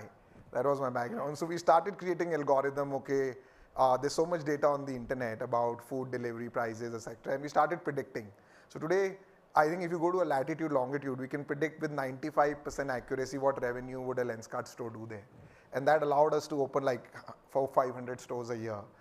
So I think that technology, it's one example, very unique example that the second was, I think this whole thing about, trying glasses, and we invested a lot in AR, and we have co-invested now in a company. But LensCard invested in AR like 6-7 years back. So what we realized when we gave people this LensCard app where they could try glasses thousands in a second, they suddenly started imagining themselves in those glasses and that frequency of buying. So there are innumerable examples, and also this manufacturing and software linkage where the combination of hardware and software has a huge amount of potential, where if you go to, let's say, Tirupati and you want to order LensCard glasses, and you want 2 mm more height in your lens, we wanted that in next 15 minutes your specs is on a machine, and nobody should tell the machine that you need 2 mm more. The machine should know immediately. So we started writing code for automation very early on. So that really helped. Excellent. I see a lot of time up boards, but do we have time for 2 questions? If there are any questions, happy to address them. Yes. Yes, Piyush. please. Sorry. So Piyush, recently been a Lenskart customer for the first time. I live out of Dubai and very happy with the experience. Thank you. The store manager, so you talked about DNA, very impressed on how that culture has gone to the store level in Pune, where he said, sir, you live in Dubai, whether it's Pune or Dubai, will deliver irrespective of your location. And I was kind of surprised. It thrilled me as a customer, delighted me. But what's the secret sauce there? Yeah, I think firstly, none of this is by chance, I can just tell you. And any company that does this well, it's not by chance, right? I think you have to, it's a question of culture. And the way, the secret there, I think it's a combination of telling people what is most important and why you come to work, and making sure they know why they come to work, right? Are they coming to work to make an additional dollar, or are they coming to work to serve one more customer? And you have to just keep doing it, over communicate. It takes years and years for them to realize, because the way you do it is like, when I visit a store, I never ask the store what is the sale. I ask the store, was everybody happy today? Or is there an unhappy customer that you want to talk to me about? And then if they tell me this person, I say, okay, let's open that customer, let's pick up the phone, solve their problem. So, and if you do this repeatedly, then other people, your next lead. So culture is built by doing by example. And if the top leadership starts doing it, then everybody starts talking that language, all right? So I don't think you can put it in a manual. You have to just, like, I've done some experiments, right? Like a lot of meetings in India start very late. It's part of our culture. And I was always worried about this at Lenskart, that how will we deliver great precision if we can't just start a meeting on time? And I tried all sort of things and threats and everything. But then I tried an experiment. I came to every meeting in time for 30 days. In another 30 days, every meeting in Lenskart was starting on time. I did not even tell people to start on time. So it just, human beings are monkeys. My friend Aditya Ghosh tells me. We evolved from monkeys. We copy. So you do it, everybody do it. Things. Yeah. Thank you. Yes, please. My name is Nalin Kohli. I'm based in New Delhi. Congratulations for building a very successful company. I won't say too successful yet, but yeah. Yeah, I think it's very impressive. But what I wanted to know was that do you have any IP in whatever you do? What are the barriers you have built for competition? Yeah, there are some, but I would say the most important IP we have is our culture, right? The way we do things, the way we think, the talent, but yes, we have, this IP, but all of that I think is momentary because technology is changing so fast, right? But I think what would stay in the end is that are we really able to replicate that passion, that perseverance to solve a problem and go deep and really think customer first, really think people first, and keep raising the bar. That I would say is the biggest IP. That I think is very difficult to replicate. Piyush, thank you very much. Thank you. Thank you. Thanks, Sudhir. By the way, Sudhir has been instrumental in whatever we have done at Lenskart. I think we won't be doing whatever we are doing it because of him and TCM. No, thank you very much. And me and my partner TCM have had the pleasure of learning from Piyush many times. And the beauty about Sudhir is that, they were our first investors 12 years back. 12 years back. And they are our last investors 12 years later too.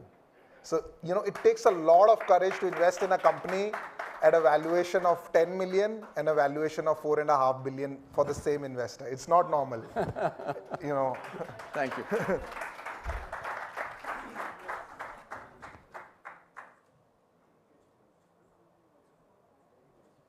Thank you.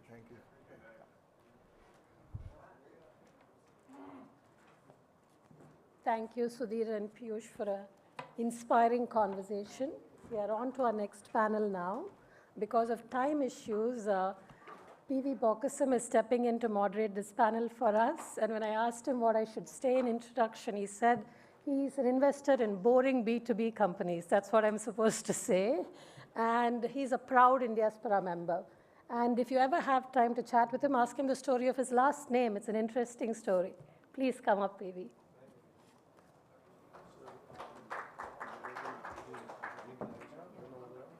Oh, yeah, please. Yeah. Well, thanks. I think I'm probably between you and a good cocktail, so we'll make it fun and interesting, okay? So could I have the panelists join me here, please? I don't know where they are, because I am stepping in, so it looks like getting mic'd up.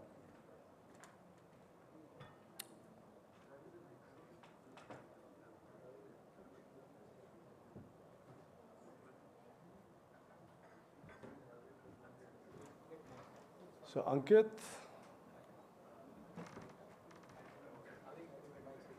So I'm going to meet the panelists here for the first time. So Ankit, PV, nice to meet you. Ali. Neil, nice to meet you. We're going to completely wing this, okay? Yeah, sure. Is that okay? Because Gopal is a tough, big and tall shoes to fill. So we're going to have fun. So grab a seat, please. I'm going to stand. Is that all right? Sure. So we'll start with you. A quick intro of what you do. But one of the key things I want you to share with the group is something that's quirky about you, something that is unique about you. Okay? Go ahead. Sure.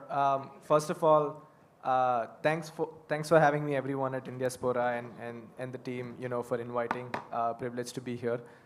Quick background about myself. My name is Neil, and I'm the founder of Magma. We're a B2B manufacturing marketplace, and we work with factories in the building materials industry to upskill them, as we like to call it. I guess when I talk about Magma and just about myself and what we're building, I guess one of the overarching thesis that I always like to talk about is that, a lot has been talked about, while the India story and the shift of manufacturing from China to Southeast Asia, with, of course, India being on the forefront. But frankly, very little has been talked about, whether these factories are actually ready. And I'm not going to divert into another topic, but yeah, one quirky thing, as PV mentioned about me, shoot, where was I going with this? I'm going to actually take a second chance on this. I'm going to go after Alec on this. Okay. You see how it's going to get interesting. So go ahead, Alec. Yeah, thank you. Thank you for having me. So I'm the co-founder and CEO at Farmart. At Farmart, we are a B2B food supply network. We help food companies globally, domestically connect to farming communities to source raw material and finished material in the food space. In terms of something quirky about me, I think I hate cities. I love nature. I try to spend a week cut off from everyone, including networks, to just kind of be with myself. It's kind of weird, but it's like the funnest part of the whole year for me personally. That's great. How many of you do digital detox here? Anyone? There you go. We got one. It's a great idea. Go ahead. I'm Ankit. I'm the founder and CEO of Insurance Dekho. At Insurance Dekho, we are taking insurance distribution to the masses. We have a clear thesis that India is uninsured, and as we march towards becoming an economic superpower, we have to protect the economy, and we have to protect the livelihood of people, and we also have to help people protect their lives, their finances. So the clear vision for us is that take insurance distribution to the 6.5 lakh villages across the country. One quirk about me is I like collecting restaurant menus. So whenever you see me in a restaurant, while people are looking for the best thing to order, I am looking for the hotel manager or the restaurant manager and requesting me, hey, can I take this menu from? That's great. That's great. Now, so you are in some sense all marketplaces, right? Is that a good way to describe it? And a core part of a marketplace issue is the cold start problem. So for each of you, could you describe how you solve the cold start problem for your individual marketplaces? We'll start with you. Yeah, I think, I get asked this question all the time on how we kind of, so we started with burning our hands. We learned it the hard way. And I guess the point that I'm trying to make is, fundamentally, it's about demand and supply. And either you may go on the demand side and solve problems there and kind of go ahead with a cold start, I guess the point that I was mentioning in the beginning when I was giving my intro is that very little has been talked about whether factories in India are ready.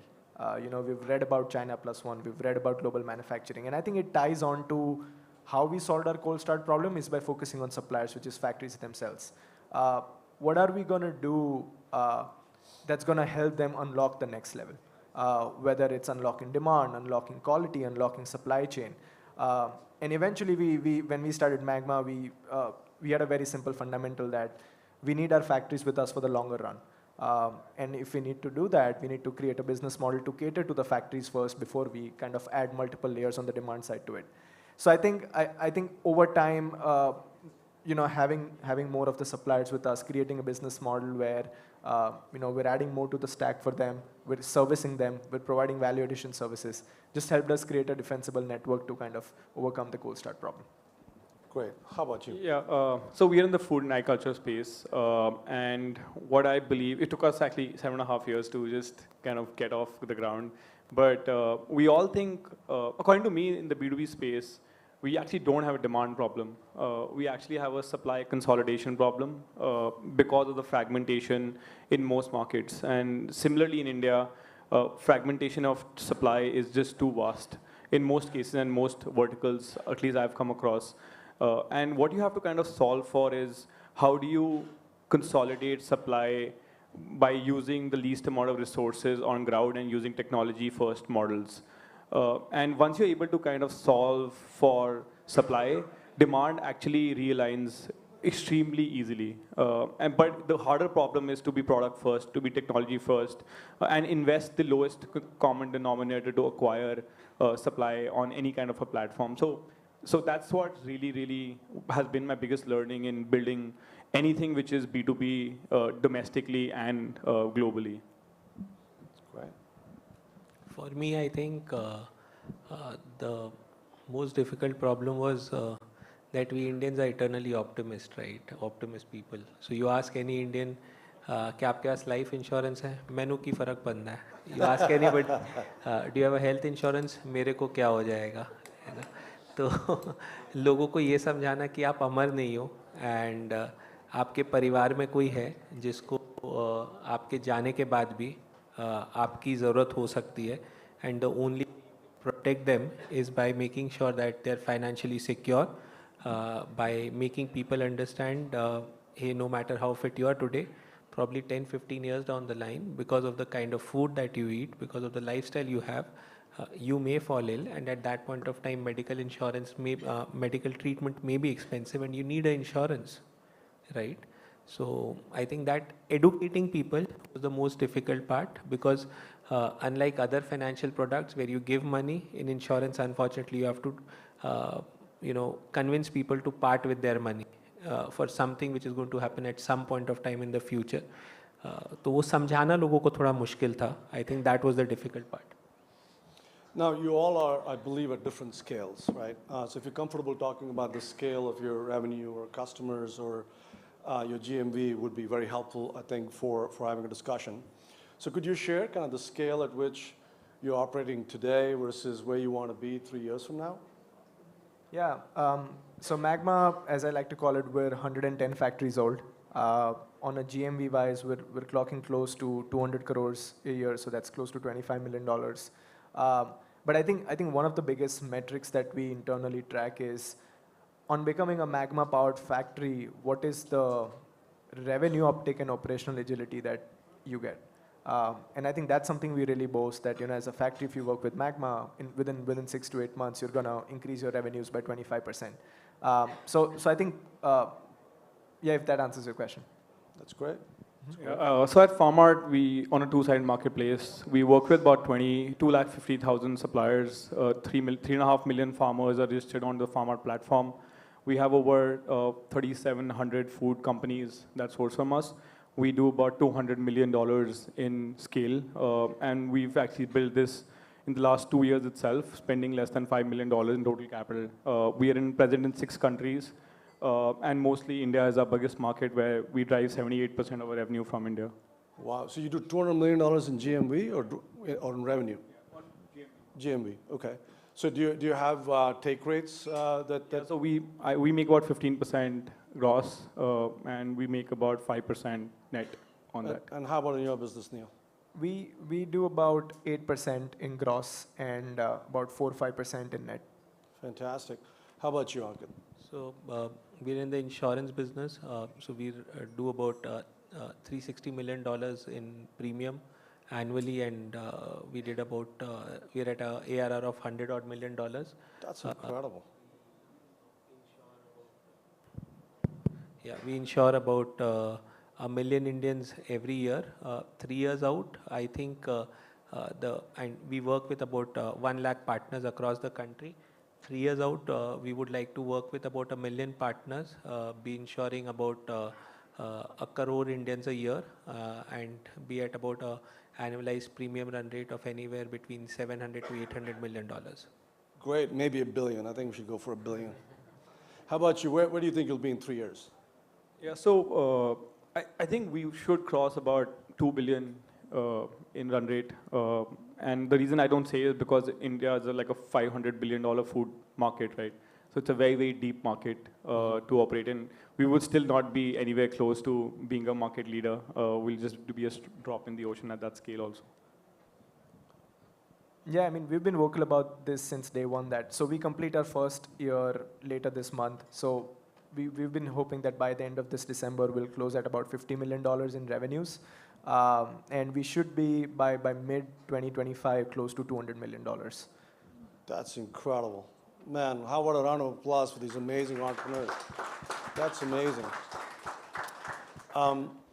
So I take it that are all of you venture-backed, or did you all get started in a different way before you went and got venture money? So maybe we'll start with I was actually chatting with him before, so I'd let him go first on this because it's a really interesting story. But you got to share your quirk with us, buddy, first. You got to share that. Then I'm going to go. So quirk about me, and thanks for putting me on the spot for that. I think for me, while I may come off as an extrovert, I'm an introvert. So again, like I try my best to be at my best in settings like this. But a quirk about me is that I try to stay indoors and be with myself. That's not a quirk. That's just an attribute. Okay. I'll tell you about my quirk towards the end, though, for sure. So go ahead. Yeah, we're venture backed. We've on Valentine's Day this year we raised about $100 odd million from Goldman Sachs, TVS Capital, Avatar Ventures, InvestCorp, amongst others. How did we start off? I think we started off as a bootstrapped company. For the longest possible time, we did not look at raising capital. I think the advantage which we had, that we were a part of a larger conglomerate.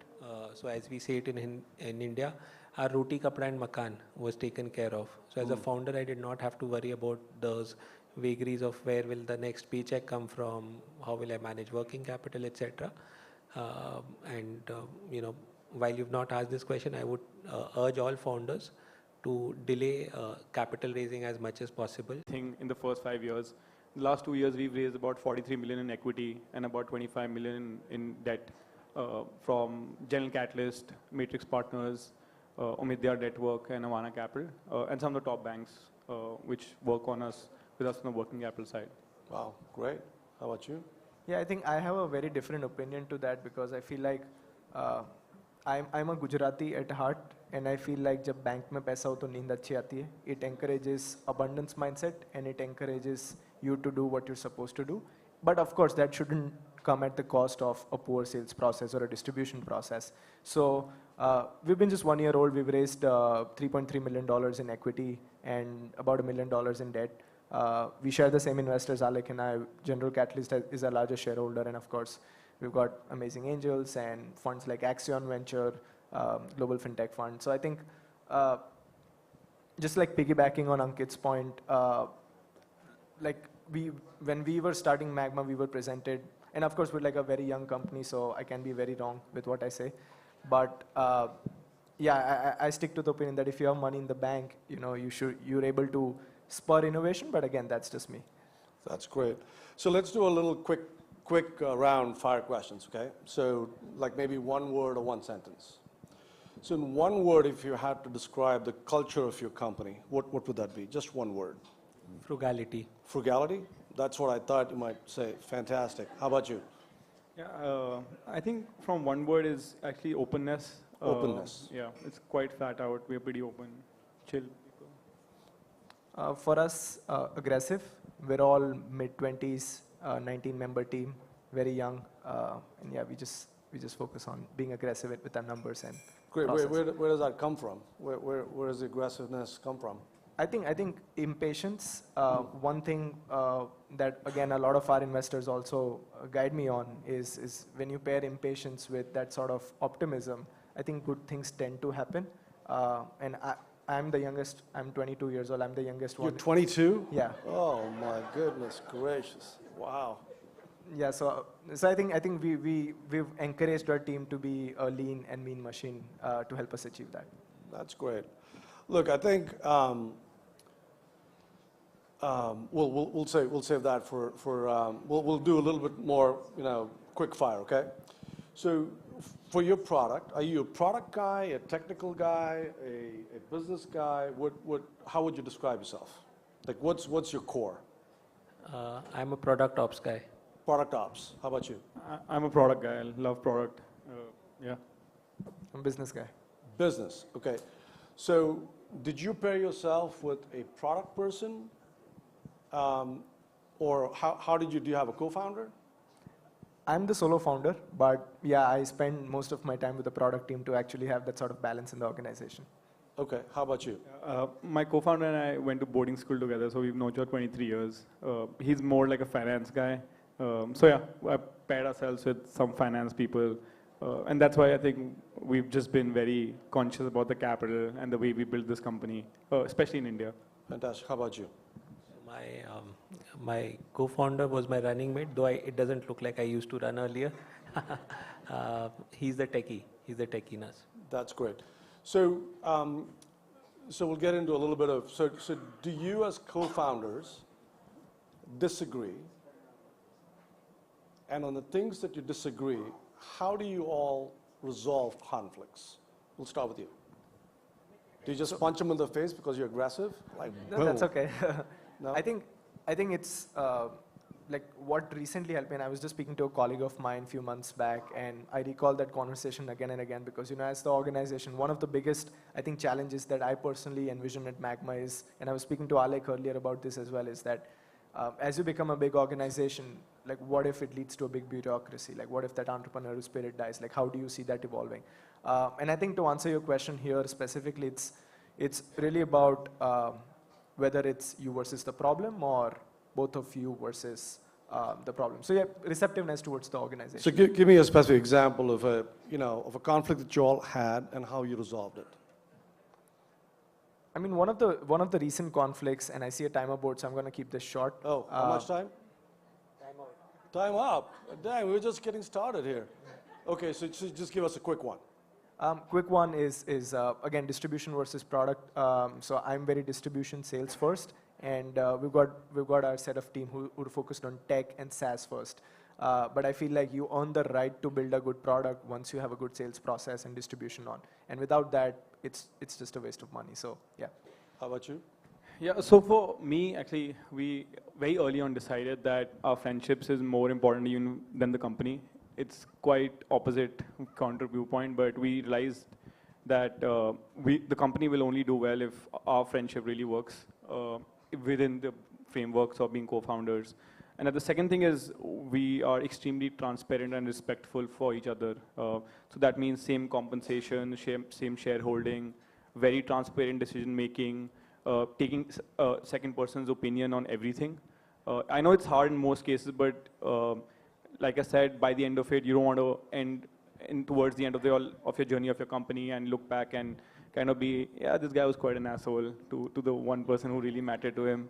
So I think that I'm very conscious of my relationships, especially with my co-founder. Actually, given it's actually a financial marriage, then even I thought how hard it's going to be. So yeah, I spend more time with him than with my wife. So it's kind of weird, but you have to be very, very careful of your relationship with your co-founder. It's actually the #1 reason to great companies to get killed through the lifetime of journey. So we're very, very respectful on that front. Absolutely. You? So I think, Alex, you've said it well. Between me and Ish, I think we pretty much follow what he's saying, but what the additional step what we've taken as we've scaled is, we've clearly defined functions. So there are 3 functions which report into him, the rest of the functions report into me. For the functions which report into him, I am the boss. For the functions which report into me, he is the boss. And between the 2 of us, obviously, we will have differing opinions. Whoever is the boss has the veto call, period. Oh, that's great. Well, thank you, folks. I mean, give these gentlemen a fantastic applause. Thank you. Thank you for taking the time.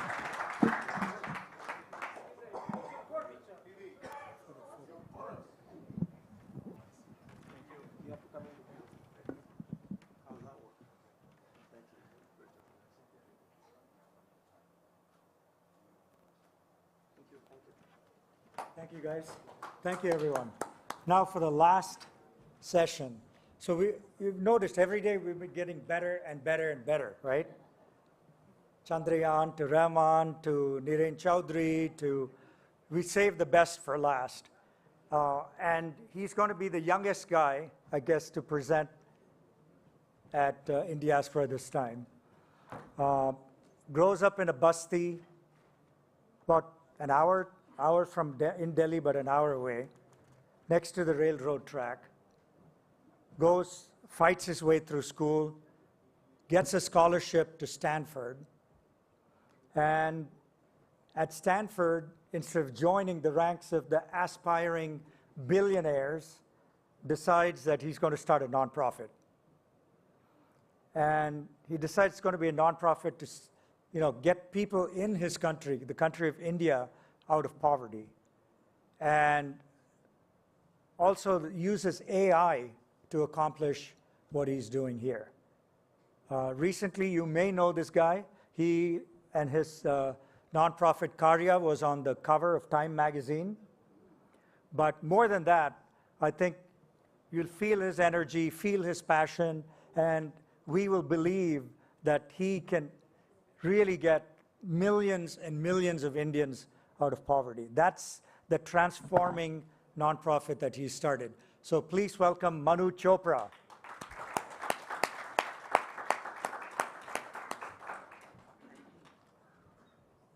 Amazing. I do have slides somewhere, which will show up.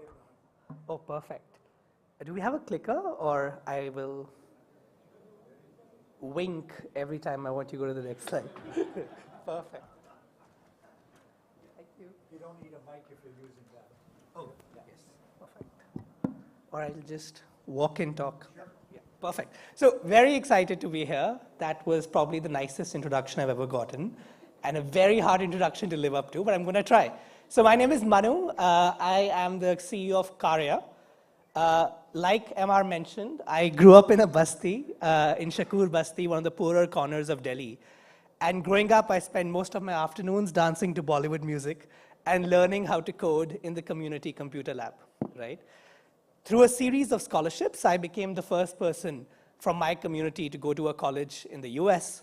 And in one generation, I went from Shakur Basti to Stanford, right?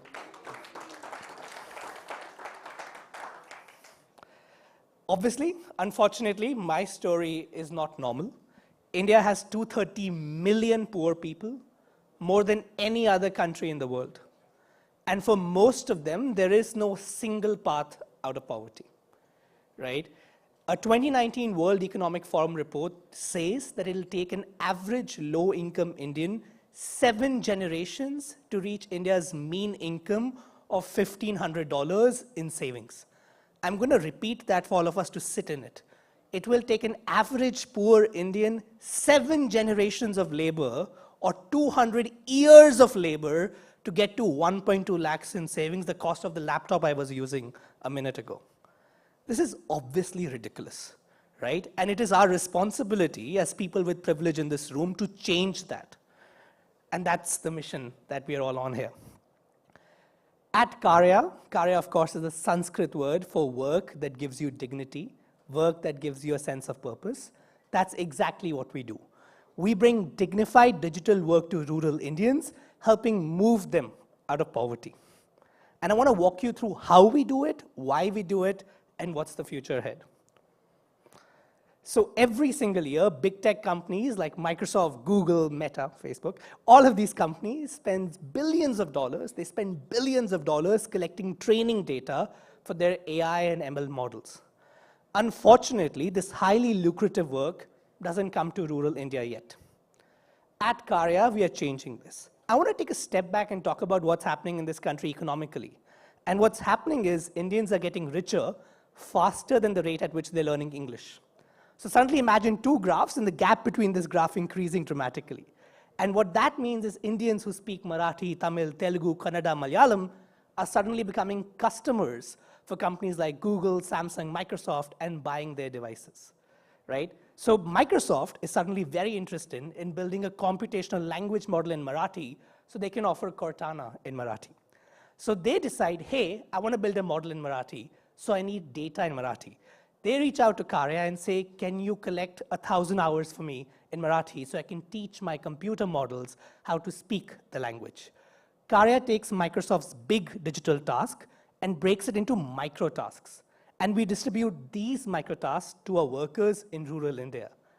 These workers use their Android phones to do simple digital tasks on their phone, in this case, literally recording sentences in their local language, Marathi.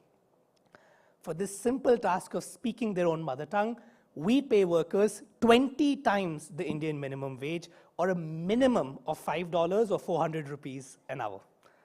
Workers like Reshma. Reshma comes from an Adivasi village in Maharashtra with no electricity or internet. In 2017, when we visited Reshma and showed her a smartphone, she looked at it and said, "Iske andar Surya Dev hai," or is the sun god inside this? Because this was her first time ever seeing a backlit light of any kind. My co-founder and I looked at each other and we were like, maybe she can't do this. We were unsure. We had doubt on our faces. 30 minutes later, I am kidding you not, 30 minutes later, she was like, why is this difficult? I just have to press this button and read sentences in my own language. In that first week, she made 10,000 rupees, which was more than what her family had made that last year. Today, she is the first girl from her community to leave her village, and she is studying to be a fashion designer in Mumbai. At Karya, we reimagine how AI models are trained. All our data sets are owned by our workers. We are a data cooperative.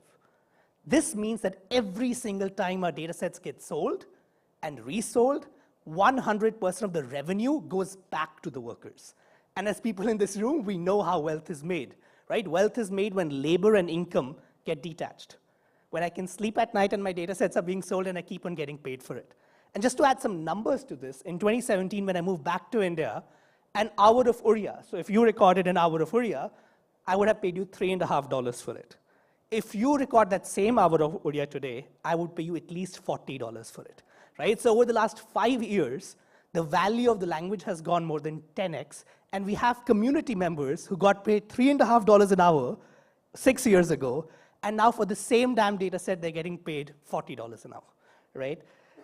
All of our models, all of our research is peer-reviewed. We are built on 5 years of research that we conducted thanks to Microsoft. Everything is open source, and everything works without the internet, right? Today, over 32,000 workers, the numbers keep on changing, faster than I could have did the slides. 32,000 workers in 22 states across India have done 30 million paid digital tasks on the platform, which is super exciting. This scale is made possible to our incredible partners, which includes for-profit companies like Microsoft and Google, nonprofits like USAID and Gates Foundation, and of course, lots and lots of amazing academia partners. At the end of the day, in India today, we are at a very important cusp. There is no other country in the world where you have millions of poor people who all have access to a smartphone, a bank account, internet, and whose languages have rising economic value. A model like Karya could not work anywhere else in the world, right? And what's happened over the last 5, 10, 15, 20 years and beyond, the fact that most Indians in rural India can read their languages is a testament to the fact that we have cracked some form of primary education, right? the fact that Jio has been able to build this ecosystem allows me to go to villages and work there, right? And despite all of these amazing things I just told you, rural India is the world's poorest area. And we have to fix it, right? We have to end poverty in our lifetime. I think everyone in this room has heard the statistic that India is the poorest country in the world. India is the poorest country in the world. And we have to be the generation that changes that once and for all. And Karya represents a sustainable, inclusive way we can do that in the capital market today. That's a happy photo from one of our villages. And, oh, thank you. I think this was the first time we ever made a big distribution of checks. And I think fundamentally, everyone at Karya, all of us, all 24 of us, are on a mission to eradicate poverty sustainably once and for all, right? Today, an average Karya worker can make that same $1,500 I spoke about in the beginning in less than 3 months. So we are able to accelerate social mobility by bringing down that 7 generations to 3 months using AI and using technology, right? Thank you. I want to end today by talking about one of my favorite quotes from one of our villagers. And she says, this is Ramola Didi from Soda, a village which is incredible and you all should visit. She says, I really like this kind of work because there's no physical pain or hard work involved. Because we are villagers, most of the work we get requires heavy lifting, but now I can work from home. It matches my routine. It's also really nice that we are teaching computers how to speak Marwari. Marwari is a great language, plus it's our language. If everyone is hearing my voice and it is helping spread my language, what can be better than this? What can be a bigger motivation than this? And thank you. And that is something that, you know, in India, language and culture are intertwined, right? People have the same respect for their language as they have for their parents, right? That's something that we always hear. And by giving rural communities the chance to be moved out of poverty by building models in their own languages, we allow ourselves not just to save Indic languages, but also save the people who speak them. This is the Time Magazine thing. Emma talked about it, so I don't want to spend more time on it, but it was quite exciting. And fundamentally, we are on a mission to move 100 million rural Indians out of poverty by 2030. And we're super excited to get there. And I really appreciate this opportunity, Emma, to talk about our work and talk about what we're doing. Thank you so much.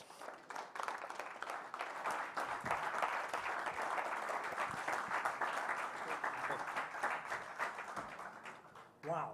How do people get in touch with you, Manu? It's through MR, sir. No, I'm kidding. It's manu@karya.in. And please send a ping. We would love to work with you, whether you're a technologist, working with our workers. We're doing some fascinating things. I only got a chance to talk about speech, but we do everything from reinforcement learning with human feedback with OpenAI to working on car image annotations and video annotations for Tesla. So all of the fancy AI we all use today, it is all coming from rural Indians. It is only fair that we pay them good wages for it. Questions from Manu? Anyone have a quick question? Yeah. What motivates you? I mean, I think it's really important that we live in a country with just no poverty. I want my children to ask me there used to be poverty in India. That's crazy, right? And I think that's really, really important. And we have to build unique solutions to get there, right? At the risk of being very forward, we have been independent since 75 years and now more. And we still are the poorest country in the world, right? So something's clearly not working. We have more poor people now than we did at independence, right? So something needs to be fixed, and it's our responsibility as people with privilege, right, to do that, right? I'm very aware that I was the only person, like of all my friends growing up in the Basti, I'm the only one who's here, right? And I do think it's my responsibility to give back to the communities that we have left behind and do it in a manner that's fundamentally sustainable. Yeah. Fantastic. So,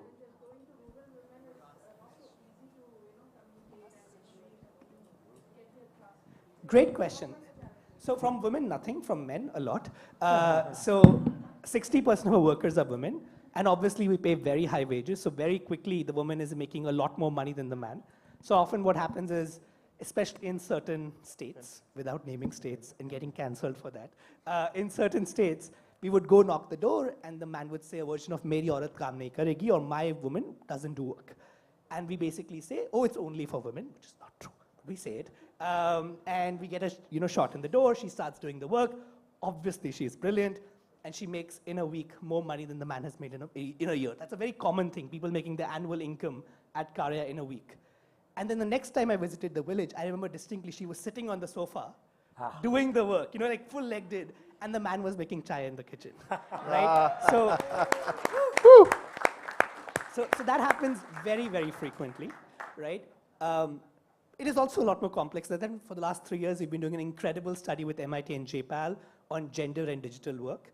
The most common request we get, unfortunately, from workers on the platform is from women workers to reduce their wages because they feel uncomfortable making so much more money than their husbands.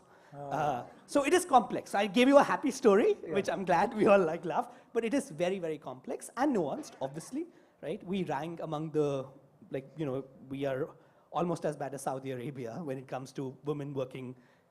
Well, there's more controversy there, but basically it's very, very important that we make work accessible to people, and it always leads to exciting things here. Yeah. Sriram? So Manu, what is your biggest constraint? Biggest constraint right now is we are the only non-profit in a system with very unethical for-profit companies, right? So we are half the cost of the for-profit companies to our clients. So it's a no-brainer for a client to work with us because we are cheaper, better in quality, and they don't have to worry about the ethics stuff. We take care of all of that. But just for context, the biggest for-profit company in the data ecosystem pays their workers 10 cents an hour instead of our $5. They exclusively work in Venezuela. They had over 1,000 workers commit suicide last year. This is all public information, not breaking. This has all been covered in the press. And they just raised $100 million to do marketing for one of the services, or the many services, right? So competing with companies like that requires us to be at places like this, talk about ethical AI, talk about why that's important, and we're very lucky that we have partners like Microsoft and Google and Tesla who are actively now making the right choices, which is very exciting. But the answer to your question is sales and marketing, basically. Got it. That's what I was trying to say. So thank you so much. Thank you Manu. so much, amazing. Appreciate it. Thank you for this opportunity.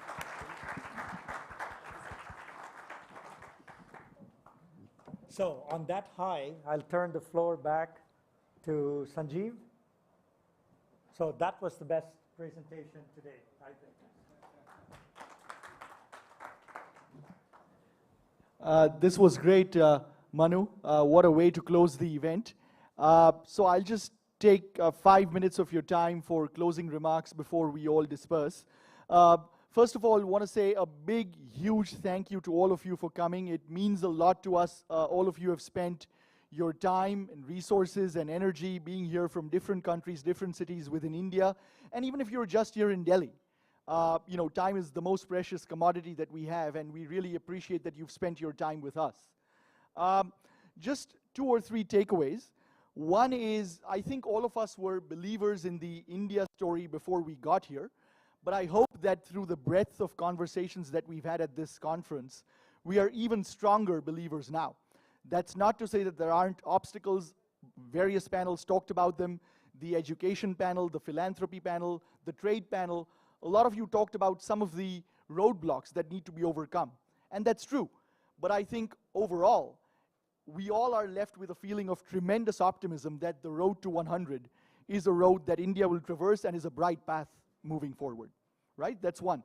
Second, in terms of the diaspora, I was struck by a comment that was made by the High Commissioner of Trinidad and Tobago, His Excellency Roger Gopal, where he said that the diaspora is in different stages of evolution in different countries. They have different interests, different priorities, their situations are different. So the diaspora in America doesn't want necessarily the same things as the diaspora in UAE, doesn't want the same things as the diaspora in Canada or in Trinidad, right? And so we have to meet them where they are. And as Indiaspora expands globally on our mission to inspire and position the diaspora to be a force for good and to build bridges among diaspora leaders in various countries and various professions with leaders resident in India, that is, I think, something that we need to be very cognizant of. It's not a cookie-cutter approach, right? There is no one single mold. There may be shared values and shared interests, but the same replicated program in the exact same manner in every country doesn't work. So that's a takeaway for me. We, of course, look forward to playing a role in these diaspora, in these various nations where there are diaspora who are so active in working with India. And hopefully over time, you'll hear more about Indiaspora doing exactly that. Two things that we do intend to do here in India. One is an internship program that we are looking at starting next year for children of non-resident Indians or children of people of Indian origin who live abroad who would like to come here to India and spend maybe 6 weeks, couple of months, doing an internship for a non-profit, for a private sector company, or for a public policy institution. We are looking at facilitating that. We intend to start that either late this year or sometime next year. Another is a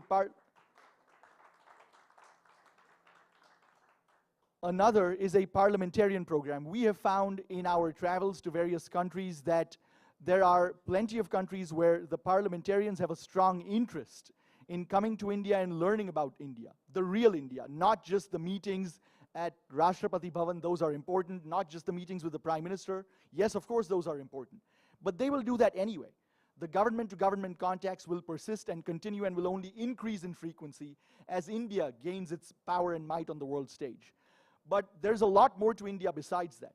And Indiaspora looks forward to playing a role in acquainting these parliamentarians with not just the government meetings, but a lot more beyond. So that's another program that we intend to start in India. Let me just have a quick poll of the audience. The first 3 people chosen at random to raise their hands, I'll call on you.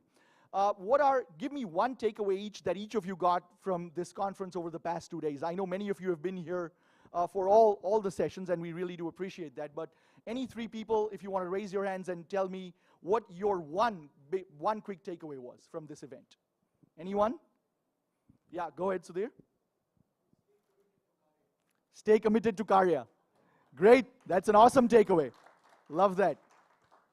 Love that. One quick takeaway. Anyone else? Yep, Arjun?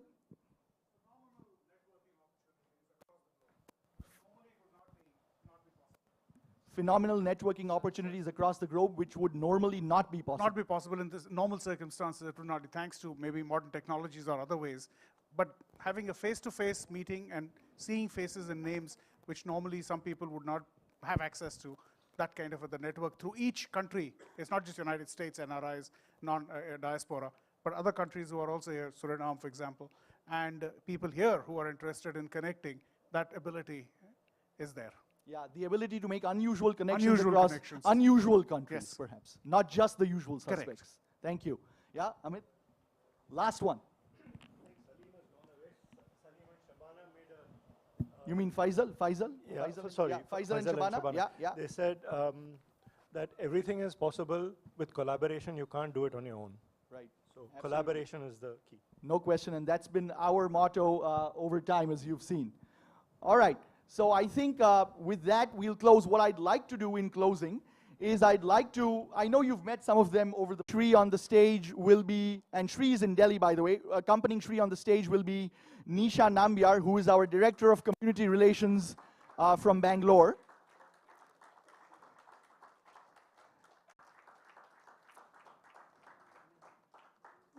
Two of my team members. And last but not least, I'd like to call up our founder and chairman whose vision, passion, and energy and drive has been the reason that Indiaspora has grown over the past 11 years, M.R. Rangaswamy.